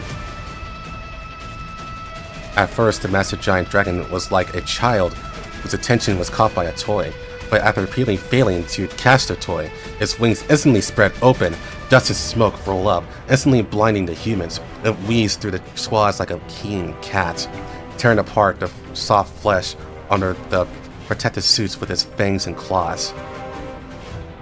Charlie Team and Delta Team instantly fall into disadvantage. Even heavily experienced combat teams can only become toys that are easily torn apart in the face of monsters.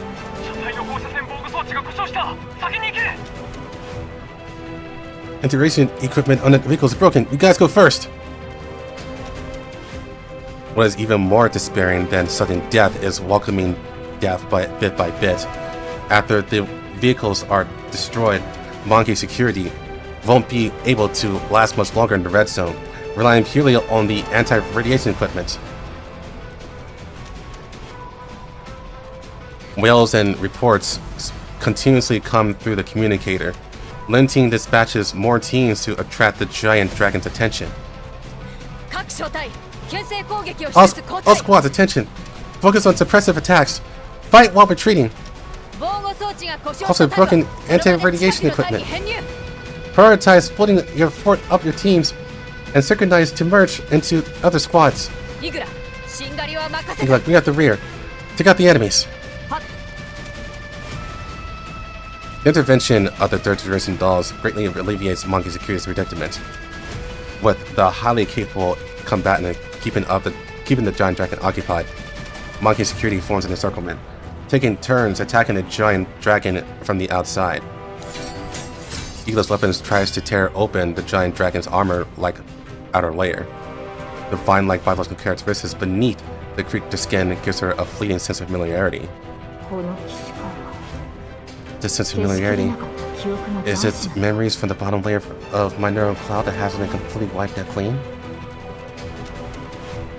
Suppressing the strange feeling emerging from the bottom of her neural cloud, Igla speeds her attempts to dismember the enemy before her. The giant dragon's recovery speed is highly abnormal, making it somewhat tricky even for a generation doll. Coordinating with the team's attacks, Eagle's attempts to carve a massive gash into the giant dragon. To spend all day researching those bizarre creatures, it's truly madness. Sooner or later, we should lock them up together with those test subjects and see who manages to survive. Picking out the human-shaped test subjects found during the transport missions, Linton cannot conceal the profound irritation in her heart. Ah, so she does have some, goodwill. A little bit. She considers herself not to be a moral purist, but if Kalina accidentally burned the instigators along with the experimental subjects while destroying them, she certainly wouldn't stop her.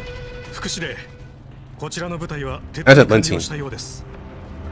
Our people should all have finished evacuating by now. However, the licensed vehicles seem to have evacuated in time. As long as people are rescued, it's fine. The experimental subjects we obtained in this operation are enough to complete their assignment. The mission is a complete success, as long as we minimize casualties. Experimental subjects and data we had earlier, and we can build a good relationship with your team scientists this time. Wouldn't we have people to help analyze them? Are you trusting your UNSC scientists a bit too much? Aren't you worried we'll be discovered? At the very least, we're the ones who saved them, right?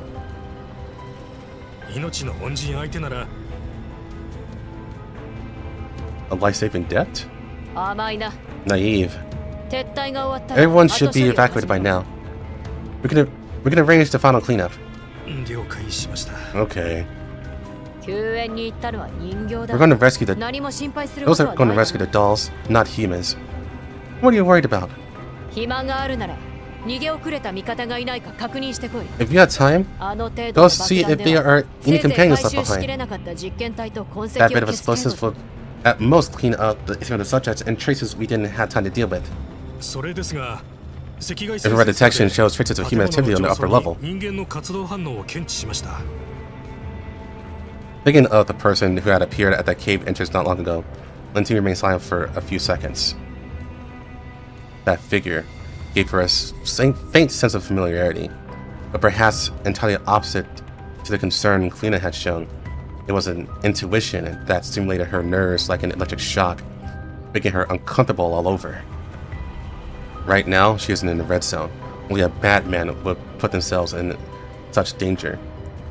If it is truly a human, regardless of how many dolls they brought along, recklessly entering the red zone is a suicidal act.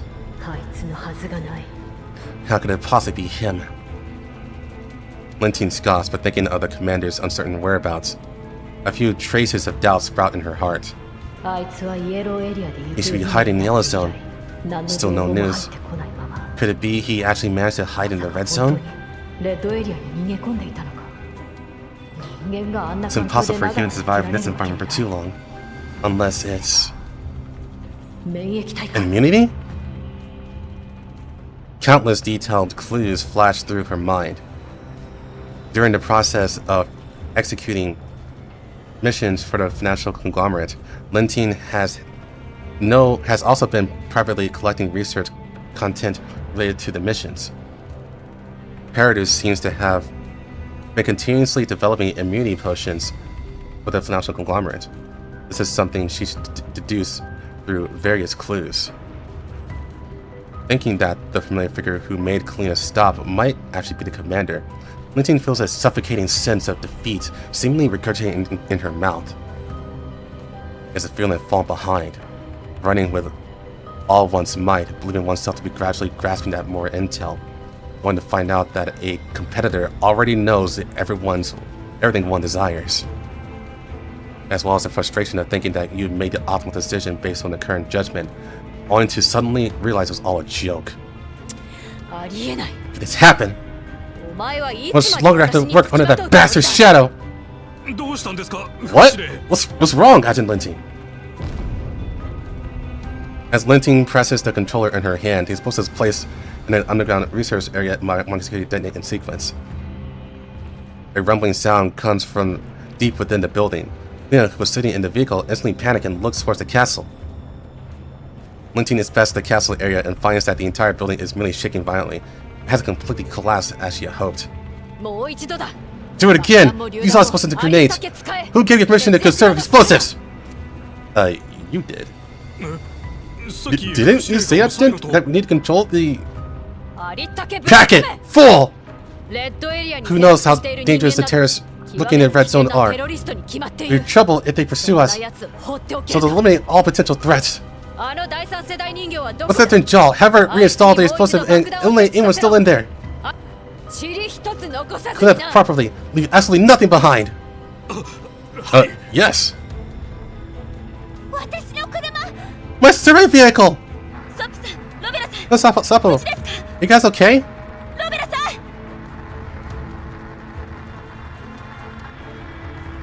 Lena tried to establish the communication link with Sapo and Rebella. Noises and mixed sound came from the other side, with no reply for a long time. Can't reach them. The explosion is destroyed the beacon station? You just can come chaotic again. Leva, let's hurry back and reinforce Sapo and Rebella. With the commander there, I believe they can resolve the predicament. We've only have this one anti-radiation vehicle left. If the vehicle is destroyed, Clea and your safety will be in terrible danger. I must assure the two of you leave the rest on alive. Look at the priorities. We better evacuate first. No, the data must absolutely leave with me. The relevant samples of the blood tentacles were acquired with great difficulty. And there's the other detected data. You have no idea how important that data is. Without it again in the future, it will be almost impossible. Just a commander, as well as Bella and Sapo. Linus, I know the importance of those clues. At the same time, I also trust the commander. With the commander there, Bella and Sapo will definitely be able to bring the evidence back. Commander. No, I just want a commander. Just a human, you know. Don't you think you're trusting him too much? Right. I trust him. Just like how you trust Persica.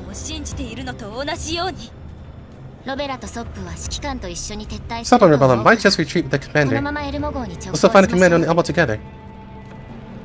The one following the commander is the one met before. Groza. Colleen? I understand your concerns. It seems the commander has already taken care of these things. She's now a companion. You guys, seriously?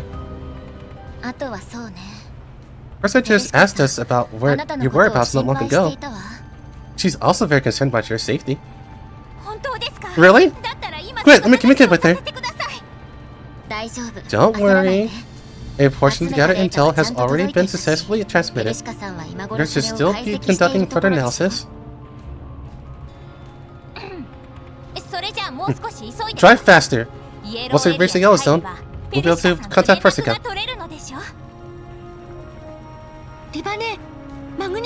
This is Leva. Other monkey security teams seem to have been converging in our direction. I don't see any sign of that dragon. Did we lose it? It's good news for us, but it might not be the case for the commander. I have a favor to ask you. A favor to ask me? Lena looked at the doll who has been partnered for years, having spoken the same sentence in unison, and reveals a gratified smile.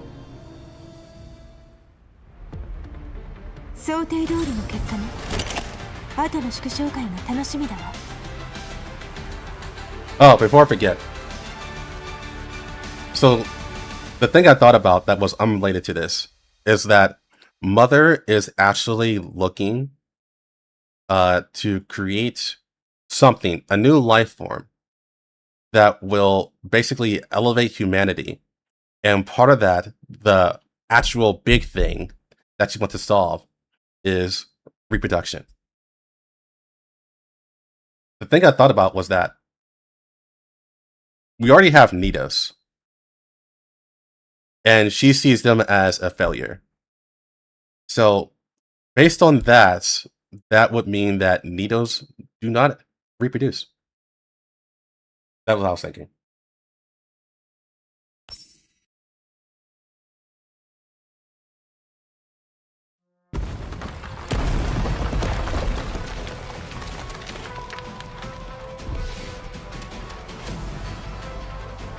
The loud bang of the explosion echoes in the ancient castle. The billowing smoke and dust kicked up instantly, swallow the battlefield. A figure quickly flashes out from the smoke. Immediately following, a capable figure follows closely behind, carrying a fierce wind. She throws a punch at the position the doll just dodged from. Fukai reacts extremely fast, hurriedly bending backward to dodge the strike. A decorative sculpture shatters under the punch, sending crushed rocks flying. Fukai then uses the momentum to twist her body, sweeping out a fierce whip kick. Bluespear raises her hand to block, suddenly taking the blow.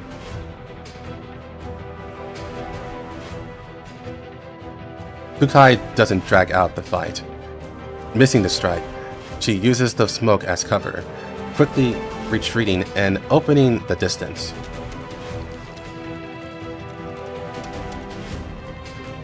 Bluespear is just about to pursue when a dark gun muzzle suddenly pokes out from the smoke and dust in front of her, pointing straight at her head.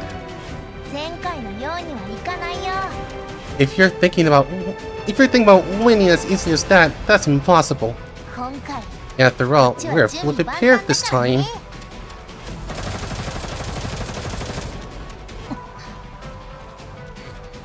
Bluespear violently jerks her head to the side at the critical moment, swatting the gun muzzle away with one hand. The bullet grazes past her frame, breaking up a trail of sparks. Before she can adjust her center of gravity, a figure suddenly bursts out of the smoke behind her. Belko drops from above, executing a flying kick. Bluespear turns around and precisely grabs Belko's ankle, then backhands her like throwing a sandbag, tossing her violently towards Mekti in front of her. Mekti hurriedly drops her gun, trying to catch the flying Belka, but the immense momentum sends them both tumbling into the depths of the smoke. From within the thick smoke, Fukai's calm voice brings out again. I thought I had a chance to fight you. I don't recognize you. Bluespear's arms hang down as she stands quietly in the smoke. Although her visual systems is restricted, she can still sense that she is surrounded by multiple dolls. A bit tricky. The enemy hasn't fired yet. It seems they want to get close before launching the surprise attack. This is our first meeting as far as you're concerned? Then you must surely know that you failed as a certain mission.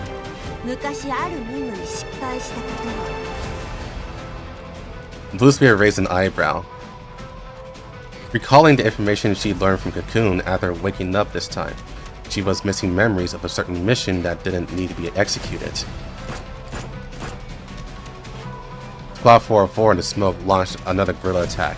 Bluespear relied on her excellent frame to dodge some fatal bullets, while non-fatal bullets were all deflected by the frame.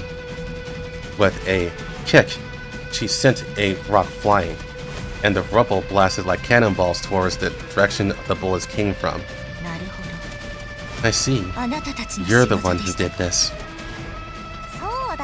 Of course. This lineup is more than enough to deal with a doll like you. Once we finish, I can go sleep.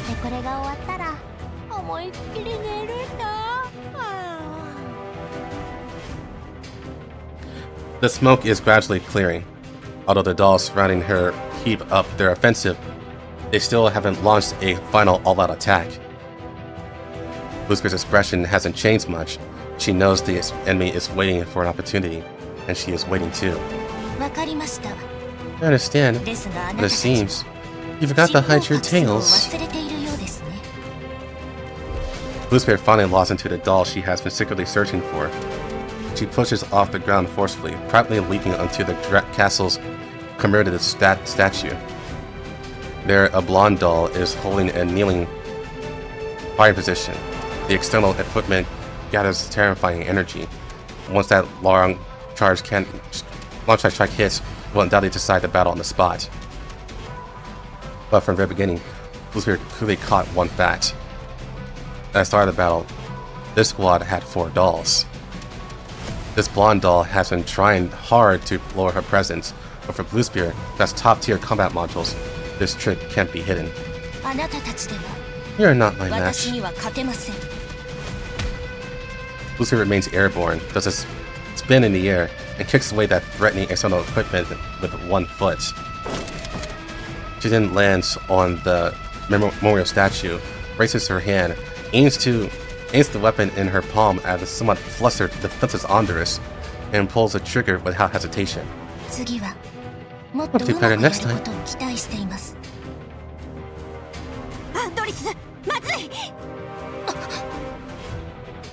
In an instant, Bluespear feels as if the surrounding air is emitting a sound like a piercing explosion.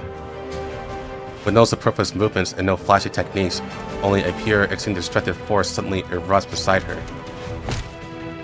Bluespear's visual system doesn't even cast a punch, but her reaction speed is as the doll still made her subconsciously assume the defensive posture. The massive kinetic energy sent tremors through her frame, and her joints faintly groan under the sheer impact. Oh? You can take a beating. The giant hands behind OTS-14 flip and transform, turning into a massive cannon barrel, pressed against Bluespear's in a blink of an eye. Deep within the barrel, a red light flared, and the heat of its accumulating energy rapidly surged. Staring at the blinding light, Bluespear revealed the unconcealable look of panic. You... Bluespear's frame was hit, head-on, as if by a battering ram, flying sideways like an out-of-control cannonball. The terrifying impact completely ignored her futile defensive motions. She was smashed forcefully into the stone pillar behind her like a pebble. Cracks instantly covered the pillar, kicking up a sky full of rubble and dust. Failing grade. I'll do better next time, Bluespear. OTS-14 stood calmly beside Andres. Facing the enemy, she radiated her usual pride and confidence. Entering this powerful force battle is not my personal intention. I'm just going to go straight to my newly appeared 3rd generation doll.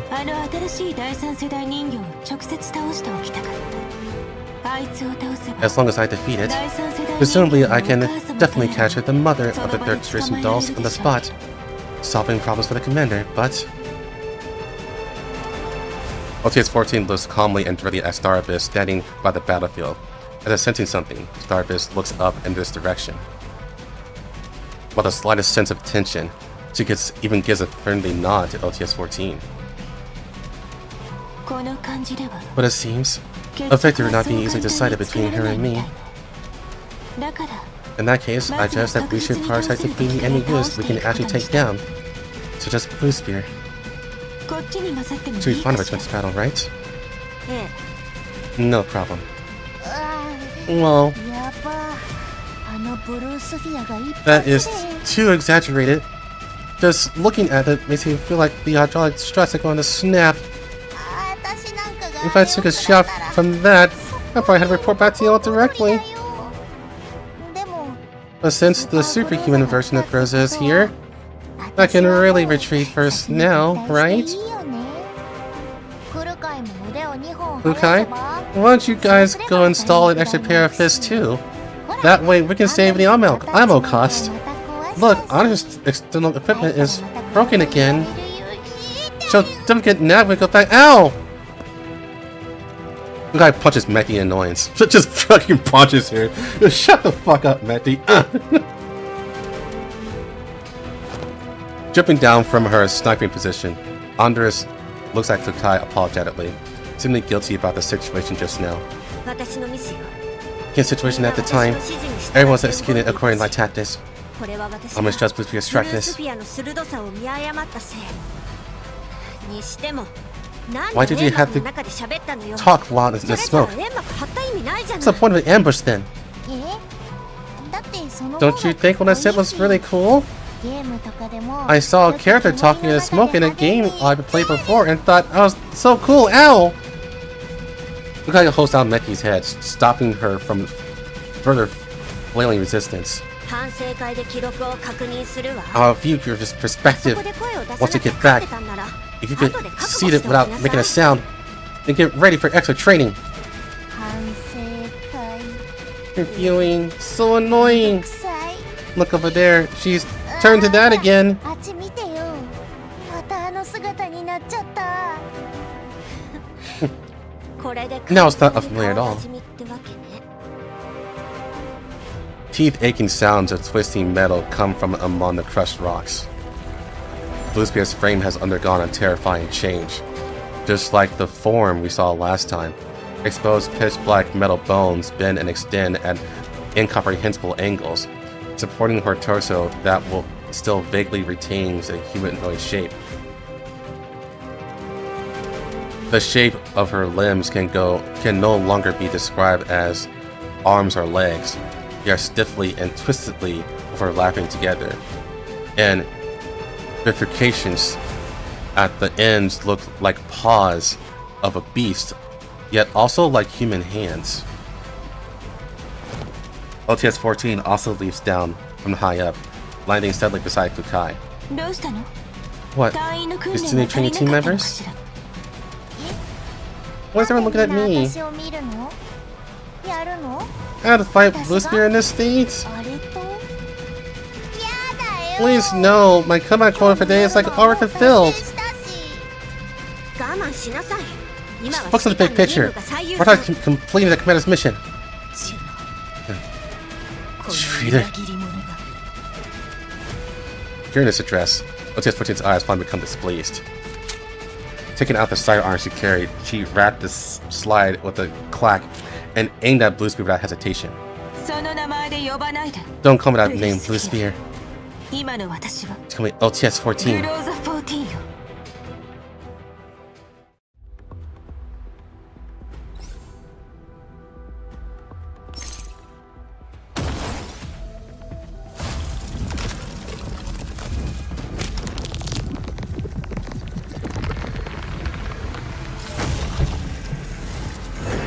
今が初級。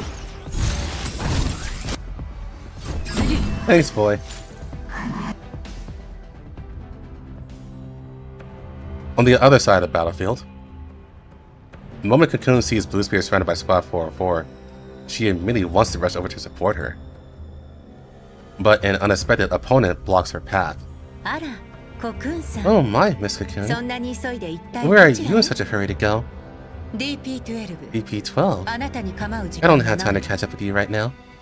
冷たいですね。 Don't be so あの cold. 時はあんなに私に You really wanted to see me back then, didn't you? マグニセキュリティで DP-12? たまたまうまくいっただけ You don't really think that lucky strike at 1G security means you can rival me, do you? ここには There is あなた no の利用でき extra る power 外部 here 戦力は for you to ない exploit. DP12 という名前も悪く Although は my あり name ま is せんが DP-12, that's これ nice から too. はどうか I hope you can call ヘ me レン Helen と呼 from んで now もら on. えるかしら。もちろん Provided we ま can た meet お again in 会い the できた future. らの話だけど。 Shotgun bullets spew forth. Cocoon dodged sideways and mobilized her computing power almost immediately, preparing to respond to the ensuing electronic warfare. But Helen did not add that thought. She practically abandoned electronic warfare and all defensive means. Almost at the same time she fired, she closed the distance to Cocoon at an unexpected speed. Relying purely on her frame's armor, she prepared herself to take damage and forcefully tank Cocoon's counterattack. Although she sustained a little damage, distance between the two had entered a stage of purely competing in frame strength and offense-defense awareness. A trace of surprise flashed slightly in Cocoon's eyes, but she quickly recovered her calm. Doll skill electronic warfare mostly don't have very outstanding close combat abilities. Even Helen should be the same, right? Seemingly contrary to Cocoon's prediction, overwhelming attacks came one after another. She is fucked. She has no combat skills. Helen's moves were fierce and sharp, showing absolutely no signs of being bad at close quarters combat. Even more troublesome was the fact that almost all of Helen's attacks were launched from blind spots relying on bizarre ability. Whenever Cocoon wanted to counter with electronic warfare, she would be forcibly interrupted by Helen's attacks. You know what this reminds me? It reminds me of Face Day Night. Huge tangent, but when it was against Rin and Caster, and Caster is like an actual mage, right? An actual summon. And she's way stronger than Rin, but Rin just beats the shit out of her with their hands. This is basically the same thing. Cocoon is actually stronger at electronic warfare, but she has like no combat skills. Cocoon frowned slightly. She found it hard to imagine that she could actually be temporarily suppressed by a second-generation doll in close combat. And this doll had been defeated by Darcher in a near instant kill fashion not long ago.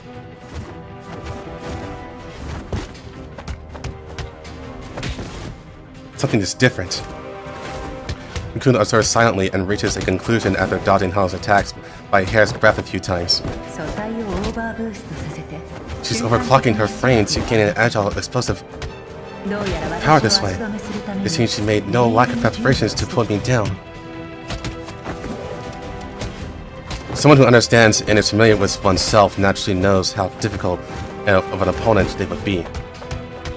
Ever since their previous confrontation at LangPackageTableCnData.bytes security, Helen had long since set Cocoon as an imaginary enemy and conducted countless drills. Facing herself, she must have confidence that she won't fail and fall into disadvantage. This is the tactic Helen has displayed in this battle. Miss Cocoon, did you not expect that I would be able to hold you back in close combat? Well, overclocking like this in front of me is no different from walking into a tightrope. How long can you hold on? I suspected. I can't hide it from you. Helen knows that in front of Cocoon, who excels at electronic warfare, actively distributing her processing power elsewhere is akin to making a bet. Therefore, this battle must be resolved quickly. Even if she can't successfully defeat Cocoon, she must hold her back and prevent her from supporting Blue Spear. Thinking of this, Helen attacks Cocoon's face again. And Cocoon, just as Helen expected, reaches out to block Helen's attack once more. But at the very moment she blocks the attack, Helen's other hand is already in position, tightly gripping the arm Cocoon intended to use for a counterattack. Immediately after, Helen turns her frame sideways, pinning Cocoon's blocking arm while single-handedly flipping her shotgun around, pressing the muzzle against Cocoon's from below, and pulls the trigger. However, the expected gunshot doesn't ring out. How? Helen's expression changes and she rapidly retreats, pulling away from Cocoon, but her somewhat stiff movements prove that her neural cloud is currently suffering a severe invasion. Cocoon raises her head and naturally straightens her clothes, her eyes glowing faintly. The moment Helen grabbed her hand just now, she had already successfully dragged Helen into level 2. In a battlefield of electronic warfare, although Helen's tricky, Cocoon is confident that she will absolutely not be defeated. No, well done, DP-12. No, Miss Helen. For second-generation doll, you are excellent enough. No wonder you were included as part of the plan. You actually could have initiated electronic warfare directly from the very beginning? Well, not from the very beginning. Your tactics were indeed quite effective.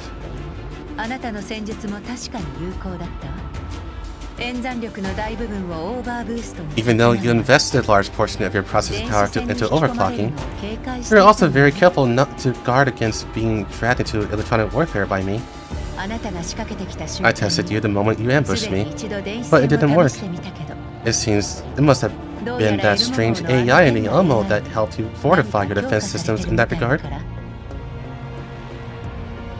Cocoon leisurely watches Helen, whose movements have grown stiffer. Right now, in the offensive and defensive battle within Helen's neural cloud, Cocoon is showing an almost overwhelming advantage.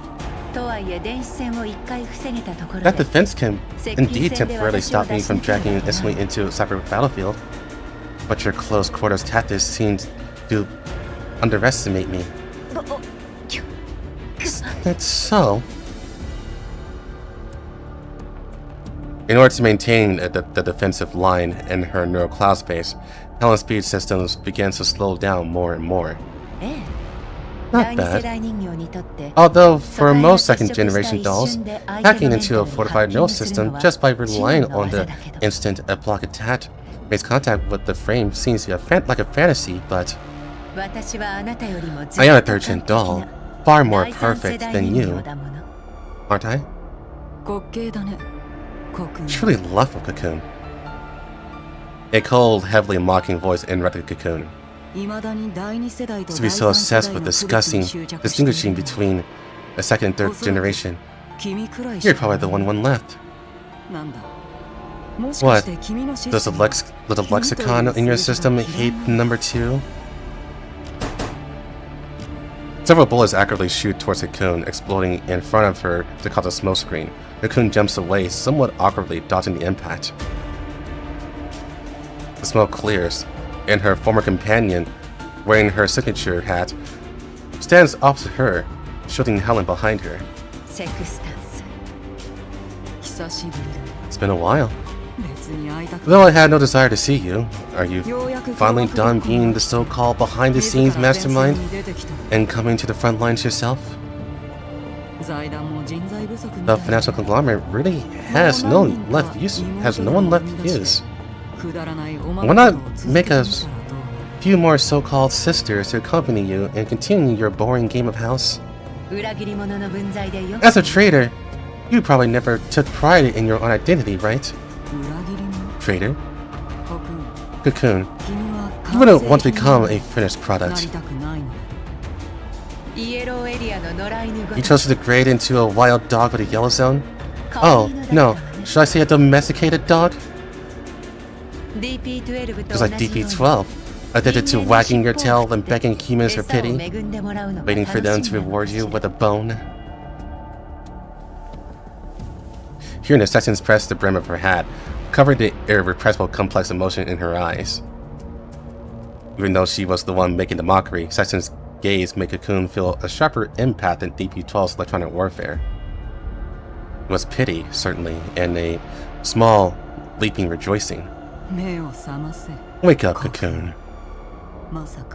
You don't actually think you are the special existence to her, do you? Saxon suddenly raised her finger, pointing to Caldwell at the edge of the battlefield, who was coldly watching everything happening from the old castle. Accompanied by Star Abyss, she calmly watched the people in combat, no emotion discernible on her poker face. Mother, what are you thinking about? Nothing. Just watching how this boring battle will end. Which side do you think will win?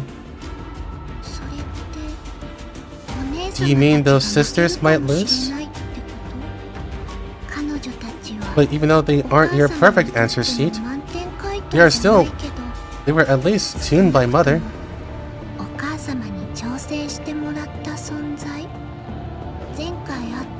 Aside from that big sister we saw last time, the other doll shouldn't be a match for them, right?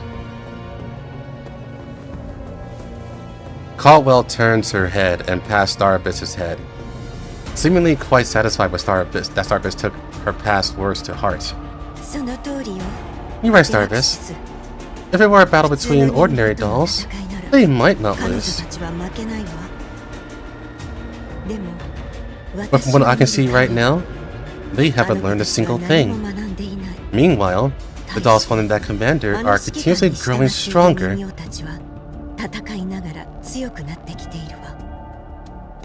So, お姉様たち are the big sisters at a disadvantage? Yes. For a species that stop evolving, or civilizations that cease to develop, extinction is only a matter of time.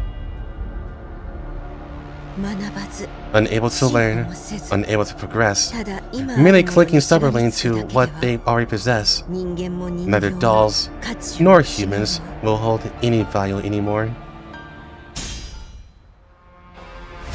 Cobalt didn't finish her sentence, as an incomprehensibly sharp red light descended from behind her. It was the blade belonging to Igla. Starbase casually grabbed the blade right before it could pierce Mother, and only then did Cobalt notice the sound of the wind being cut from behind. What are you going to do to Mother, sister?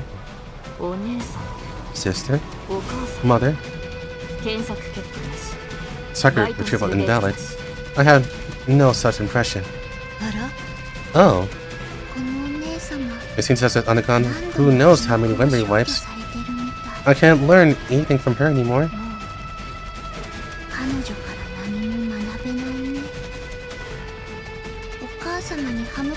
She has bared her blade against you. May I strike? Igla's expression gradually revealed confusion and surprise. The girl in front of her. Is she actually a doll? She grabbed her weapon with her bare hands, completely subduing her despite using full strength, and stared at her with a gaze that seemingly saw through all her combat intentions. But something inside Igla was revealing the emotion of fear like never before. Igla didn't think much more, merely continuing to execute Linting's orders. This is why Professor Persica's talents can never bear the most perfect fruits. Her dolls always seem to be able to create miracles, but most people only need dolls as tools. Or tools? What is a neurocloud? Happiness? Miracles? Nothing matters. Then, what me, Mother? You are my answer, child. Absolute perfection does not exist in this universe, but you are continuously evolving towards it, are closer to this concept than anyone else. Starbase releases Igla's sharp blade. The doll launches a series of attacks once more, but are all brushed aside by Starbase with a single hand. As if she were merely a frail young girl, she easily forces Igla to retreat continuously, then takes a light step forward, stepping into the defensive range that Igla has always valued the most. I think she has such speed. I don't like the way humans use it, big sister. Reflect carefully and try to think. Who do you truly serve? By the time Igla notices, her body is already flying in midair at some unknown point. It is an attack that exceeds the sensors of the division dolls. She is knocked out of the castle, crashing into the ground like a cannonball, with all the joints of her frame emitting a broken wail together. Igla blasts off again! The impact of the violent rush seems to have liberated some memories in the neural cloud. Igla's throat lets out a hoarse gasp. Just by being touched by Starbase, something within her body becomes unprecedentedly active. Just my loyalty? Just my loyalty. My master.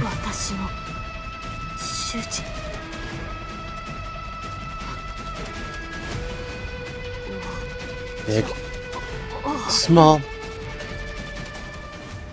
Violent full-body convulsions interrupt her thoughts. Her highly digitized neural cloud seems to have become sensitive to the very act of recalling. Under the intense self-check protocol, Hila's conscience is shut down. いくら私でもここには長居できないわ。 Even I cannot stay here for long periods. そろそろ終わりにしま Let's しょ wrap う。 this up, my child. アテラクシス。 You can only play for another 5あと minutes. 5分だけよ。 Okay? Starbus nods and claps softly, calling back the dragon that was wreaking havoc who knows where. 通りすがりの人形よ。覚えておいて。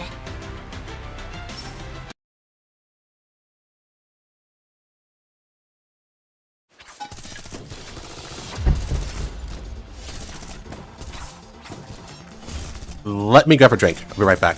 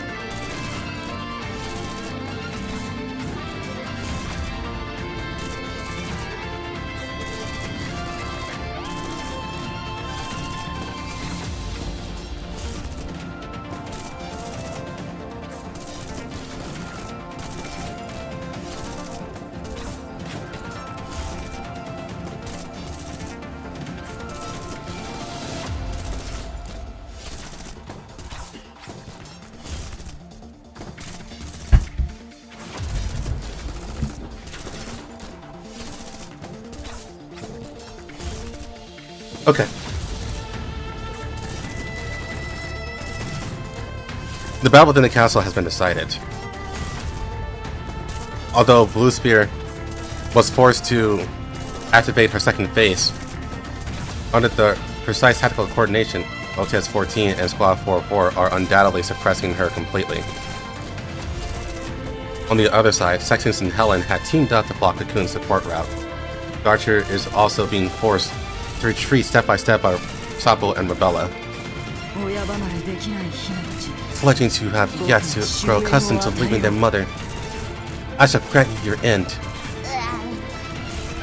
Wow, that's like a final message before the final battle.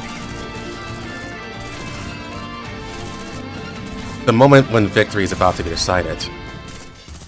LTS-14, who was fiercely attacking Blue Spear, suddenly experienced a highly unnatural pause in her movements. Kukai, did you hear that? Hear what? Before Kukai words could fall, the gunfire from the gun on her hands also abruptly stops. Not just her, dolls all across the battlefield seem to have triggers pressed down by some invisible heavy pressure, and they cease fire one after another. A suffocating, primal tension permeates the ancient castle like thick, heavy oil. What's going on? What's this sound?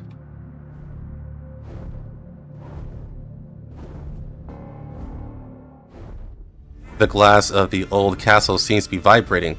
Some kind of sound in the distance was rapidly approaching. As that sound approached, a strange shudder originating from deep within fiercely struck the neural clouds of all the third-generation dolls present. Unease, restlessness. It was the Bujum cells inside them constantly sending out instinctive signals. Something's coming.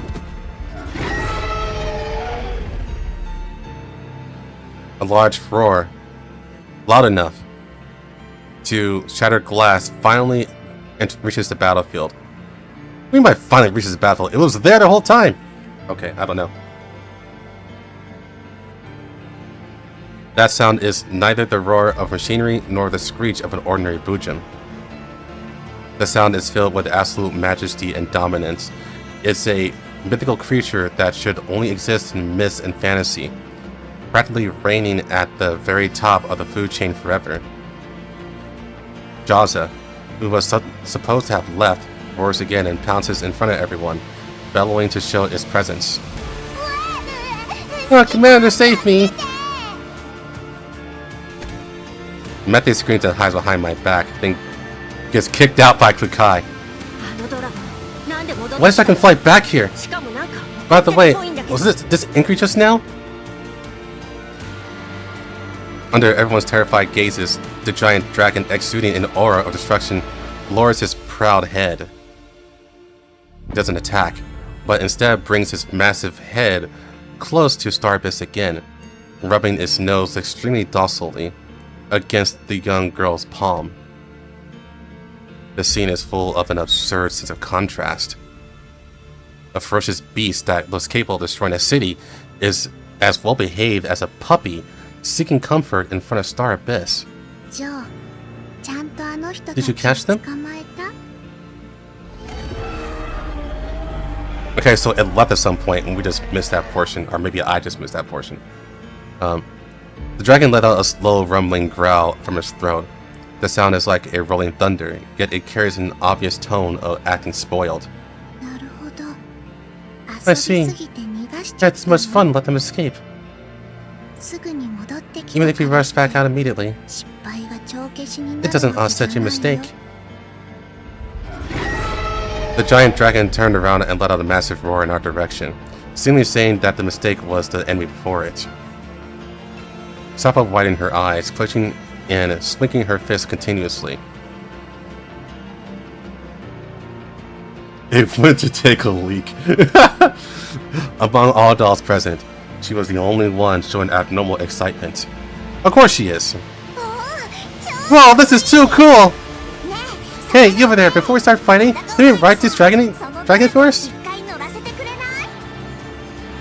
Starbits maintains her posture of petting the dragon's giant head, pausing slightly and showing a trace of confusion. She tilted her head, seemingly not expecting the doll in front of her to say such absent-minded words. Jojo is an important family member of mine. I can't lend it to you. It said, you are the one who was his toy. As if to respond to Starbits' order, the giant dragon fiercely raised his head and let out a deafening roar. The fragile ceiling of the old castle trembled under the sound pressure, dropping countless fine rocks. Sure, Mother said we are moving. Let's play properly as a farewell.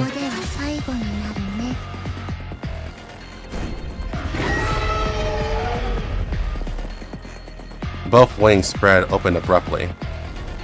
Without warning, this ferocious giant takes to the midair, transforming into a meteor and launches a dive towards us with a momentum to crush everything. The size is too huge. We can't dodge at its distance. Everyone, intercept with maximum firepower. Let me. A figure stepped in front of everyone. The giant hand behind OTS-14 suddenly opened, then slowly clenched. The Bujin cells frantically twisted and compressed like muscle fibers, compressing and compressing further until that giant hand turned into an indestructible iron hammer. She took a step back, her right foot stepping deeply into the ground and crushing the floorboards. No need for tactics, no need for technique. At this point, she was driven only by pure combat instinct. The giant dragon's offensive didn't slow down in the slightest. The terrifying foul wind approached the crowd, its fangs close at hand. OTS-14 moved. Without adjusting her position or looking away, the proud doll brimming with absolute confidence in her own strength, OTS-14. Her frame acts like a snapped longbow, violently launching forward. The massive sound of the impact is deafening. That giant dragon, charging with thunderous momentum, is actually halted in midair. OTS-14's full power punch forcibly interrupts the dragon's charge, even knocking its massive head high up in the face of the sky. The giant dragon lets out a bewildered and painful muffled grunt. Even though it's not bleeding, the severe concussion from its lower jaw is enough to cause its brain to blink out for a split second. OTS-14 doesn't give it a chance to catch its breath. Taking advantage of the giant dragon's stiffness as it throws its head back, the giant hand behind her reaches out again, firmly gripping the dragon's thick head. The giant dragon's head is brutally pressed into the ground, sending crushed rocks flying. Are you two really dolls at the same level? Can your frame do this kind of thing too? No. Faced with this unreasonable fantasy creature, all modern tactics are no longer important at this moment. No one has actually taught how to take down a dragon with firearms in reality. Therefore, the answer OTS-14 gives is simple: absolute violence. No need to understand, no need to probe. Overwhelm the opponent with greater power.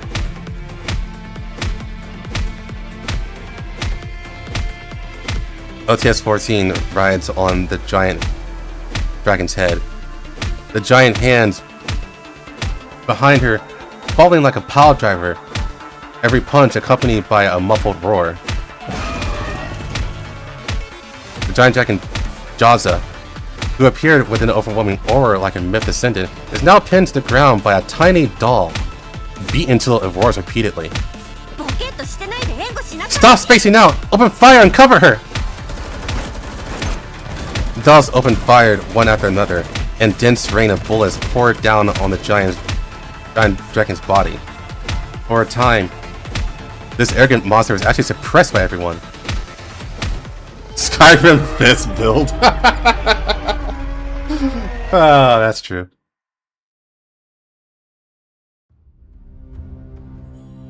Finally, severe pain awakened the beast's ferocity. The giant dragon recovered from its dizziness. It let out a struggling roar, fiercely shook its head with force, and the immense monster's strength finally flung OTS-14 away. OTS-14 adjusted her posture in midair, landing steadily with a backflip. Because she's cool like that. The giant dragon shook his head in place. The scales and armor on his body glinted in a dim light. Despairingly, the places uninjured from its being pounded were slowly healing. The places injured from its pounding were slowly healing. The storm-like barrage of blows just now didn't seem to cause any substantial damage. After recovering its injuries, I'm afraid relying solely on conventional firepower won't be effective. Attacking the head actually isn't useful? Even Super Groza can't do it? How are we supposed to fight this?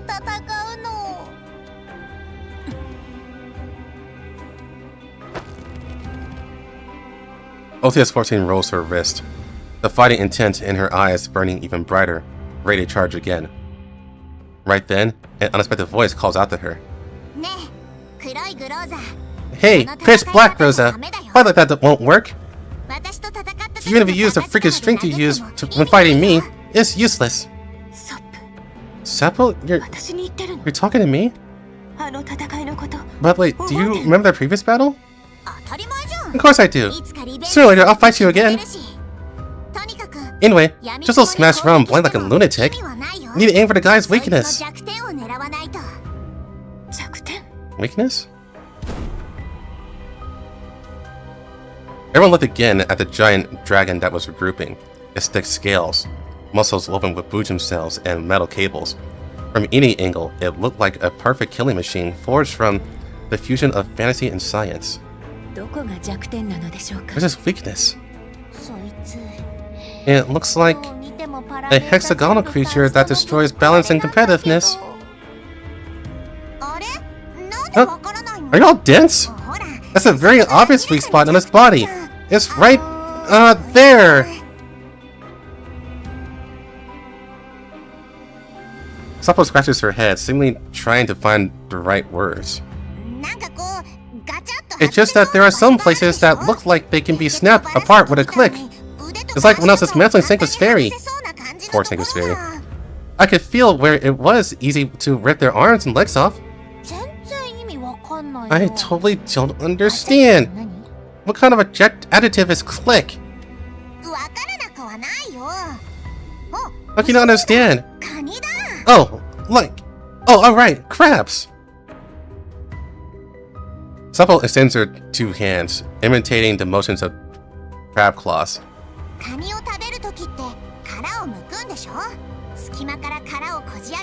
Just when eating crabs, you can peel them right open from the gap in the shell, exposing their innards. What a deranged neurocloud statement! Do you mean we should take cutlery and crack the giant open like eating a crab? Idiot! You don't use cutlery to eat crabs! What the fuck? Sapo, do you mean that there's a flaw in the giant dragon that you can see right now?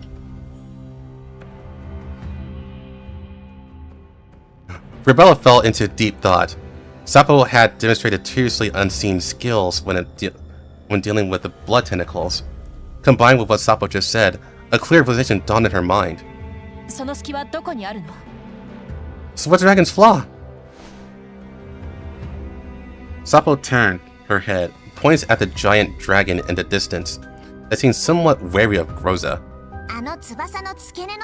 Look at the base in his wings right now. There's a very obvious gap there. If we attack that spot, we can definitely tear them off. Then Sapo points at the top of the dragon's head. Because it's huge, its use is smashing through everything, so its head is especially hard. Pitch Black Grizzly was practically smashing the steel plate just now. But it felt that... I just feel that there must be some kind of weakness there too. I haven't found a place that can be dismantled with a direct click. These kind of things can be figured out by taking it apart hands-on. The dolls fell into momentary silence.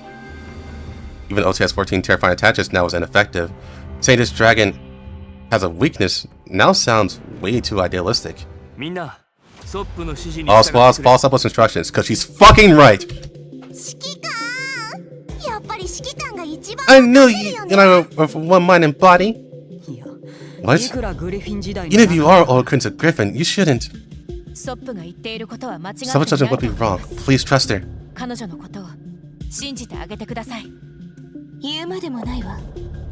You need to say more. I believed her at the very beginning. I believe in Sapo too. Let's hear you want to erase things.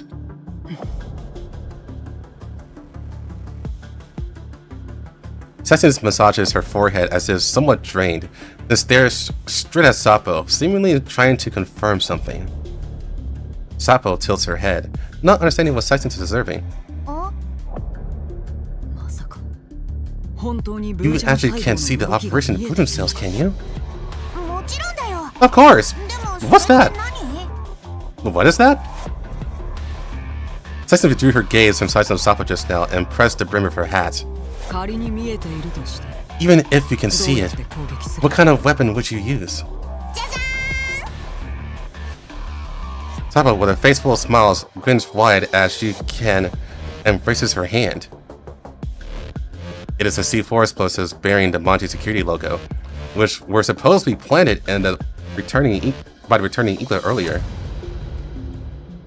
On the other side of the battlefield. Mother, Jasa was just hatched, and she seems a bit too rambunctious. The activation level of Bujum cells in her body is higher than expected. At this rate, she'll lose her rationality very soon. I fear it's no longer safe here. It would be best for you to leave as soon as possible. Kabo nods is about to turn around, when out of the corner of her eye she catches sight of the somewhat erratic doll, excitedly rubbing her hands together. She stops in her tracks and looks towards the battlefield again. Is that a doll made personally by Persica?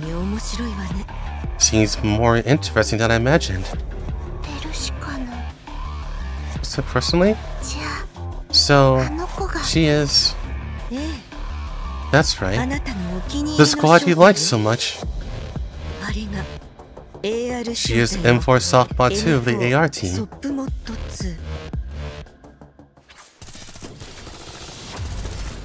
Yeah, put some respect on her name.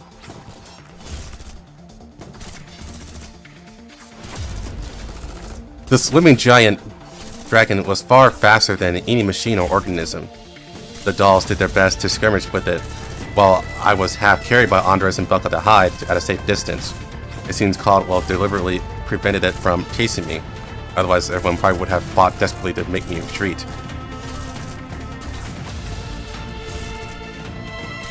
I looked in her direction and noticed that her gaze had also completely fallen on Sapo. At this moment, under the control of Rebella and Sextons, she was approaching the giant dragon from behind, while Helen was the one holding it off and drawing its attention right in her front. Can't hurt people important to me. A swing of the whip like long tail sliced open the old walls of the castle, and Helen's shield erupted with a shocking roar under the impact. The force of this strike brought a derailed train to mind, but Helen deflected the impact with her shield and was not knocked back.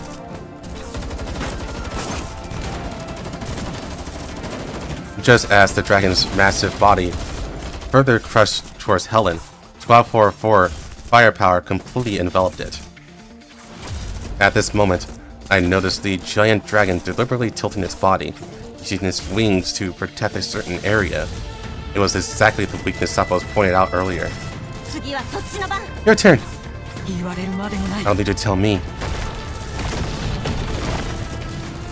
Giant dragon twisted its body bizarrely in midair to dodge, but OTS-14 had already predicted its position. The heavy cannon unleashed a bombardment that other firearms could not match. The giant dragon turned its head and bit the shell, but before it could spit it out, it was hit by Rebella's shot, causing the shell to detonate in its mouth.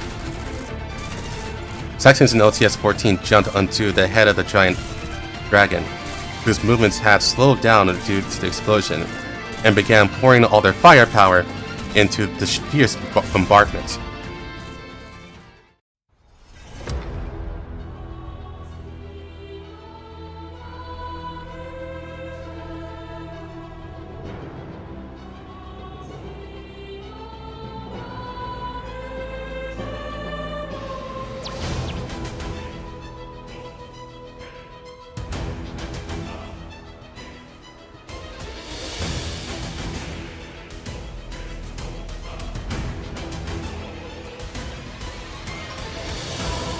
Yeah.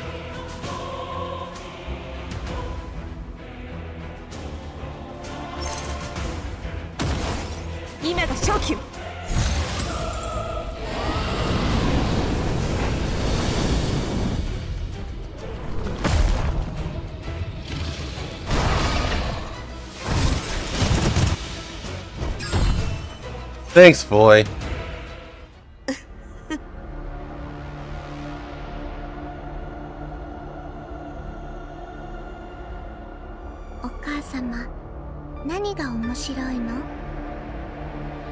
Mother, is JoJo's current appearance very funny? I'm not laughing at her, but I thought of humanity's ancient history.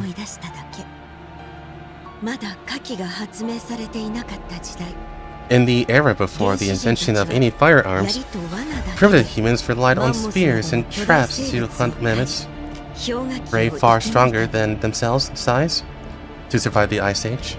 You need to teach her that although she possesses the body of a monster, she cannot let her thoughts become a monster too. Yes, Mother. The same attack logic actually managed to work on JoJo twice. 同じパターンの攻撃を食らうなんて。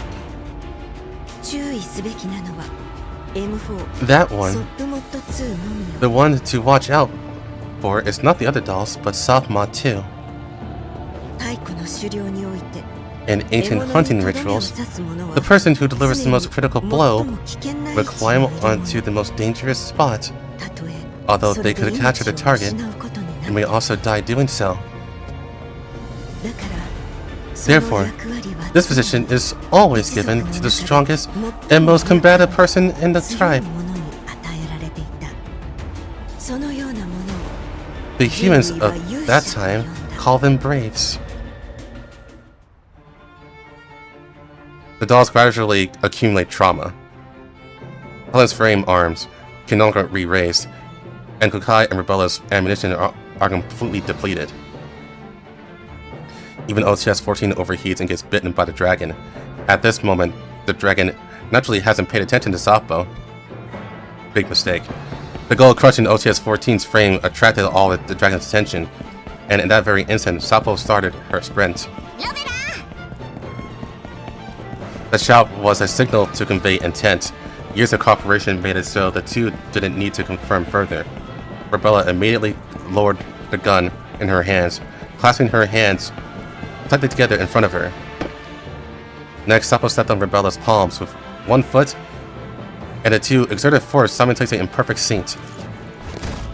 Using this force, Sapo launched herself into the air like a catapult. At this time, the giant dragon was still tangled in combat with OTS-14, completely unaware of Sapo attacking from above.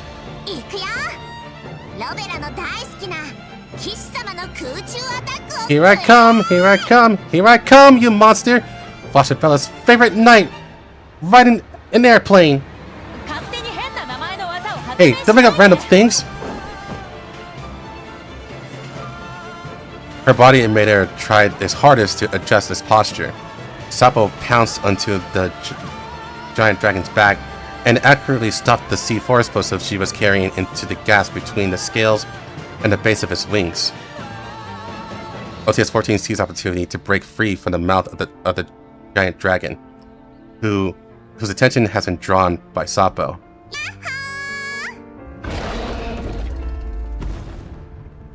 The fiery light of an explosion erupted at the base of the giant dragon's wings. Attacked in an unexpected place, the giant dragon instantly lost his balance and crashed to the ground, kicking up a sky full of dust and smoke. Sapo landed from the air, taking advantage of the momentum to roll and dissipate the force. In the next second, from within the dust and smoke, the giant dragon's enraged claws swung blindly at her. Relying on her keen combat instincts, Sapo bent down and slid along the ground for a second before the claws swung down, then sprinted forward once again. Not over yet! Another C4 is detonated on the giant dragon, making it lose its balance and stumble a step. Riding the shockwave of the explosion, Sapo completely broke through the giant dragon's defensive range. This time, she stuck to the underside of the dragon's abdomen. The cooling system on her body was fully activated, constantly emitting bone-piercing cold air. The armor place that even OTS-14's heavy punches couldn't penetrate emitted a stubborn sound under Sapo's tearing, slowly being lifted to reveal red tissue similar to the blood tentacles.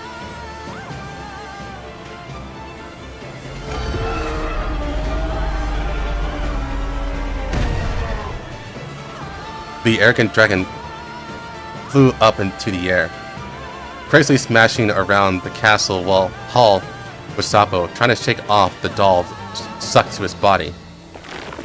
But Sapo's hands delved deep into the inside of his body, deeply embedded into the dragon's abdomen. Letting her frame be repeatedly battered and broken, she continuously sprays all the chirurgen stored in her cooling module. This has hurt a lot? It's not over yet! Under Sapo's continuous attacks, the giant dragon's already injured wing base begins to frost over. The regenerative capabilities of the Bujim are suppressed, and the metal inevitability becomes embrittled. Or the metal inevitably becomes brittled. OTS-14 also charges out from the flank again, accurately locking down the intact other side of the dragon's body. With her giant hands power fully unleashed, she actually manages to render the giant dragon completely immobilized for a time. Move faster! Sapo jumps onto the dragon's back, pressing her feet against it while gripping the frozen wings tightly with both hands. As her frame lets out an overloaded wail, she unleashes all of her strength.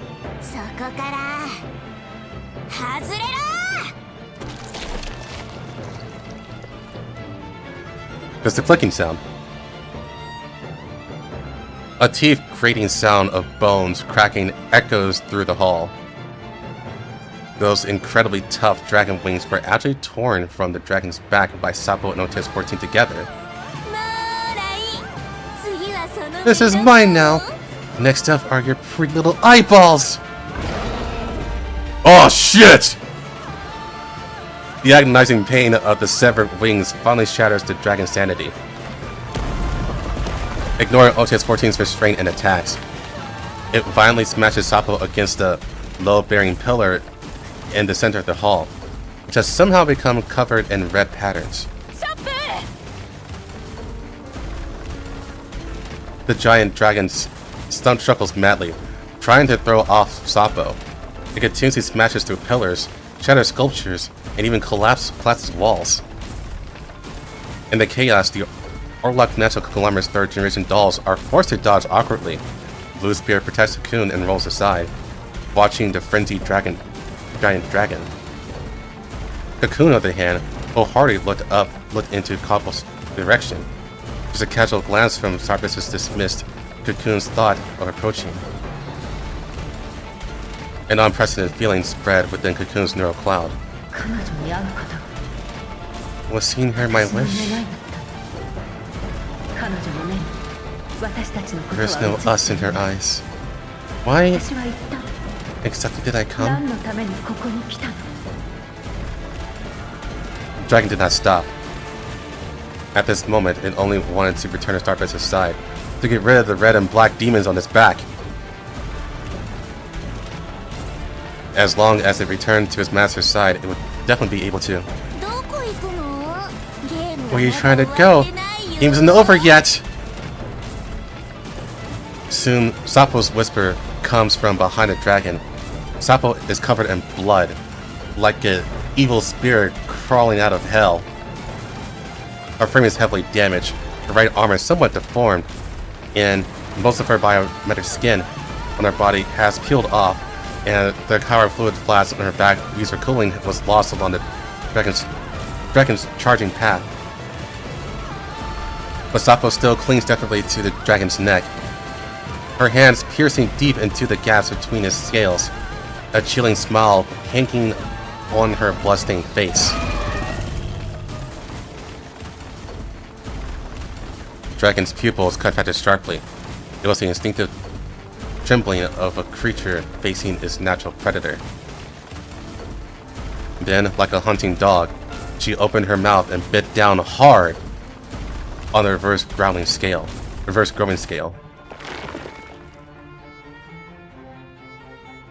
With a violent jerk of Sapo's head, the scale along with a large chunk of flesh was torn off. Tissue fluid sprayed from the wound like a fountain. The giant dragon's movements instantly stiffen. Accompanied by a tragic howl, its massive body falls forward, sliding several meters under the inertia before finally collapsing at Starbus's feet. Sapo is also flung away. Landing right next to the dragon's wing she tore off, she spits out the scales in her mouth and collapses unsteadily onto the ground.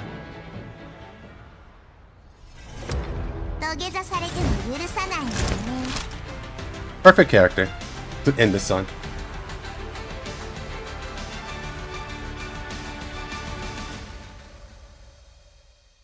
There's another fight, actually. Let me check.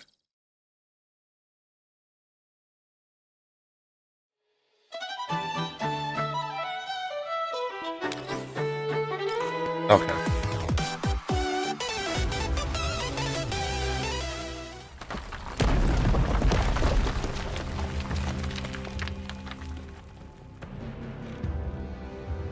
Following the giant dragon's fall, muffled snapping sounds come from all directions. Small pebbles fall from overhead, bounce a few times, and roll into the crevices on the ground. All signs indicate that this ancient castle has borne too much power that it could not bear. Disintegration and collapse are its final destiny. The giant dragon's wail echoed above the castle. It desperately turned its head to look at Starbiss's direction, emitting a sobbing whimper. Starbiss frowned slightly.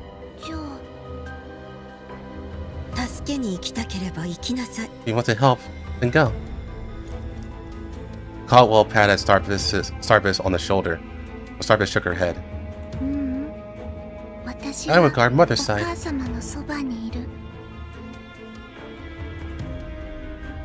She looks around, confirming the positions of several third-generation dolls, and finally locks her gaze onto Darcher.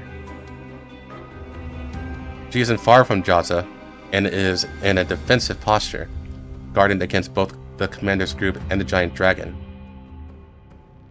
Starbiss stared intensely at Darcher.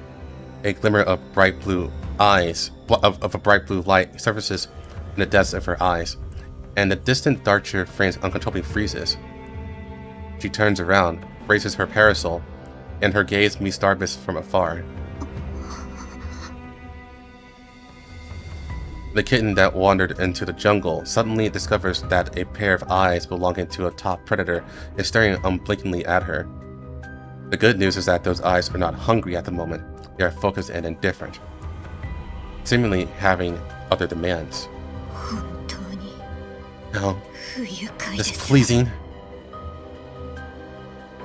That gaze pulls Darcher to reach towards the small bag containing the bait. Darcher knows exactly what she is doing. Even though there are no commands or demands, that gaze alone feels as if it has a grip on her head. Darcher, what are you doing? The sensitive cocoon quickly notices something wrong with Darcher. Doing what allows her to survive. As she spoke, Darcher raised her hand, and the bottle in her hand shattered on cue. The dark red patterns coiled around the pillar seemingly came alive, pulling off in large numbers and twisting as they slithered towards the location of the glass bottle. The blood tentacles have been activated. However, they don't seem to be as massive as before. I can tear out dragons. You think I'm afraid of these little chicken feet? Chicken feet. Rel, let me go. I'm going to tear these instant trashes apart.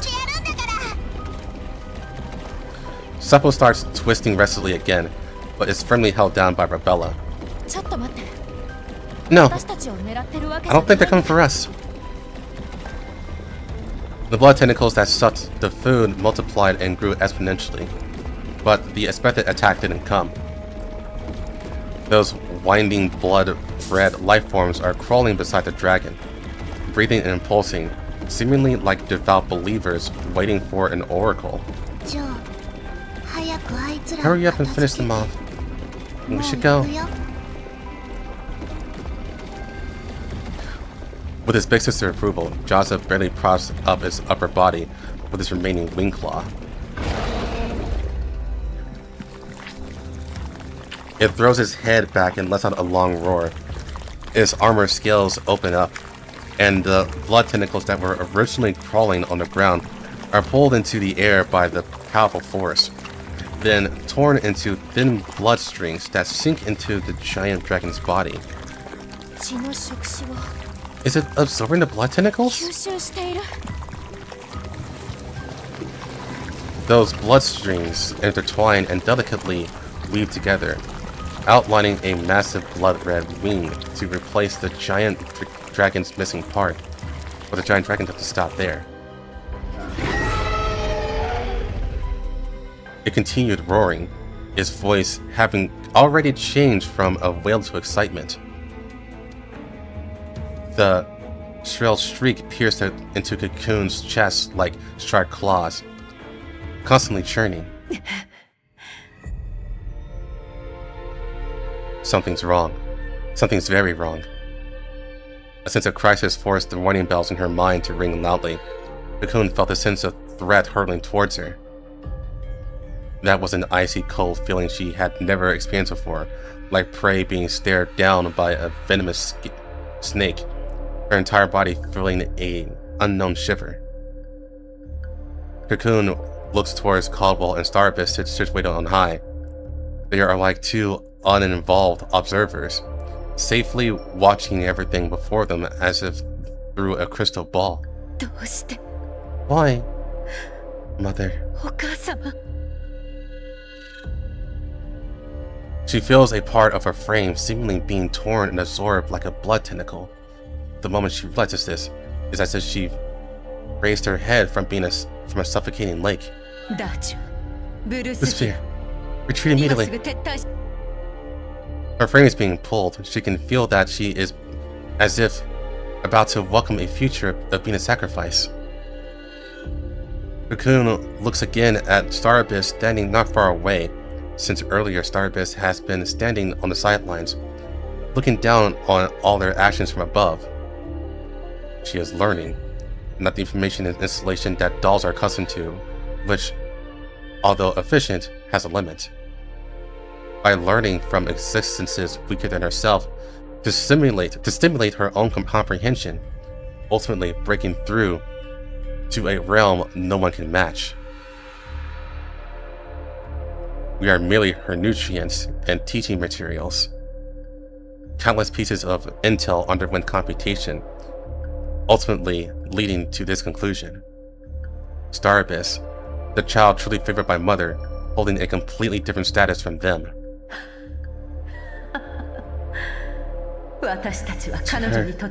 Nothing more than stepping stones.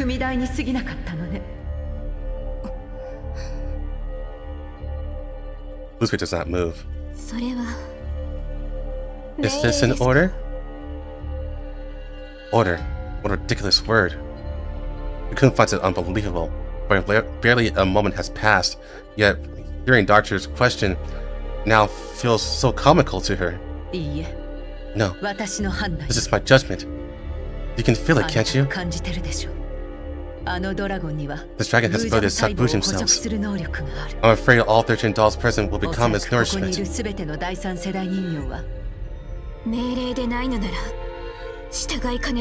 Not an order from superiors, so forgive me for finding it hard to obey. Doctor rests her parasol on the ground.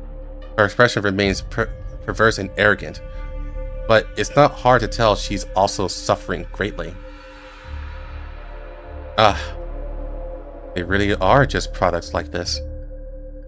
Directives, orders, they take precedence over everything, including their lives.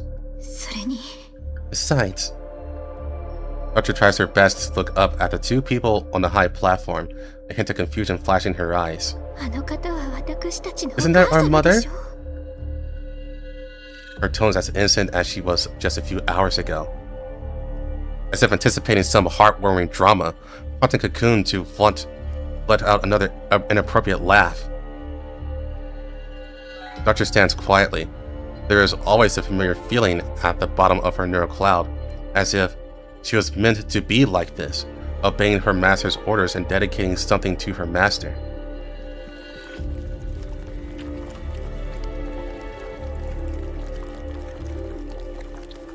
Her frame is quivering and undergoing changes, yet Darcher still stands in place, waiting for the arrangement fate has for her.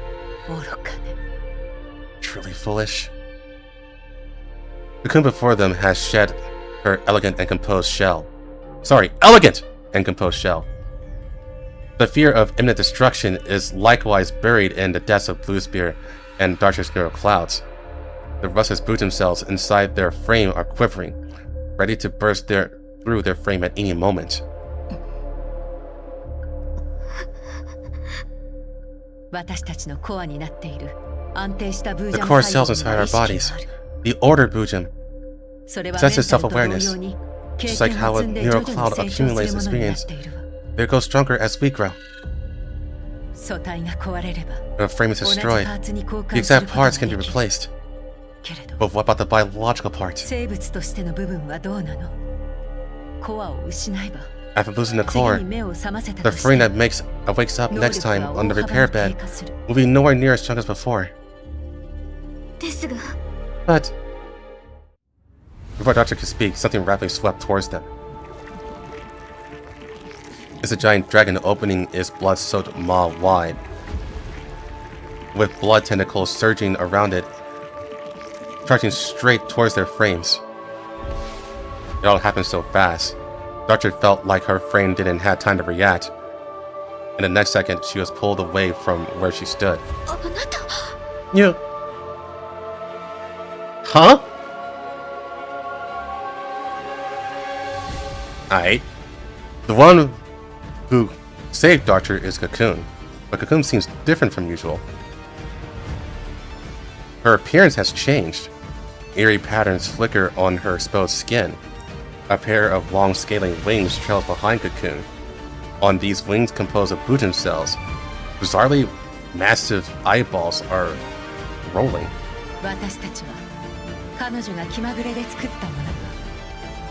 To her, they're nothing but casual creations. Scraps that can be squandered at will. Dodge. You should have realized this long ago. She's our mother!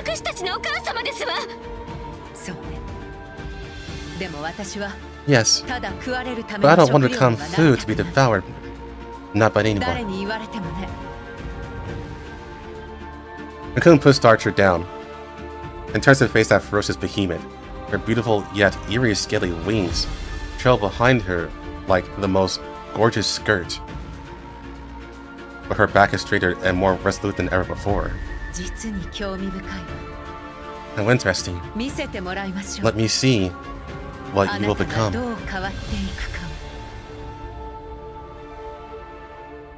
Cocoon looks towards Star Abyss not far away. The latter is standing on high, coolly admiring the scene at this moment.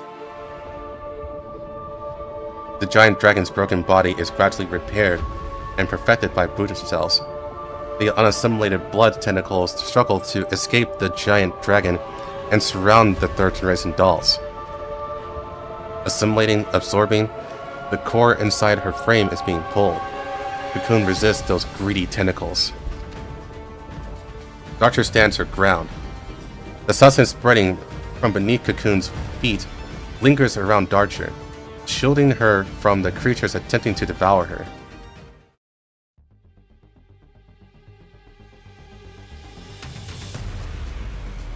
Let this cook. Yeah, pretty much.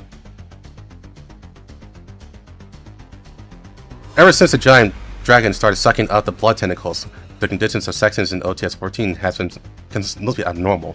What's wrong with OTS-14? Commander, section OTS-14 not looking well. Sessions falls to her knees, clutching her chest, struggling to breathe as if drowning. I instinctively look towards OTS-14. She looks sullen and seems quite uncomfortable as well, but her condition is as bad as Sexton's. The other dolls don't seem to be particularly affected. These creatures, they are affecting Sexton's OTS-14.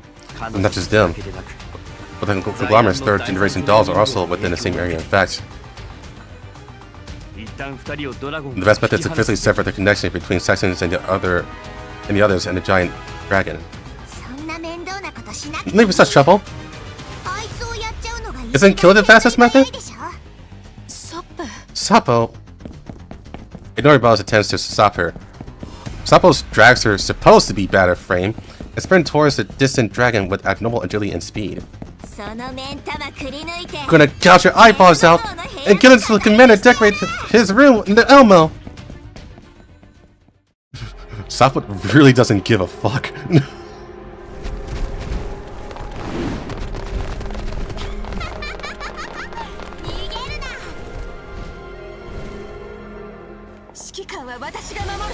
I'll take the commander. In your current state, you should get this close to the enemy. Hey, Methy, hurry up and follow. Take out the enemies. With us here, no one's hurting the commander.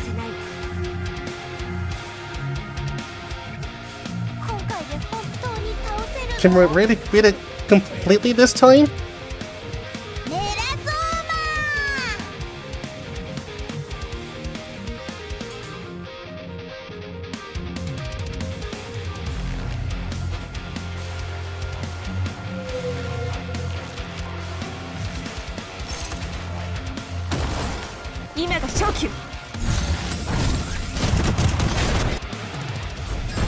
Thanks, boy. 想定通りの結果ね。後の祝勝会が楽しみだわ。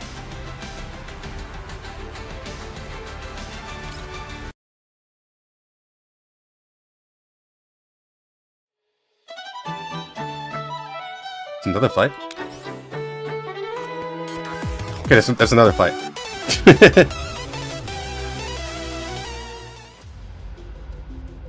Sapo's forceful intervention interrupted the giant dragon's feeding, and Session's OTS-14 conditions visibly improved. Everyone, get behind me. I'll provide cover.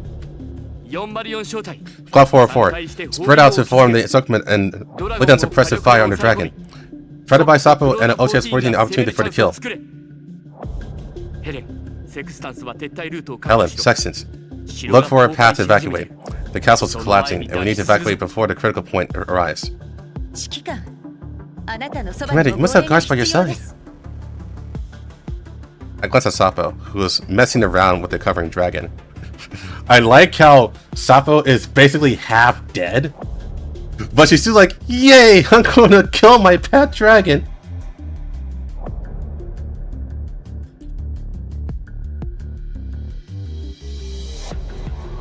The intended rebel is beside me, who happens to be looking my way. Rebel will support me. Me?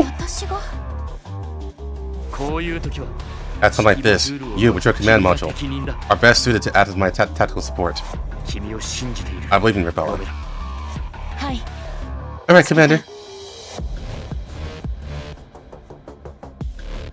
Rebella smiles and salutes me, just like she did during our time at Griffin.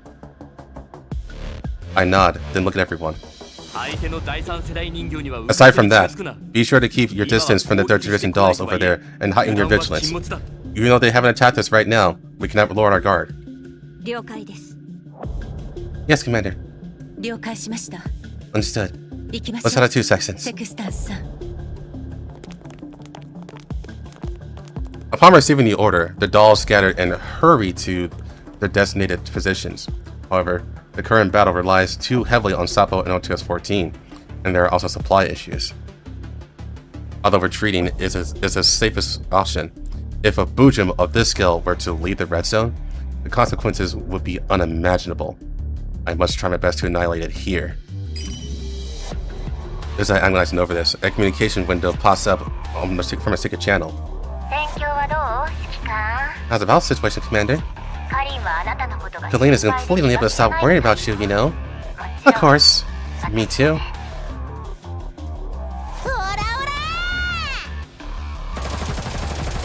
Entering assault mode, Methy carried her gun and, straight from a moderate distance, the giant dragon, busy dealing with Sapo, who is climbing onto his body, has no choice but to forcefully endure this wave of attacks. Methy, who was originally focused on pouring out firepower, suddenly caught a glimpse of Blue Spear not far away. The record of their past grudges was read like a conditional reflex. No, no! Recalling the commander's instructions, Methy shakes her head vigorously, goes full throttle, and jumps up right before getting close to Blue Spear, dodging her with a backward somersault.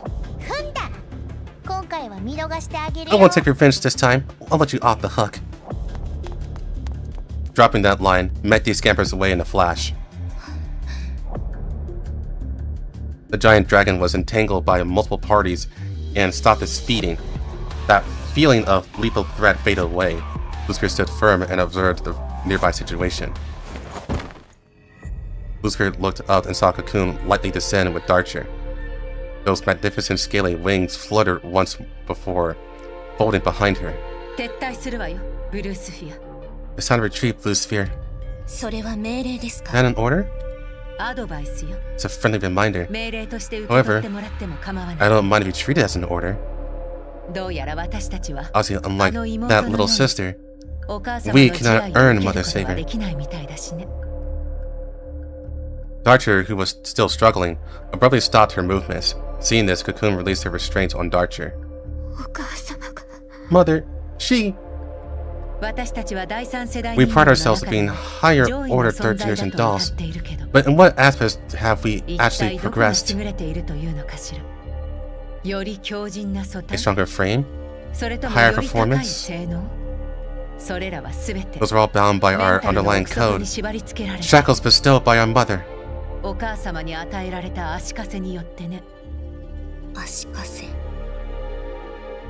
Shackles. Yes. The illusory goals bestowed by others, existing to fulfill the purposes of those people. We are essentially not much different from second generation dolls. Cocoon raises her head and looks up at the heights where that individual is located.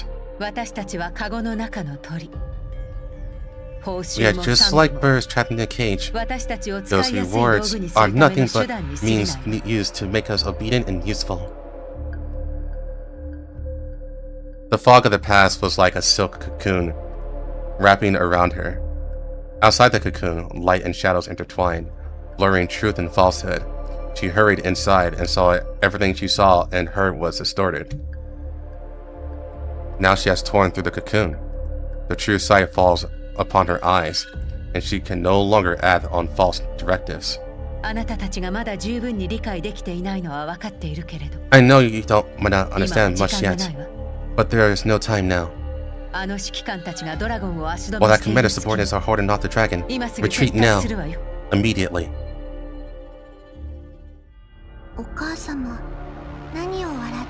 Mother, what are you smiling at? Seeing the smile at the corner of Caldwell's mouth, Starbits confusedly follows Caldwell's gaze towards the distance, only catching a glimpse of the departing figures of the third generation doll sisters. Mother's smile looks like she has discovered something novel. Found the foundational directives? Interesting. Imperfect children. That's exactly right.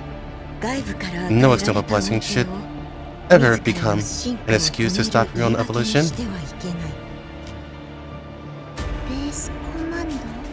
Foundational directives? All IOP dolls are implanted with foundational settings upon leaving the factory. Pre-written purposes and guidelines that can be said to form the bedrock of a doll's neural cloud.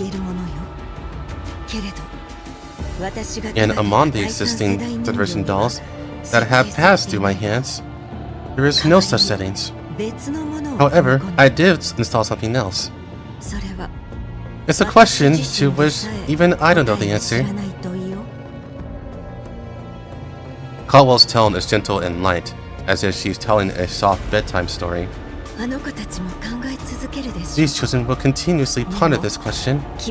However, since such questions usually have no answers, they will also be very troubled. Mother must have her reasons for doing this, right? This is just a small experiment outside of testing the fusion of doll frames for Bujam, a minor countermeasure against Persico's ideals. A free neural cloud creates a free doll, as Persico's ideal. But I have always believed that life is never free, and it's better off that way. Alright, Shaw. The human body is our greatest limitation. The same goes for distress, desire, and fear. Biological intelligence has always been achieved on the boundary between life and death.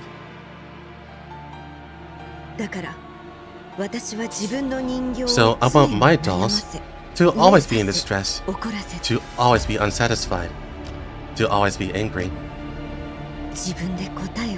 until they break free.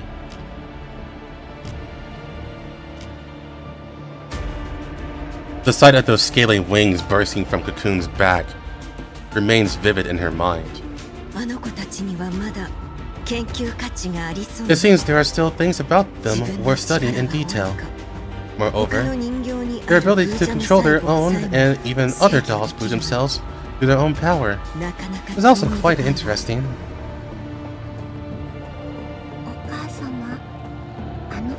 Does Mother prefer them now? But their loyalty was greatly affected after this.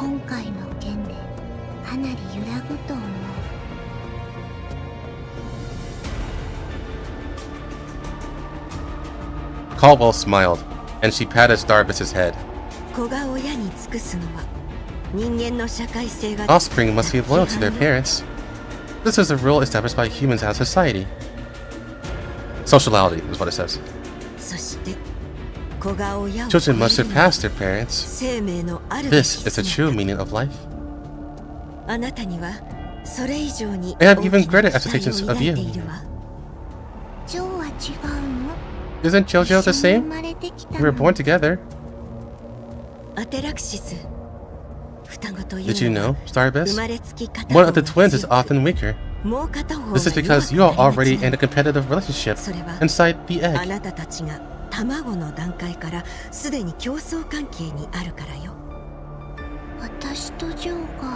JoJo and I are in a competitive relationship? Yes. Nutrients, living space, it's all to satisfy the need of development.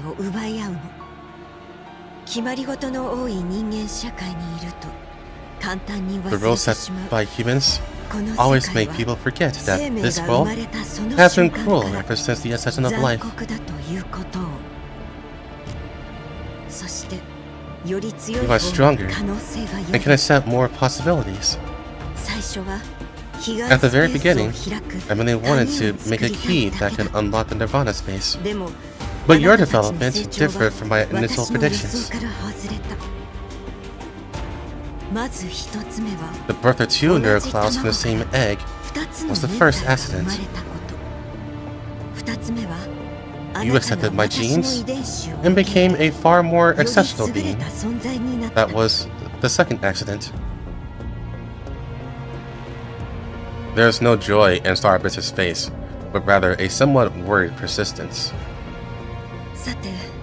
Alright, the Hero vs. Dragon play should come to an end. We're about to leave soon. It's time to bring Jazza back.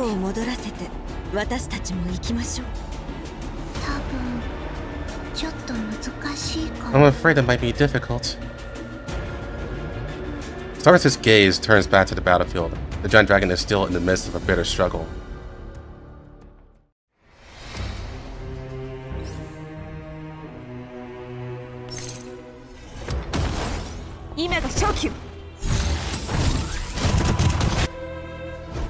Thanks, boy.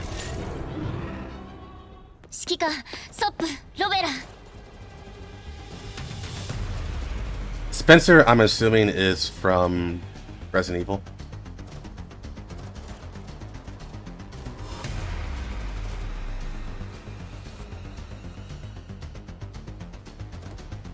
Running towards us with a backpack was Leva. It seemed that Kalina back then wasn't an illusion either. You should have prioritized escorting Kalina to safety. Don't worry, the place she's in right now is very safe. Let Kalina last both physically and mentally, we still need to resolve her inner worries. Commander, I took an appreciation I found on the fly. Ah, don't touch them. They haven't gone through the purification processing yet. I look at the backpack left abroad. It's filled with raw glass crystals. Keep them! Leibniz hypothesized that these creatures strongly detest glass radiation. Of course, there's still more intel still in her vehicle, which I will bring back. Is that possible? Are they in the red zone? Commander, it's true. I saw my own eyes too. So this giant dragon's performance right now is the result of being suppressed by the radiation of the red zone?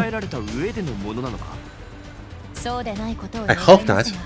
But either way, right now it's enough to just focus on how to take down this monster.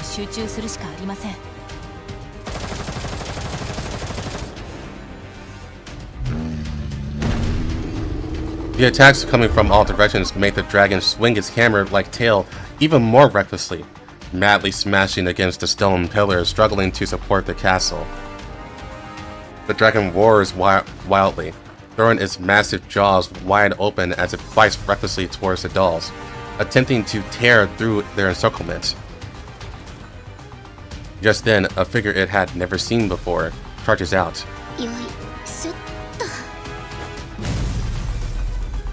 The forcefully thrown backpack delivers the glass crystals right in the dragon's mouth, which is immediately fully detonated from the inside by a grenade. Nice throw. High temperatures are undoubtedly effective against Bujum cells. What truly deadly is the intense radiation that forces even me, wearing a protective suit, to keep my distance.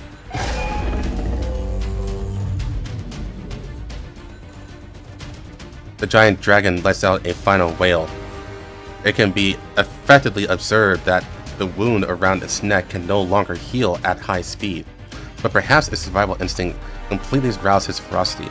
Its final attacks and struggles are sharper and crazier than any previous moment. At Kukai's command. Ghost Line music one? Okay. At Kukai's command, the members of Cloud 404 cease fire, roaming and scattering one after another to evade the giant dragon's attacks. All except one figure. You hungry again? Come taste it, I suit your palate! The next second, Sapo charges straight into the giant dragon's jaws without dodging its bite at all. Everyone present is shocked by Sapo's extremely reckless method of attack. They watch in astonishment as the giant dragon rears its neck and shakes violently, attempting to swallow Sapo, who was stuck in its throat. Oh, is she gonna be eaten? No. Look quickly. Following the direction Helen points, one can see that muffled gunshots ring out from where the giant dragon's neck connects to his head. Along with his gunshots, scattered by lots of tissue and splashes of blood erupt out. Through the blood mist, one can faintly see a hand stabbing outward from inside the dragon like a drawn sword. Looking closely, it can hardly be called a hand anymore. The artificial skin has completely pulled off, exposing the raw, cold metal skeleton of the frame. Without hesitation, the mechanical hand grips the muscle at the dragon's severed neck, which, due to the effects of glass radiation, no longer possesses its original strength and tears downward.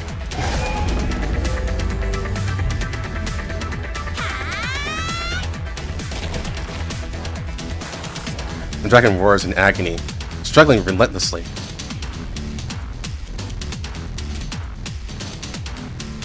Under the combined effects of intense radiation, bullets, and sharp claws, the giant dragon's neck is completely torn open. Its head hits the ground, smashing cobweb-patterned cracks into the already fissured earth. The giant dragon's figure crashes down like a lifeless, barren mountain.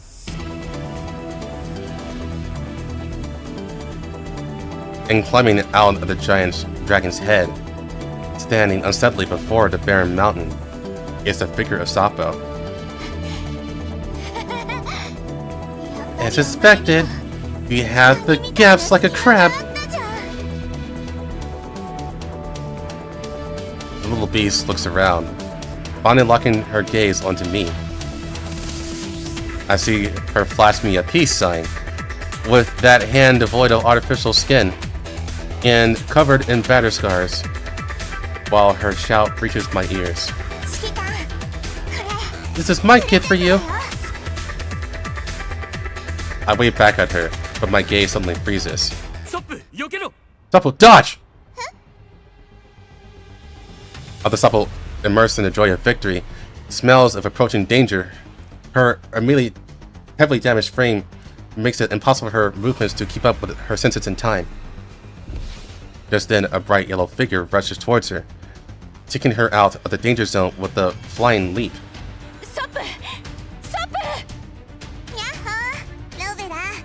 You're my hero. You're way too reckless. Without giving them a time to react, a strong gust of wind sweeps in from behind, kicking up blinding dust. They turn their head to see the headless dragon flapping its wings, unsteadily flying towards the heights. It's lost his head, but it can still move? What? Get down here! Let me see if you can still fly once I rip your wings off! If I can tear it apart once, I can tear it apart a second time! Your frame cannot withstand so many impacts in such a short period of time. Retreat! But... No but! Listen, the only result of doing this is that your frame gets destroyed. I won't allow it. Neither will N4 and the others. Nor will the commander. For a split second, M4's face flashes through her mind. The sound of frame failure alarm replaces her killing intent, refilling Sapo's sensory system. In her extremely high state, Sapo herself hadn't even noticed that her frame's damage rate was nearing the threshold again. She lets her arms drop as if her strength was strained away, allowing Rebella to drag her to a safe place. Mother, please be careful.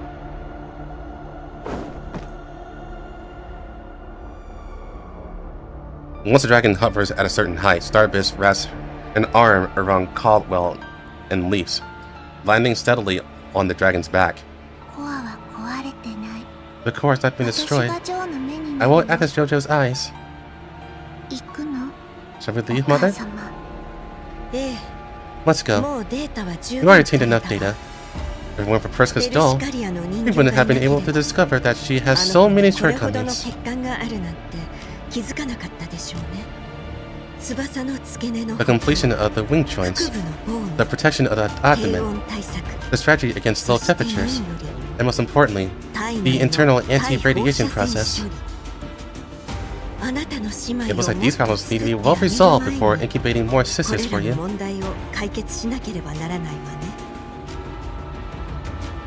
I noticed that the scientist's condescending gaze was locked onto me. Playful, leaving one wanting more, like an artist.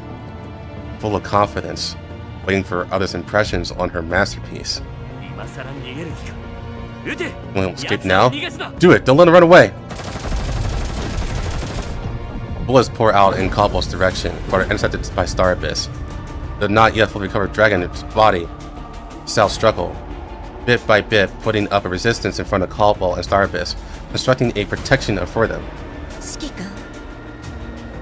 Commander, neither you nor I should linger here for too long.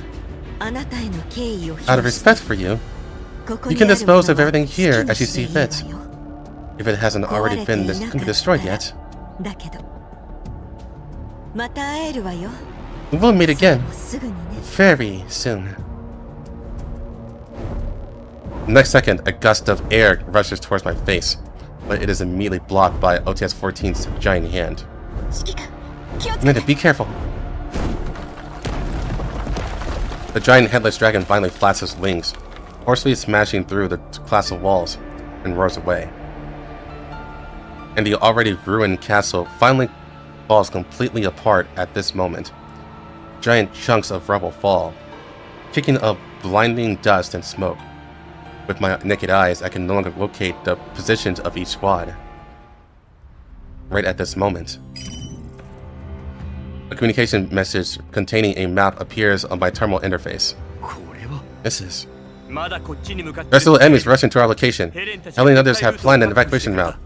Before the castle completely collapses, everyone evacuate to the marked point. OTS-14 escorted me as we rushed to the evacuation point. In the dim smoke and dust, I also saw familiar figures approaching the same place. Rebella carried Sapo, Squad 404 supported each other, and Helen and Sextons brought up the rear. Apart from the mostly heavily damaged Sapo chattering away, all the dolls ran at top speed, ensuring everyone could escape safely. A crumbling castle, just like the old world order I am familiar with, is falling apart bit by bit, burying false innocence and fragile ideals. I have a premonition that something entirely new and terrifying will, starting from this time and place, break ground from this tombstone symbolizing the old world, grow arrogantly, and then extend its maddening tentacles to every corner of the world. I have to do something. Right now, I need to survive first. Together with everyone.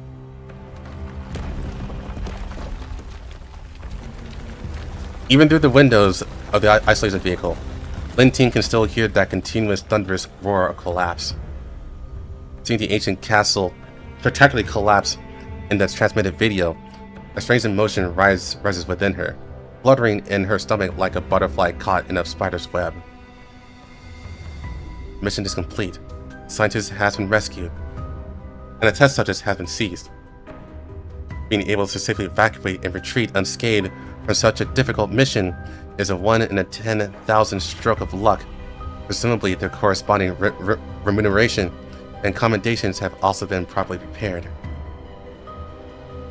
But why is it that the figure with the obscured face standing by at the cave entrance lingering in her mind at this moment? Lin-Ting meticulously reconstructed Kalia's actions and expressions at the time over and over again, eventually confirming one thing. That definitely should be Griffin's commander. But then you're gonna see how many more people are related to you. Emotions that had originally been suppressed began to madly ruminate as her nerves tightened. Does this count as a victory handle over that person? In an instant, all the relaxation and smugness turned into a dull black and white. Damn it! What's wrong, Agent Lin-Ting? It's nothing. Lin-Ting takes a deep breath, forcefully suppressing the anger in her heart, and inspects the first-hand report for the mission. Aside from the group still standing guard to ensure safety, many members who were allowed to rest are already fast asleep in their seats with their eyes closed. Sunlight spills in through the window, adding a touch of warmth to the atmosphere inside the vehicle. Lin-Ting walks silently past the area where the combat squads are located. Unlike before they set out, when everyone was wore solemn expressions, the faces of those still on alert now look a bit more relaxed. Agent Lin-Ting, I'll have them. Let them rest. Once we're out of the red zone, we'll be heading back quickly. It's unlikely we'll encounter danger again in the short term. Thank you for your hard work for this mission. The physical examination and celebrations party upon your return all have been prepared. Don't worry about the medical expenses. This is considered one of Manja's security's few merits. I didn't expect things to go so smoothly this time. The squad of lone personnel virtually only wanted to help out from the periphery, terrified that they wouldn't make it back this time. Now, there are quite a few saying that red zone missions are nothing special. We actually make them follow Lonnie to take over our work. We won't be willing to do it. We didn't have many weapons in the past. This time, with enough fire support, the mission went even smoother than expected. We had this much munitions before, Maybe we'd have more familiar comrades at the round now. その装備も今や我々のものだ。 These are weapons in our hands now. There's no reason for us to return them. But aren't these just temporarily loaned out? お前の仕事は終わった Work is finished, but mine is not. 任務が終わる Before ま the で mission 返 ends, す必要はない。 there's no need to return そ them. れに Perhaps the next mission will arrive soon. 来るだろうからな。 Linton looked out the window as the scenery of the red zone gradually receded from her. Her battlefield had never been limited to dangerous areas full of crises. The seemingly calm white zone concealed even more turbulent situations and struggles.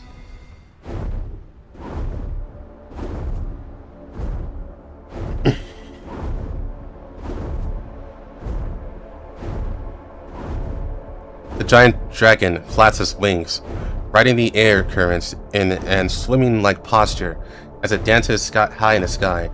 Its lost head has gradually completed regeneration, and the power of its wing beats is growing ever stronger. Even in the red and yellow zones, which are filled with bizarre evil creatures, it possesses the pride of being at the top of the food chain, unmatched by any organism. But at this moment, beneath the high-flying giant dragon, there's a petite figure running and stumbling, chasing after it, reaching out her broken hands upwards in vain and despair.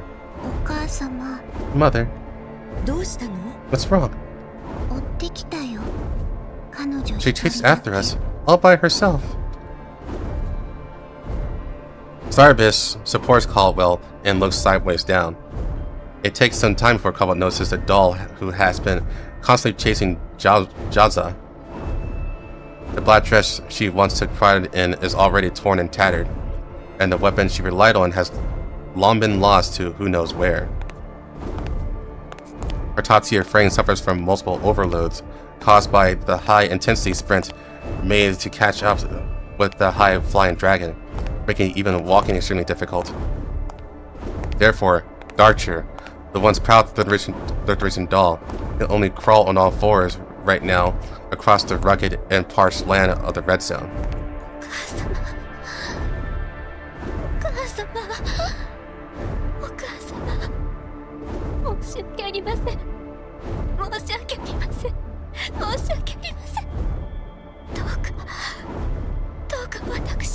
Please don't abandon me. I'll do better.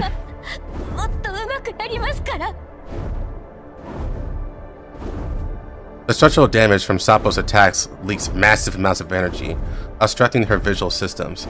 Everything around her is presented as bizarre, shattered images in her visual module, forcing Doctor to rely solely on other auxiliary modules to continue tracking. Following the severe energy loss, her visual auxiliary modules shut down one after another. She can only rely on her hearing to catch the sound of the dragon's wings cutting through the wind. Then her auditory and sensory modules power down. Her neural cloud plunges into absolute darkness. The only thing she can sense is a pulsation somewhere inside her, the beating core of the organism. Even if I'm not perfect, it doesn't matter. Being a tool is fine too. Being food, my little sister, for Lord Starbis, is fine too.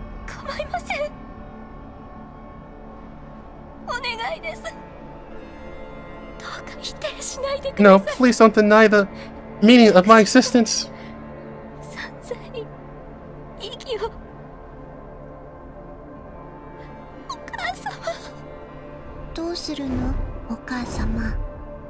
What should we do, Mother? Cobble glances at the broken doll writhing slowly on the ground. There is not the slightest ripple of emotion in her eyes. Even Star Abyss cannot tell what thoughts are turning inside this brain that birthed them. 2 seconds later, accompanied by a sigh, Caldwell looks at towards Star Abyss and makes a concise gesture. 想定通りの結果ね。後の祝勝会が楽しみだわ。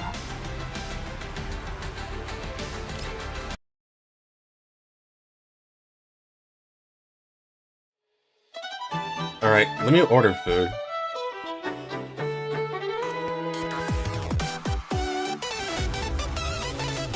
And then we'll do this final scene.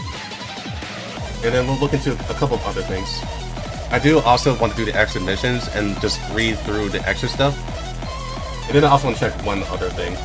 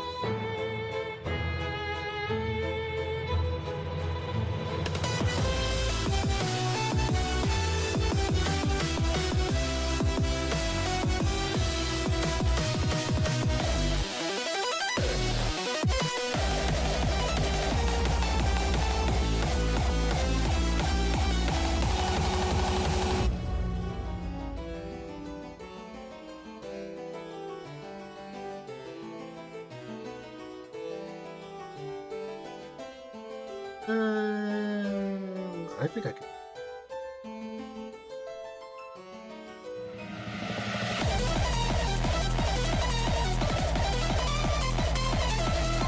Yeah, sure, why not? I'll be greedy.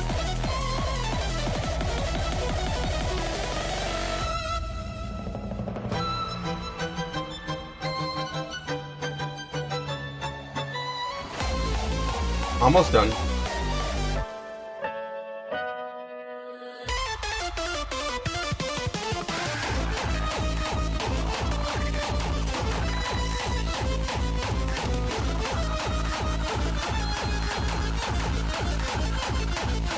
Not too expensive.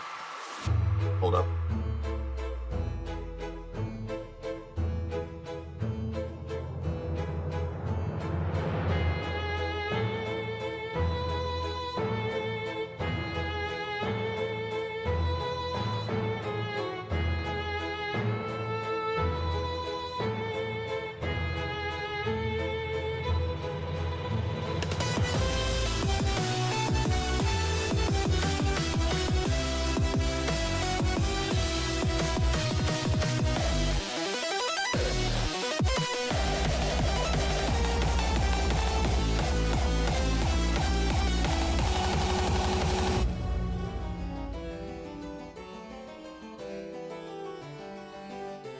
That should work now? I think it just worked before.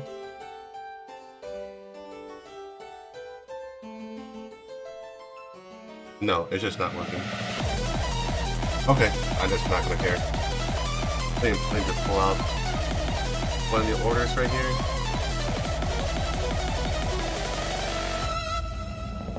I was trying to use a coupon, but the coupon is not working.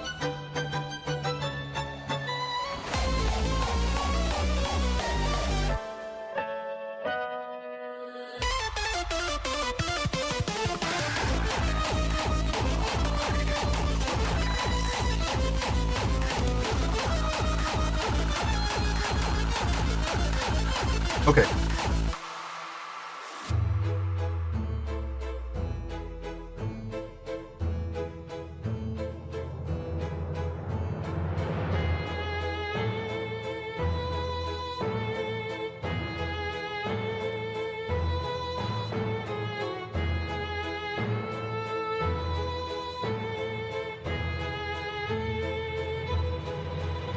All right, let's do it.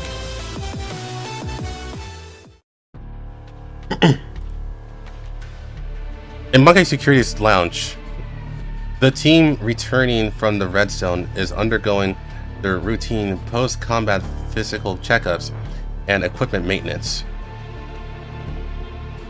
Having ended the days of coexisting with danger in the desolate lands and returning to a safe environment, Lentine feels that the danger never truly left her side, but instead lingers around her in a different form. The bone-piercing chill and the conspiracy hidden beneath the conglomerate are like a constantly expanding black shadow, silently swallowing everyone. マグニセキュリティだけでは足りない。 Bungie security is not enough. ロレンの中で戦い、より多くの情報を得るには、渦中に身を置かねば。 To participate in the struggle within UNC and attain more intelligence, I must stand at the center of the stage. マグニ内部の指示に In addition to the internal support from Bungie security, I also need allies for the political system. 副司令、死傷者報告が出ました。戦死率は低いですが、放射線による影響で一時的に強度の高い任務に参加できない。 As in Lentine, the casualty report is out. Although the fatality rate is high, a series of conditions caused by collapse radiation is expected to render some members unable to perform high-intensity work for the short term. Yeah. Arranged a direct 2-month leave for the batch of that receives severe collapse radiation. For the rest, schedule regular medical checkups and leave according to their condition. Have Lisa help handle the official application reports, and I will approve everyone's vacation. Doing so might make the report data look a bit ugly. This mission is special. It concerns Bungie Security's facade, and the squad's casualties are entirely within a relatively controllable number. There's no need to optimize the numbers just for a good-looking mission report. Climbing too fast will only make you a thorn in someone else's side. Are you worried about that higher ups like Lonnie? Doesn't approach my situation any less. With his level, I don't think he has the ability to catch me on anything. Before you leave, help me confirm the situation of the experimental subjects. Pay extra attention to Igla. Something that's a bit off with her condition. The new club was washed the first moment she returned. Washed, okay, cleaned out. The first moment she returned. It's uncertain whether frequent neural cloud washings will have an impact on her. Did Igla show any refusing behavior? No. There's no need to worry. They're just tools. Don't get too emotionally attached to them. Trust them until they die anyway. Instead of feeling sorry for machines, you should focus on your emotions elsewhere. In the eyes of those elites, we're just numbers, same as dolls. Predator dolls who possesses unlimited frames and can infinitely respawn as long as they have neural cloud backups, even less are too fragile. You're different, Legend in Lentine. I know you'll always remember every companion's name. It's not easy to have a well-paying job in the green zone where you can save up your income. Although working for Bungie Security is a bit dangerous, I'm already content. Content already? That's some ambition. Thanks to Agent Lentine. Not only did I buy a house in the green zone, but I also have an emergency savings fund. Back in my hometown, this is considered to be highly successful. I know your future definitely won't be limited to this. You go much higher, Agent Lentine. To climb even higher, I must have more weapons. The effect brought by this firepower upgrade is very good. Not to mention you, Adjutant. I don't want to give it back. Third-gen dolls are also more useful than imagined. If we had more. That still requires the financial conglomerate to be willing to provide them. Lentine falls silent, gently tapping her temple with a finger. Ever since experiencing betrayal by a doll, she has always maintained an extremely high level of vigilance for seemingly powerful dolls. Third-generation dolls are clearly powerful and can play a sufficiently strong role during missions. However, from any angle, the appearance of third-generation dolls within Mongi security is something worth scrutinizing. She cannot let go of her wariness towards third-generation dolls, but she also has to admit that they indeed play a significant role in executing missions. Recalling Eagle's abnormal behavior upon seeing those test subjects, Lintine's intuition brings her a bad premonition. Someone knocks on the office door. In a moment of Lintine's deep thought, Lisa arrives at Lintine's office with an invitation letter. Agent Lintine, I've already arranged the lecture invitation for you. Good job. These types of speeches are mostly aimed at consortiums, military and political systems, as well as investments and public welfare organizations. Here's a little trick. The identity you'll be participating under is one of the high-ups of a charity organization. Is it a permanent or temporary one? Where are the relevant documents of the organization? Prepare them for me in advance. Don't worry, there's absolutely no problem with how I handle identity.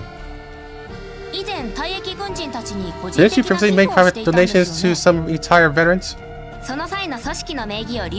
We used the name of the affiliation organization at that time. There's no problem with either security or plausibility. You know, you never managed an organization, Agent Lintine. Its reputation in the White Zone and Green Zone is quite good.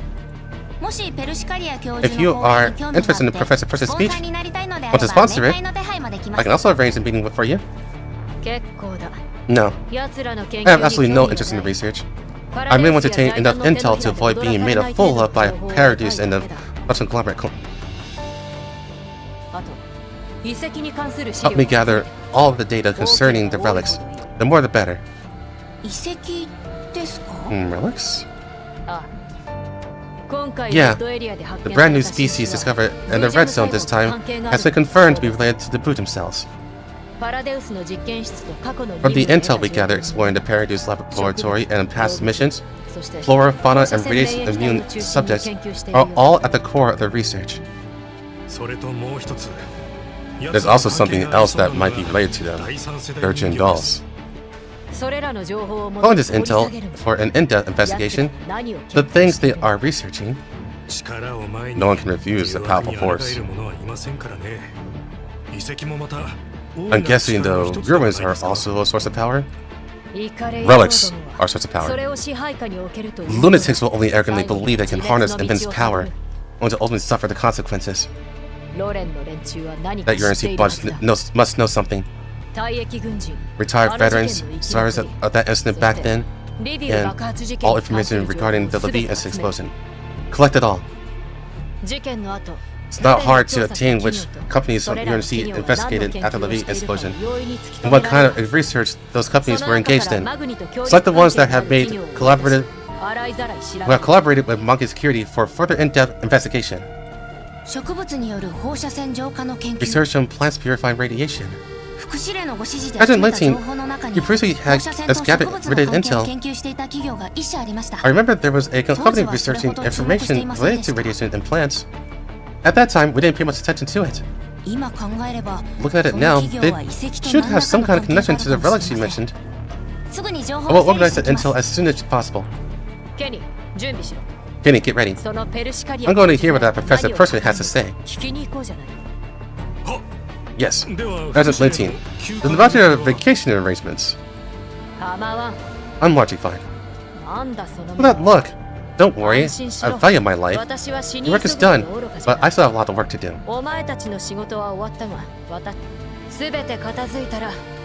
After I finish being busy, I will definitely take a long vacation. The celebration banquet is arrived after your meeting ends, right? Whatever you arrange. After Kenny and Lisa leave, Lintine urgently organizes the various documents reported by her subordinates and drafts the mission summary report for Krasov. Thinking of the figures she encountered in the Red Zone, feelings of agitation suddenly surge in her heart. It's like you see the favor from him. Like this rescue shouldn't have much to do with him. No, calm down. There's a need to let uncertain intel disrupt the current situation. I wonder how the follow-up situation is. He couldn't possibly die so easily.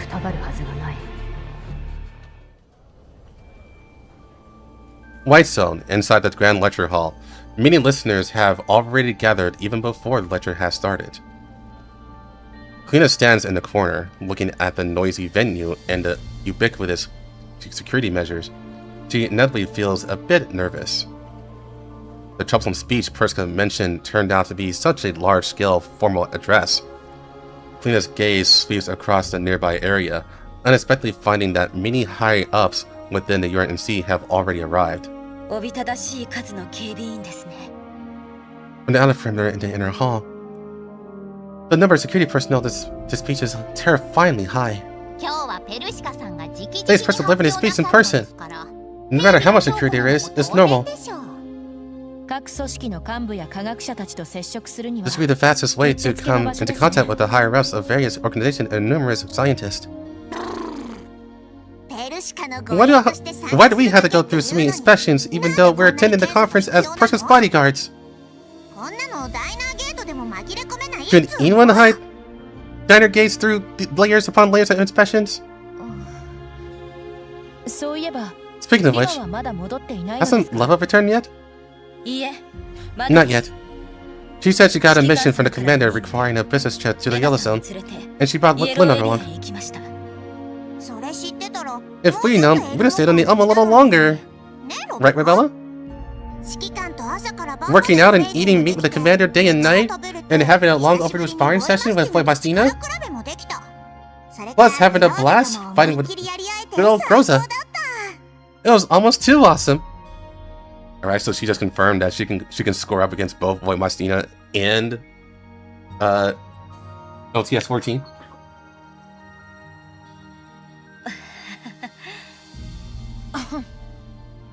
It's LTS 14. And when you fought them, do you consider the damage rate of your frames at all? Mainly was so angry she cried. But I was really happy. I've got to eat Springfields and macchiatos cooking after so long. Ah, now I'm remembering. Why do we sneak away so quickly? Rebella, you don't need to worry about me. If you wish to follow the commander, I'll give you both my blessing.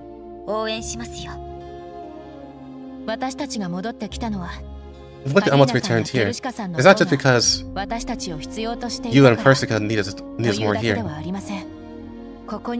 Because being here allows us to better help the commander. Colleen, after all these matters are concluded, let's put the Elmo together. The dolls around the commander are getting more and more numerous. Damn it. What are you talking about? Everyone here is a companion. Whoever it is. No, look over here. Sapo leaned close to Rebella, using her forehead to nudge her line of sight. In the next instant, Rebella saw a familiar figure. That doll! It's the dragon's master, right? Called Xingwan or whatever?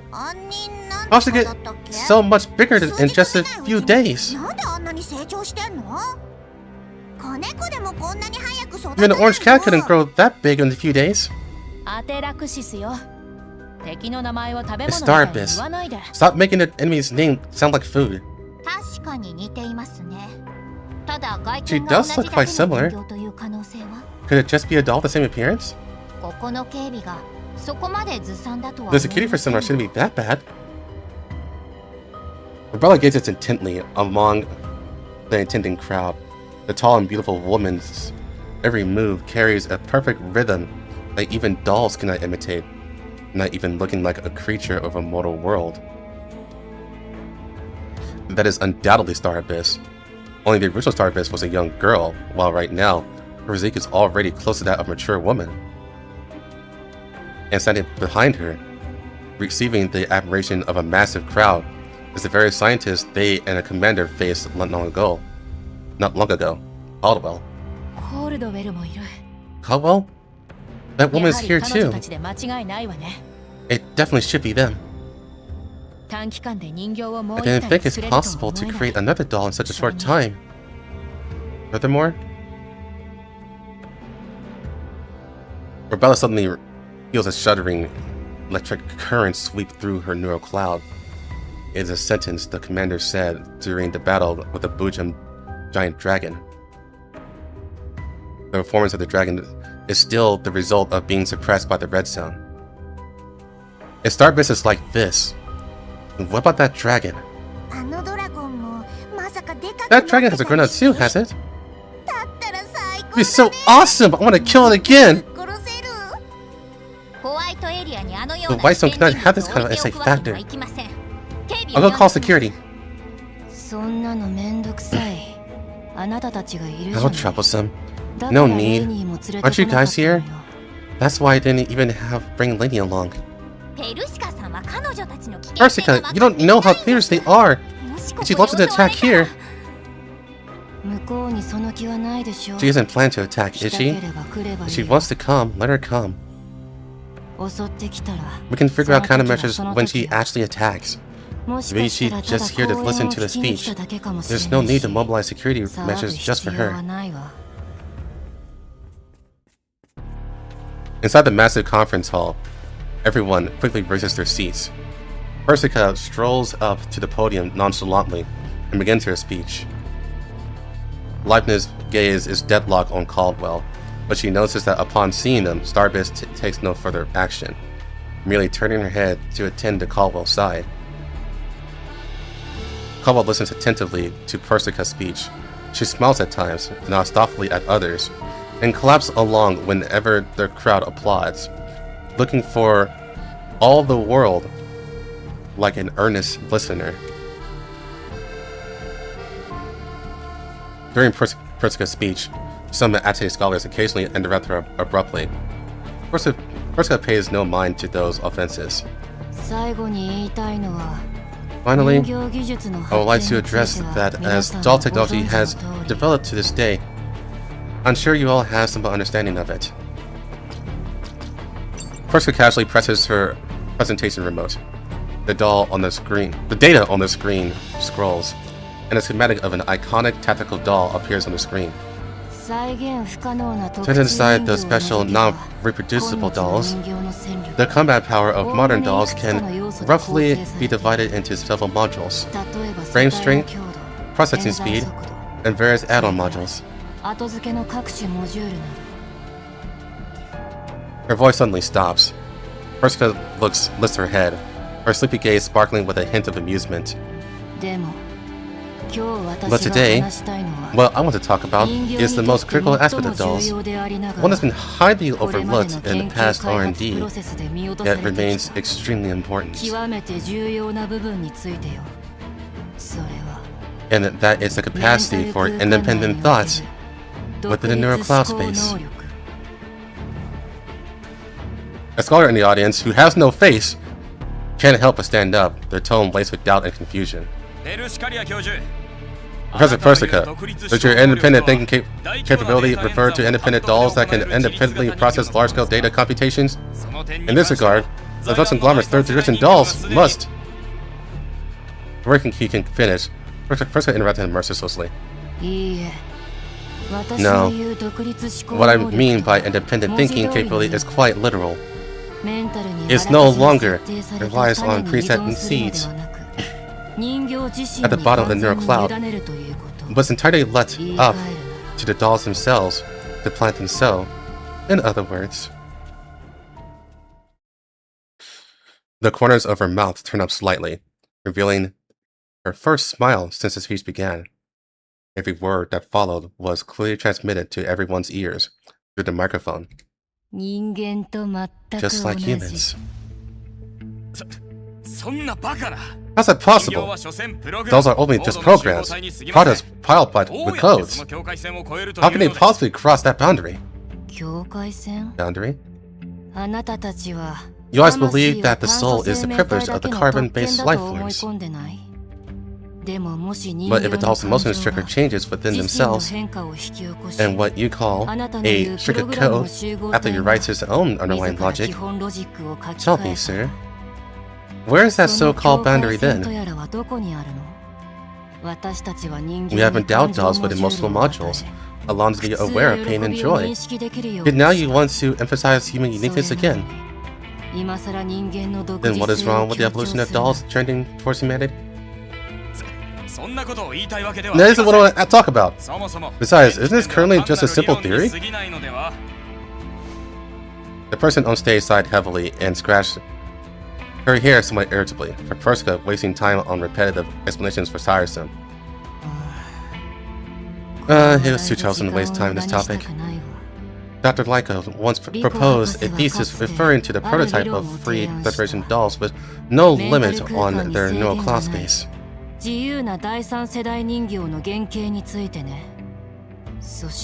And based on the prototype of Federation dolls, I can announce that Federation dolls possessing the independent thinking capabilities I just mentioned have already been created.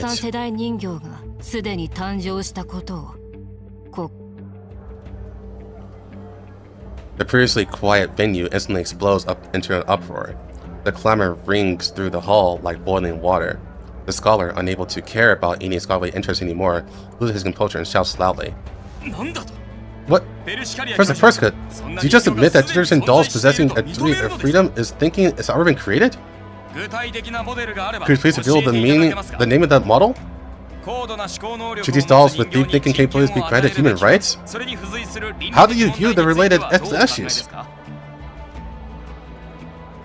Persica doesn't care about the audience's reaction below in the slightest. She simply closed the document in her hand and turns around to step off the stage. That's all for today's report. There'll be others giving their presentations later. After speaking, she walked backstage without looking back, leaving behind only the chaos and shock she had caused. Many scientists tried to push backstage, even with Leibniz trying to stop them. She couldn't make the prominent scientists pause their steps in the pursuit of the truth. Persica walked briskly away from the backstage with London Sapo protecting her surroundings to prevent more people from approaching. And Caldwell, who somehow made her way backstage, was walking towards Persica step by step under Starfist's escort. Hey, don't come any closer! Caldwell said nothing, simply nodding to Persica in greeting before slowly walking up to the podium. Huh? How did she get on stage?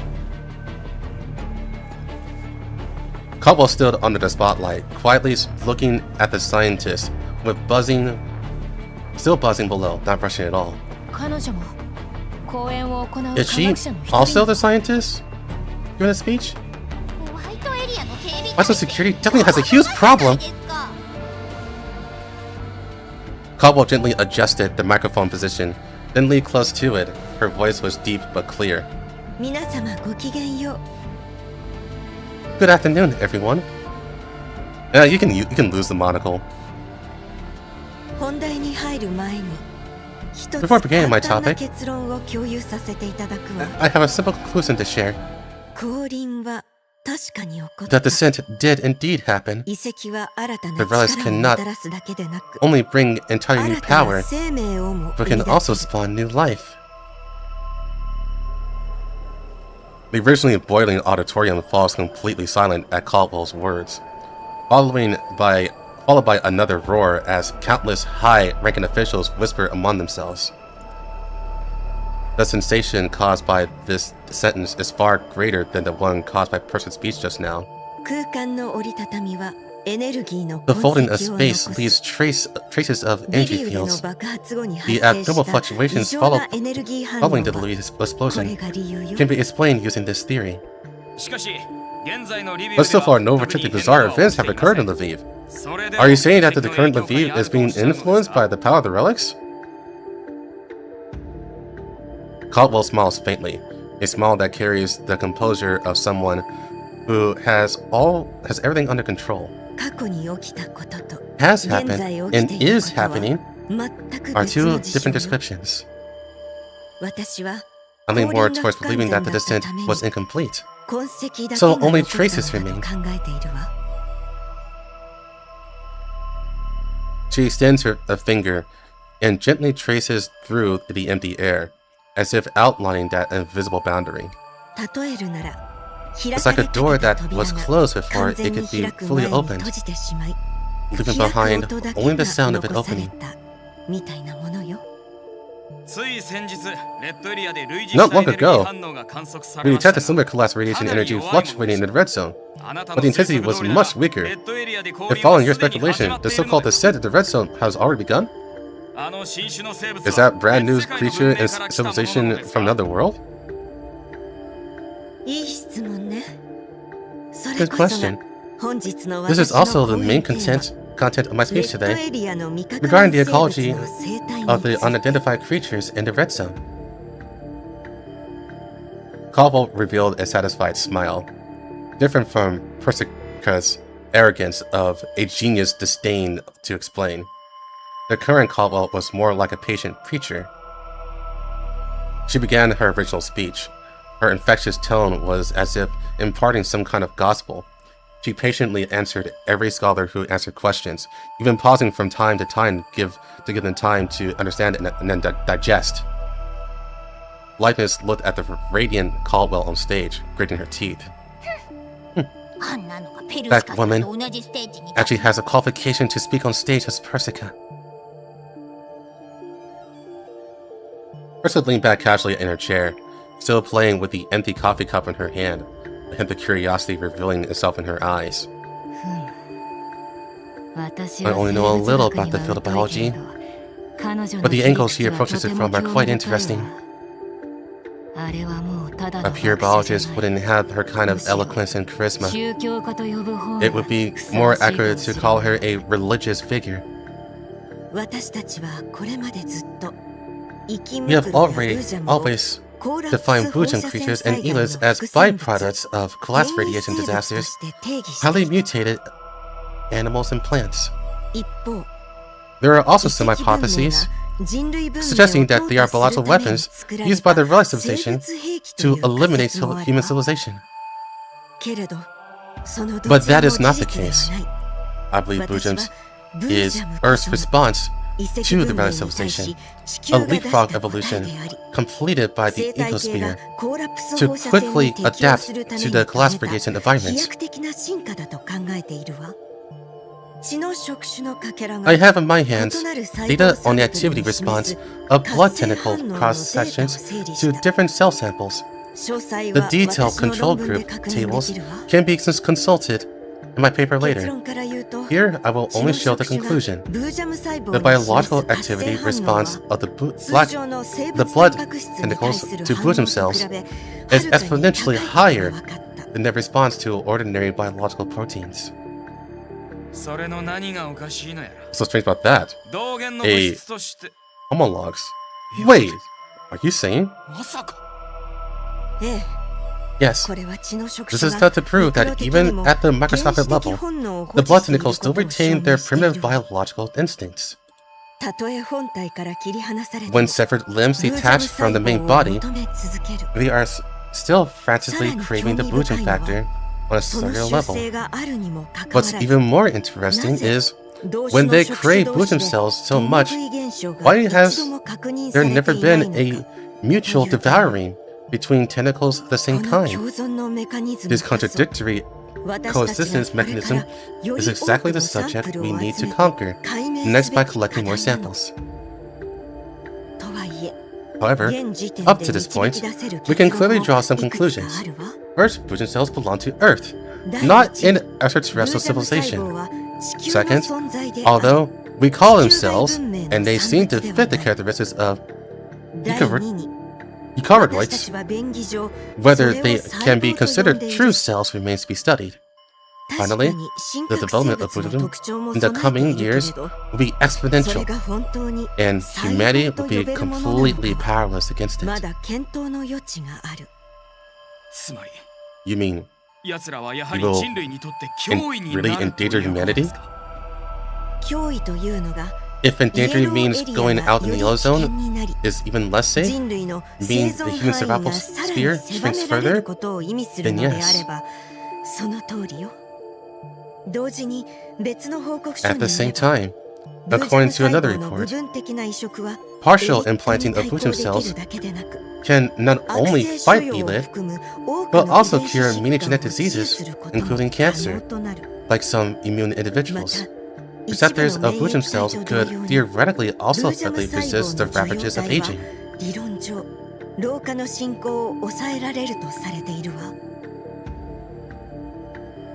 Caldwell's words caused many to gasp in amazement. This was exactly the kind of news the investors present wanted to hear most. As a researcher, I won't judge a subject by moral standpoints, but moral standards. Just like whether a doll's neuroplots should be free, I state here that I support Professor Persica's viewpoint.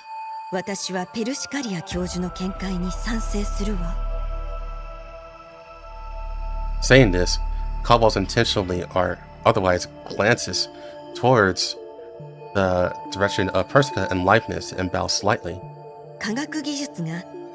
Whether a technology is beneficial or harmful to humanity depends solely on the methods and context in which it is employed. Humanity has always prided itself as a changer of environments since ancient times. However, in the face of collapse radiation, the changes we've managed to make over these years are minuscule.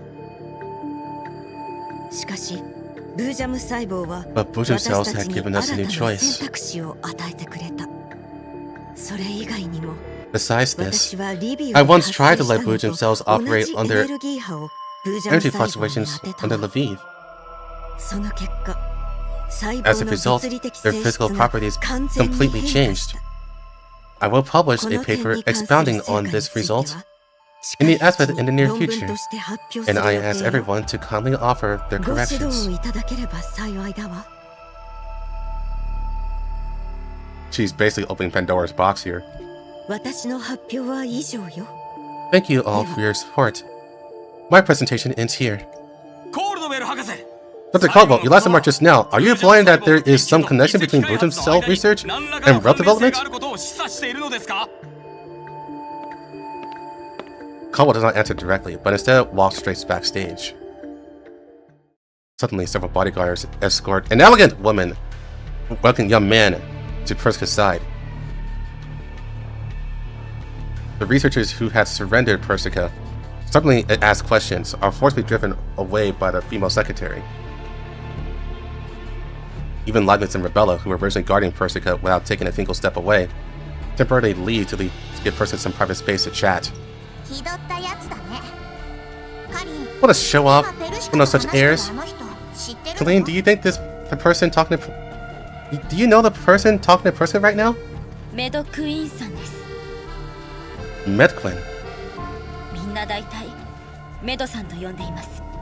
People in the department usually call him Mr. Med. Pretty arrogant name for a pretty boy like him. He's even younger than me, but he already holds an important position in a purification project. Huh? No wonder there's so many bodyguards around him. I thought you had to be an old geezer too.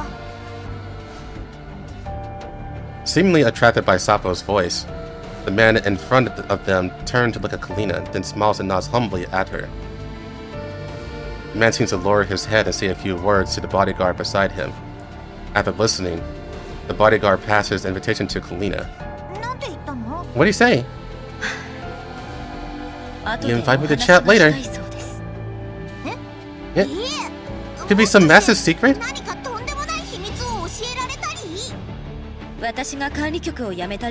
These probably is why I chose to resign, and my future plans. He said there was a suitable position for me in the purification project. Is that so? I'll go with you and protect you. Everyone, Mother wants to have a few words with Professor Persica. I haven't even heard of call security to arrest you yet. Yet you dare come to the White Zone? Are security guards here completely useless? Stop joking around. I don't like a person to communicate at close range with painted individuals like you. First person sharing benefited me greatly. ぜひお話を聞きたいわ。 I came specifically for her.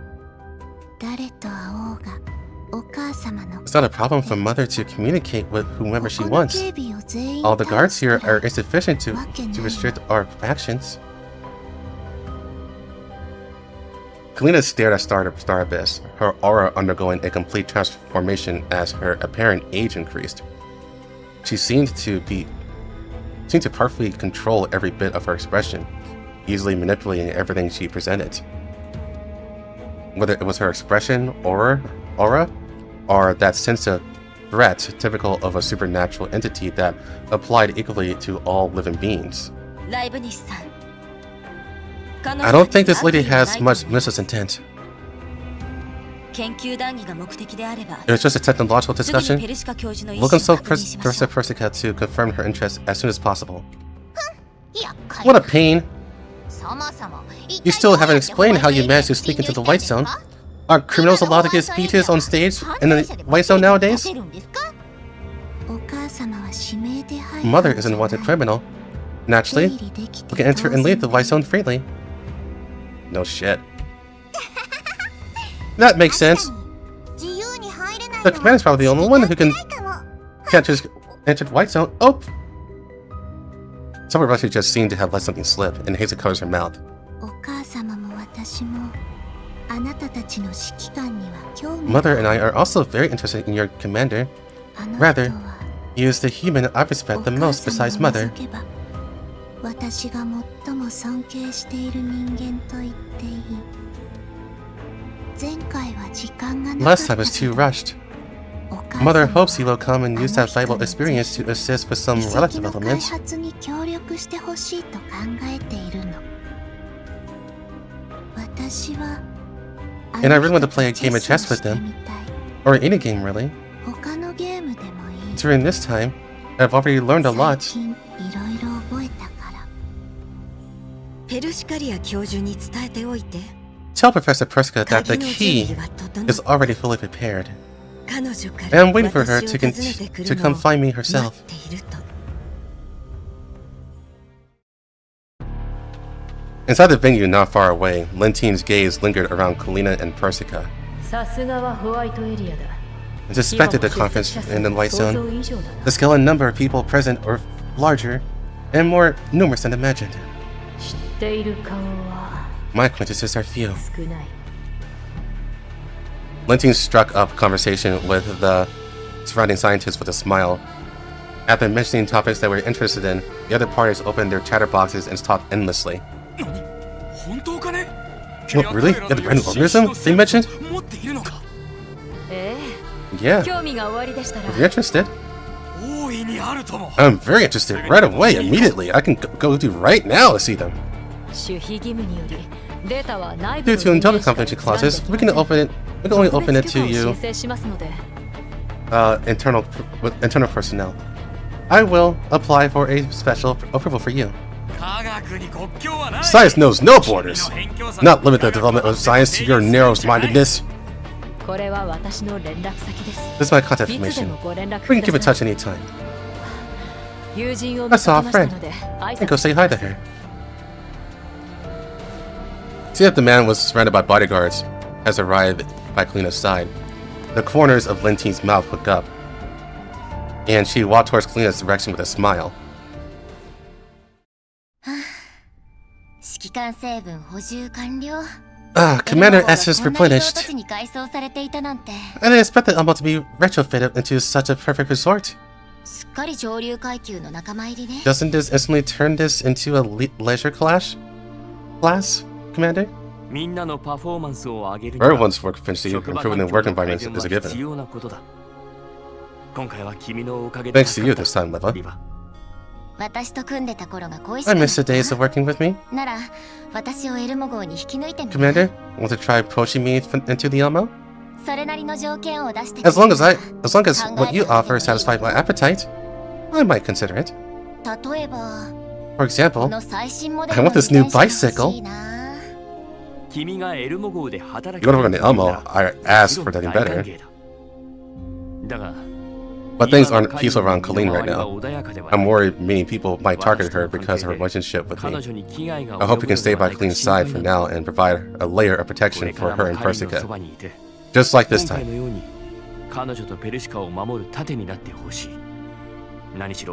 After all, once Colleen leaves Napo, her security detail and political backing will weaken considerably.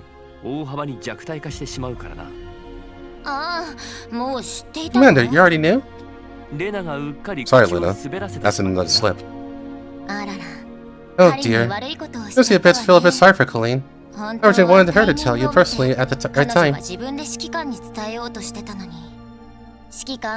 You understand, right, Commander? From now on, just pretend you don't know about this in front of Colleen until she's willing to tell you herself. I understand. For Colleen to make such a decision, she must have her own resolve. I won't interfere with that. Yeah, pulling a composure, Commander. Selling tomatoes, accumulating our own strength. The Elmo's development progress is better than I imagined. It's only been a little while since I last visited the Elmo, but the number of companions here has increased quite a bit. Lena has been pestering me to come many times. Her eagerness isn't without reason. Yeah. She had originally talked to me about planning to visit the Elmo with Colleen and you. It seems Colleen isn't free right now. Recently, due to this year's incidents in the Yellow Zone, abnormal unrest within Redundancy has been growing. Commander, have you heard of the new Venice project? Liva's voice calmed down. Her previous intimacy and gentleness turned into a clear and insightful summary. This always meant that this also meant that what she was going to discuss was extremely important. Not so far. This is a personal project with the UNSC that has a very high security clearance and is being pushed forward very quickly. It's only made public recently. This project is the core of the Adriatic Sea safety belt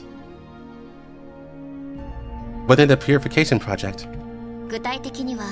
Building offshore deep water ports, shipyards, a comprehensive development platform, regional isolation, and large-scale purification devices in the White Zone. Alright, based on the explanation above, Commander, did you notice any issues? It sounds like a project designed to ensure radiation doesn't endanger the White Zone. I have no objections. But what's this have to do with the Great Wall Railway? Exactly.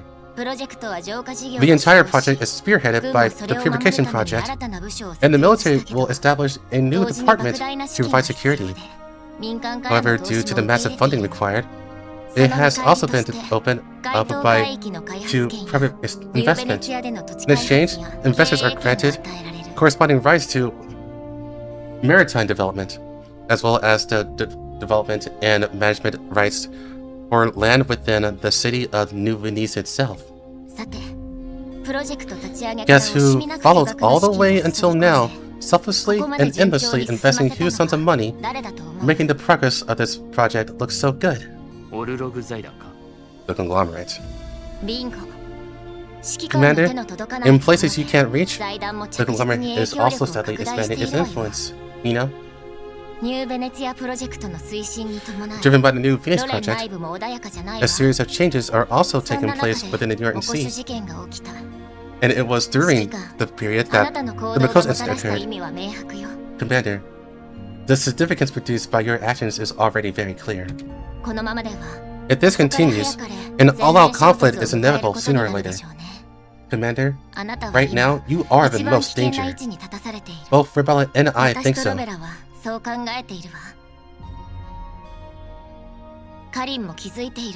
There's no way Colleen wouldn't have thought it either. I'm prepared. Mr. Bai from Bureau 11, Lorelei, and Alva have all given me hints to this effect to some extent. And since some things have already begun, it's naturally impossible to stop them now.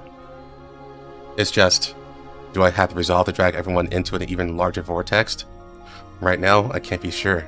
あなたが油断しないのは分かっているけど、 I know you won't be もし careless, 事態の変化 but が if 予想 it 以 gets 上 too に早 bad, かったら、そろそろ隠しキャラ maybe it's time to の出番 bring かもね。 some hidden characters?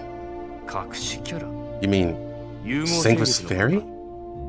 指揮官がグリフィンを離れるとき、 When you left, there were no goodbyes said to us, yet there was a lot of running around done for them. したのよね。でも、あれは賢明な判断。 I have to say, that was a very smart decision, IOP に属 since さ they ない don't belong to IOP without グリ the フィン protection と of 指揮官 Griffin の庇護が and the なければ、 commander. 軍に They 利用 would probably さ have れ been manipulated by the 悲惨な military 末 and 路をたど ended り in a 出 tragic した。 state. つまり、彼 So, 女たちこそが They are the trump card you've hidden all this time, Commander, でしょ？ right? I am, of course, no stranger to them that Leva is talking about. The enemy forces that engulfed Griffin and were previously captured, the former Sanguis Fairy forces and the Nidos. After I signed the Mephisto agreement, they were not on the list of dolls who could attain freedom. Considering that I could no longer fulfill the promises made to them, in the end, I asked Miss Romney of Stakesets to make final arrangements to send them to a place that could provide political asylum. Among them, Sanguis Fairy, out of their own desires, went to the Great Wall Defense Force somewhere. That should be the most intensely fought zone. But the situation must have changed a lot over the past 10 years. They might not even be hiding in the Black Zone. 彼女たちに連絡する手段 I が don't have that contact information. それに Moreover, 足がつか to ないよ avoid う tracking, 関連情報 I've は already 全て asked Dandelion to ダン delete デラインに all 削除 critical してもらった information, for which she demanded その payment こ for と a で long 長いこ time. と報酬をせがまれたよ Now she might be the only 今と one なっては who still has a way 彼 to 女た find ちを them. 見つけられるのはダンデライオンくらいかもしれないな。彼女たちが自由な They've 生 already 活を started 送ってい living る in の their なら own lives. My 私 original に goals とっても has been achieved for me. 邪魔をするつもりはない。 I don't intend to disturb them. この戦いは This battle has nothing to do もう with them 彼女 anymore. たちには関係のないことだ。はあ、あなたって。 Ah, Commander, you. そうね。 That's 指揮 right. 官らしいわ。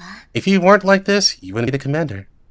じゃあ、そんな優 But しい then, for 指 such a 揮 gentle commander, 官、ご褒美として I have a small reward to tell you. いいことを教えてあげる。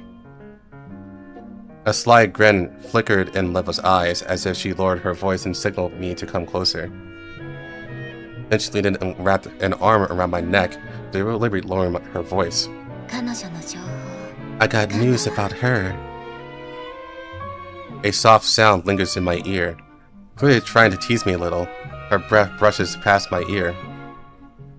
Rather than ambiguous feeling, I think of something else. It's like we are already so close to each other, yet there's no real feeling of contact. Only with Leva can it be like this. Simply sensing my thoughts telepathically, Leva's eyebrows raised slightly. A dangerous smile appears in the corner of her mouth, and her fingers loosely clench into a fist almost imperceptibly.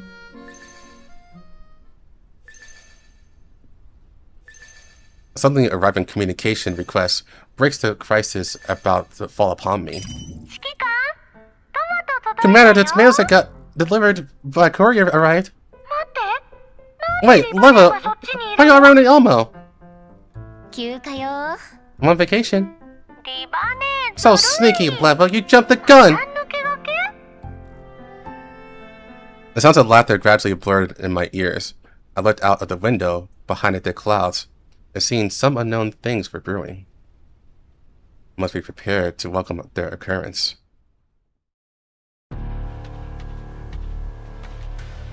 Hold on, I gotta get my food.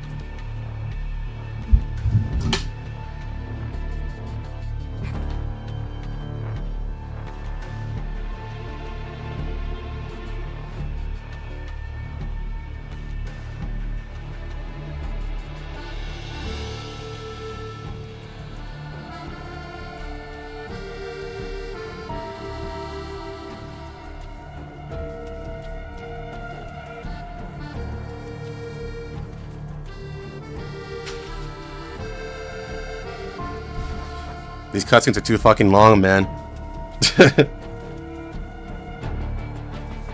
After finishing the exploration in the Red Zone, Cocoon and Bluespear returned to Zimmerman's location. The inspection results show that their frames are fine.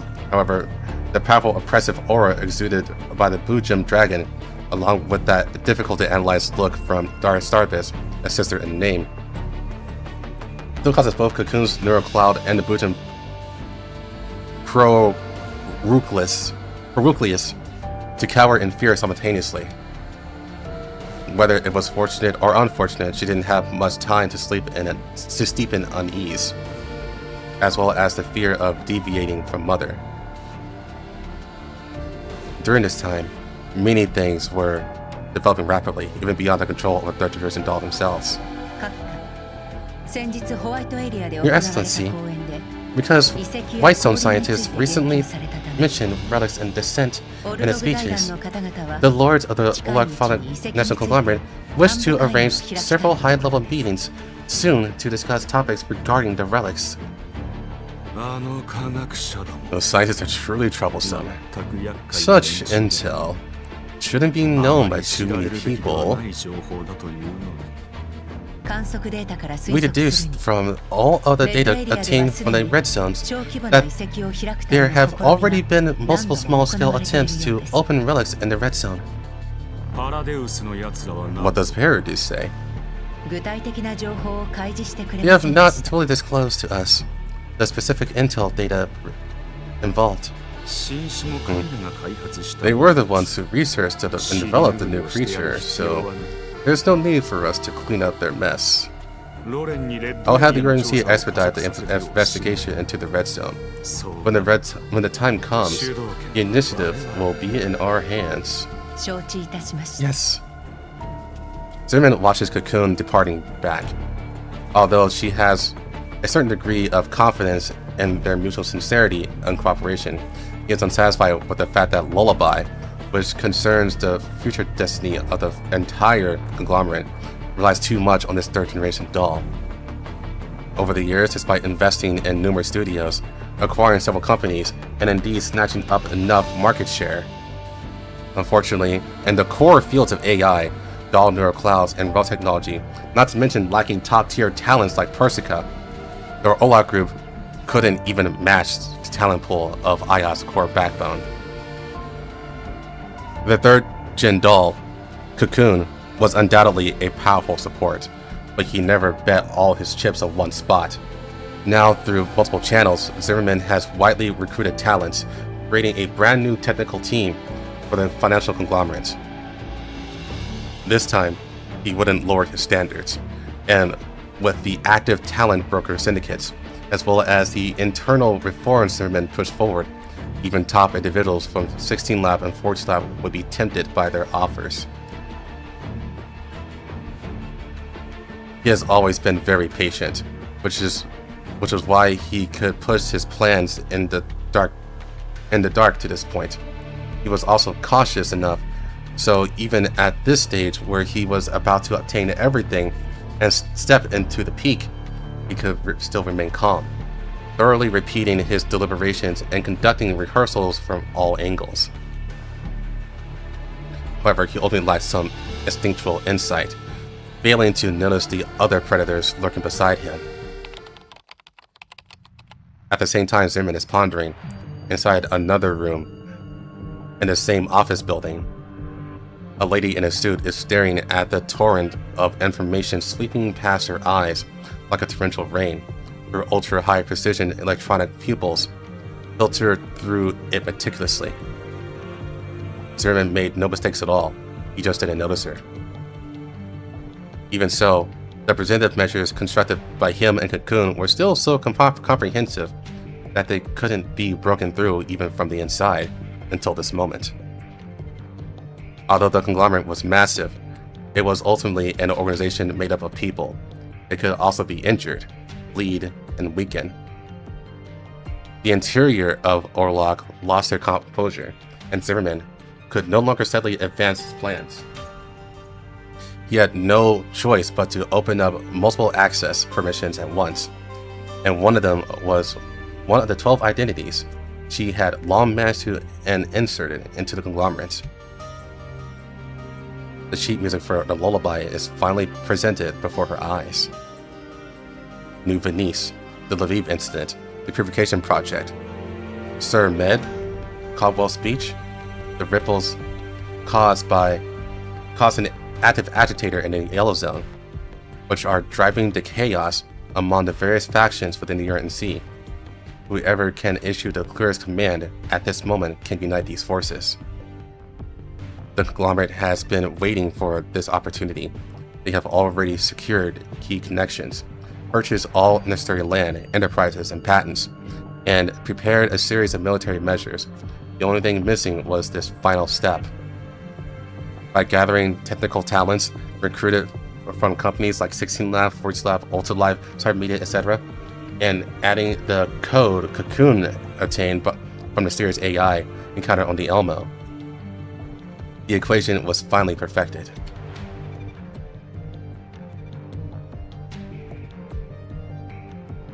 Cladinets. This name was like a faintly discernible mark, helping her find her direction in this vast ocean of information. What happens next is between the hunter and the prey.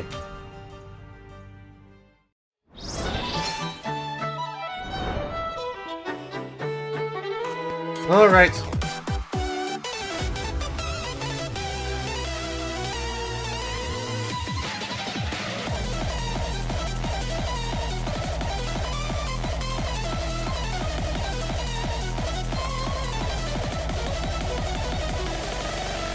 All right. Good event. Very good event.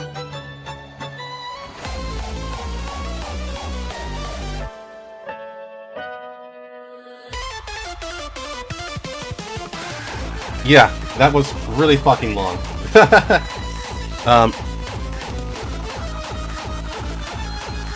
Yeah, I'm just gonna go ahead and hop off. I did want to check out other things, but I'll leave that for tomorrow. We'll do it, maybe not tomorrow, because I did promise that I'd do the Affinity stories for the sisters, and I don't want to delay that anymore. But doing all three will probably be like 6 hours, so we probably can't do any research. So I'll leave that for next week. So, alright, you guys take care. I'll see y'all tomorrow.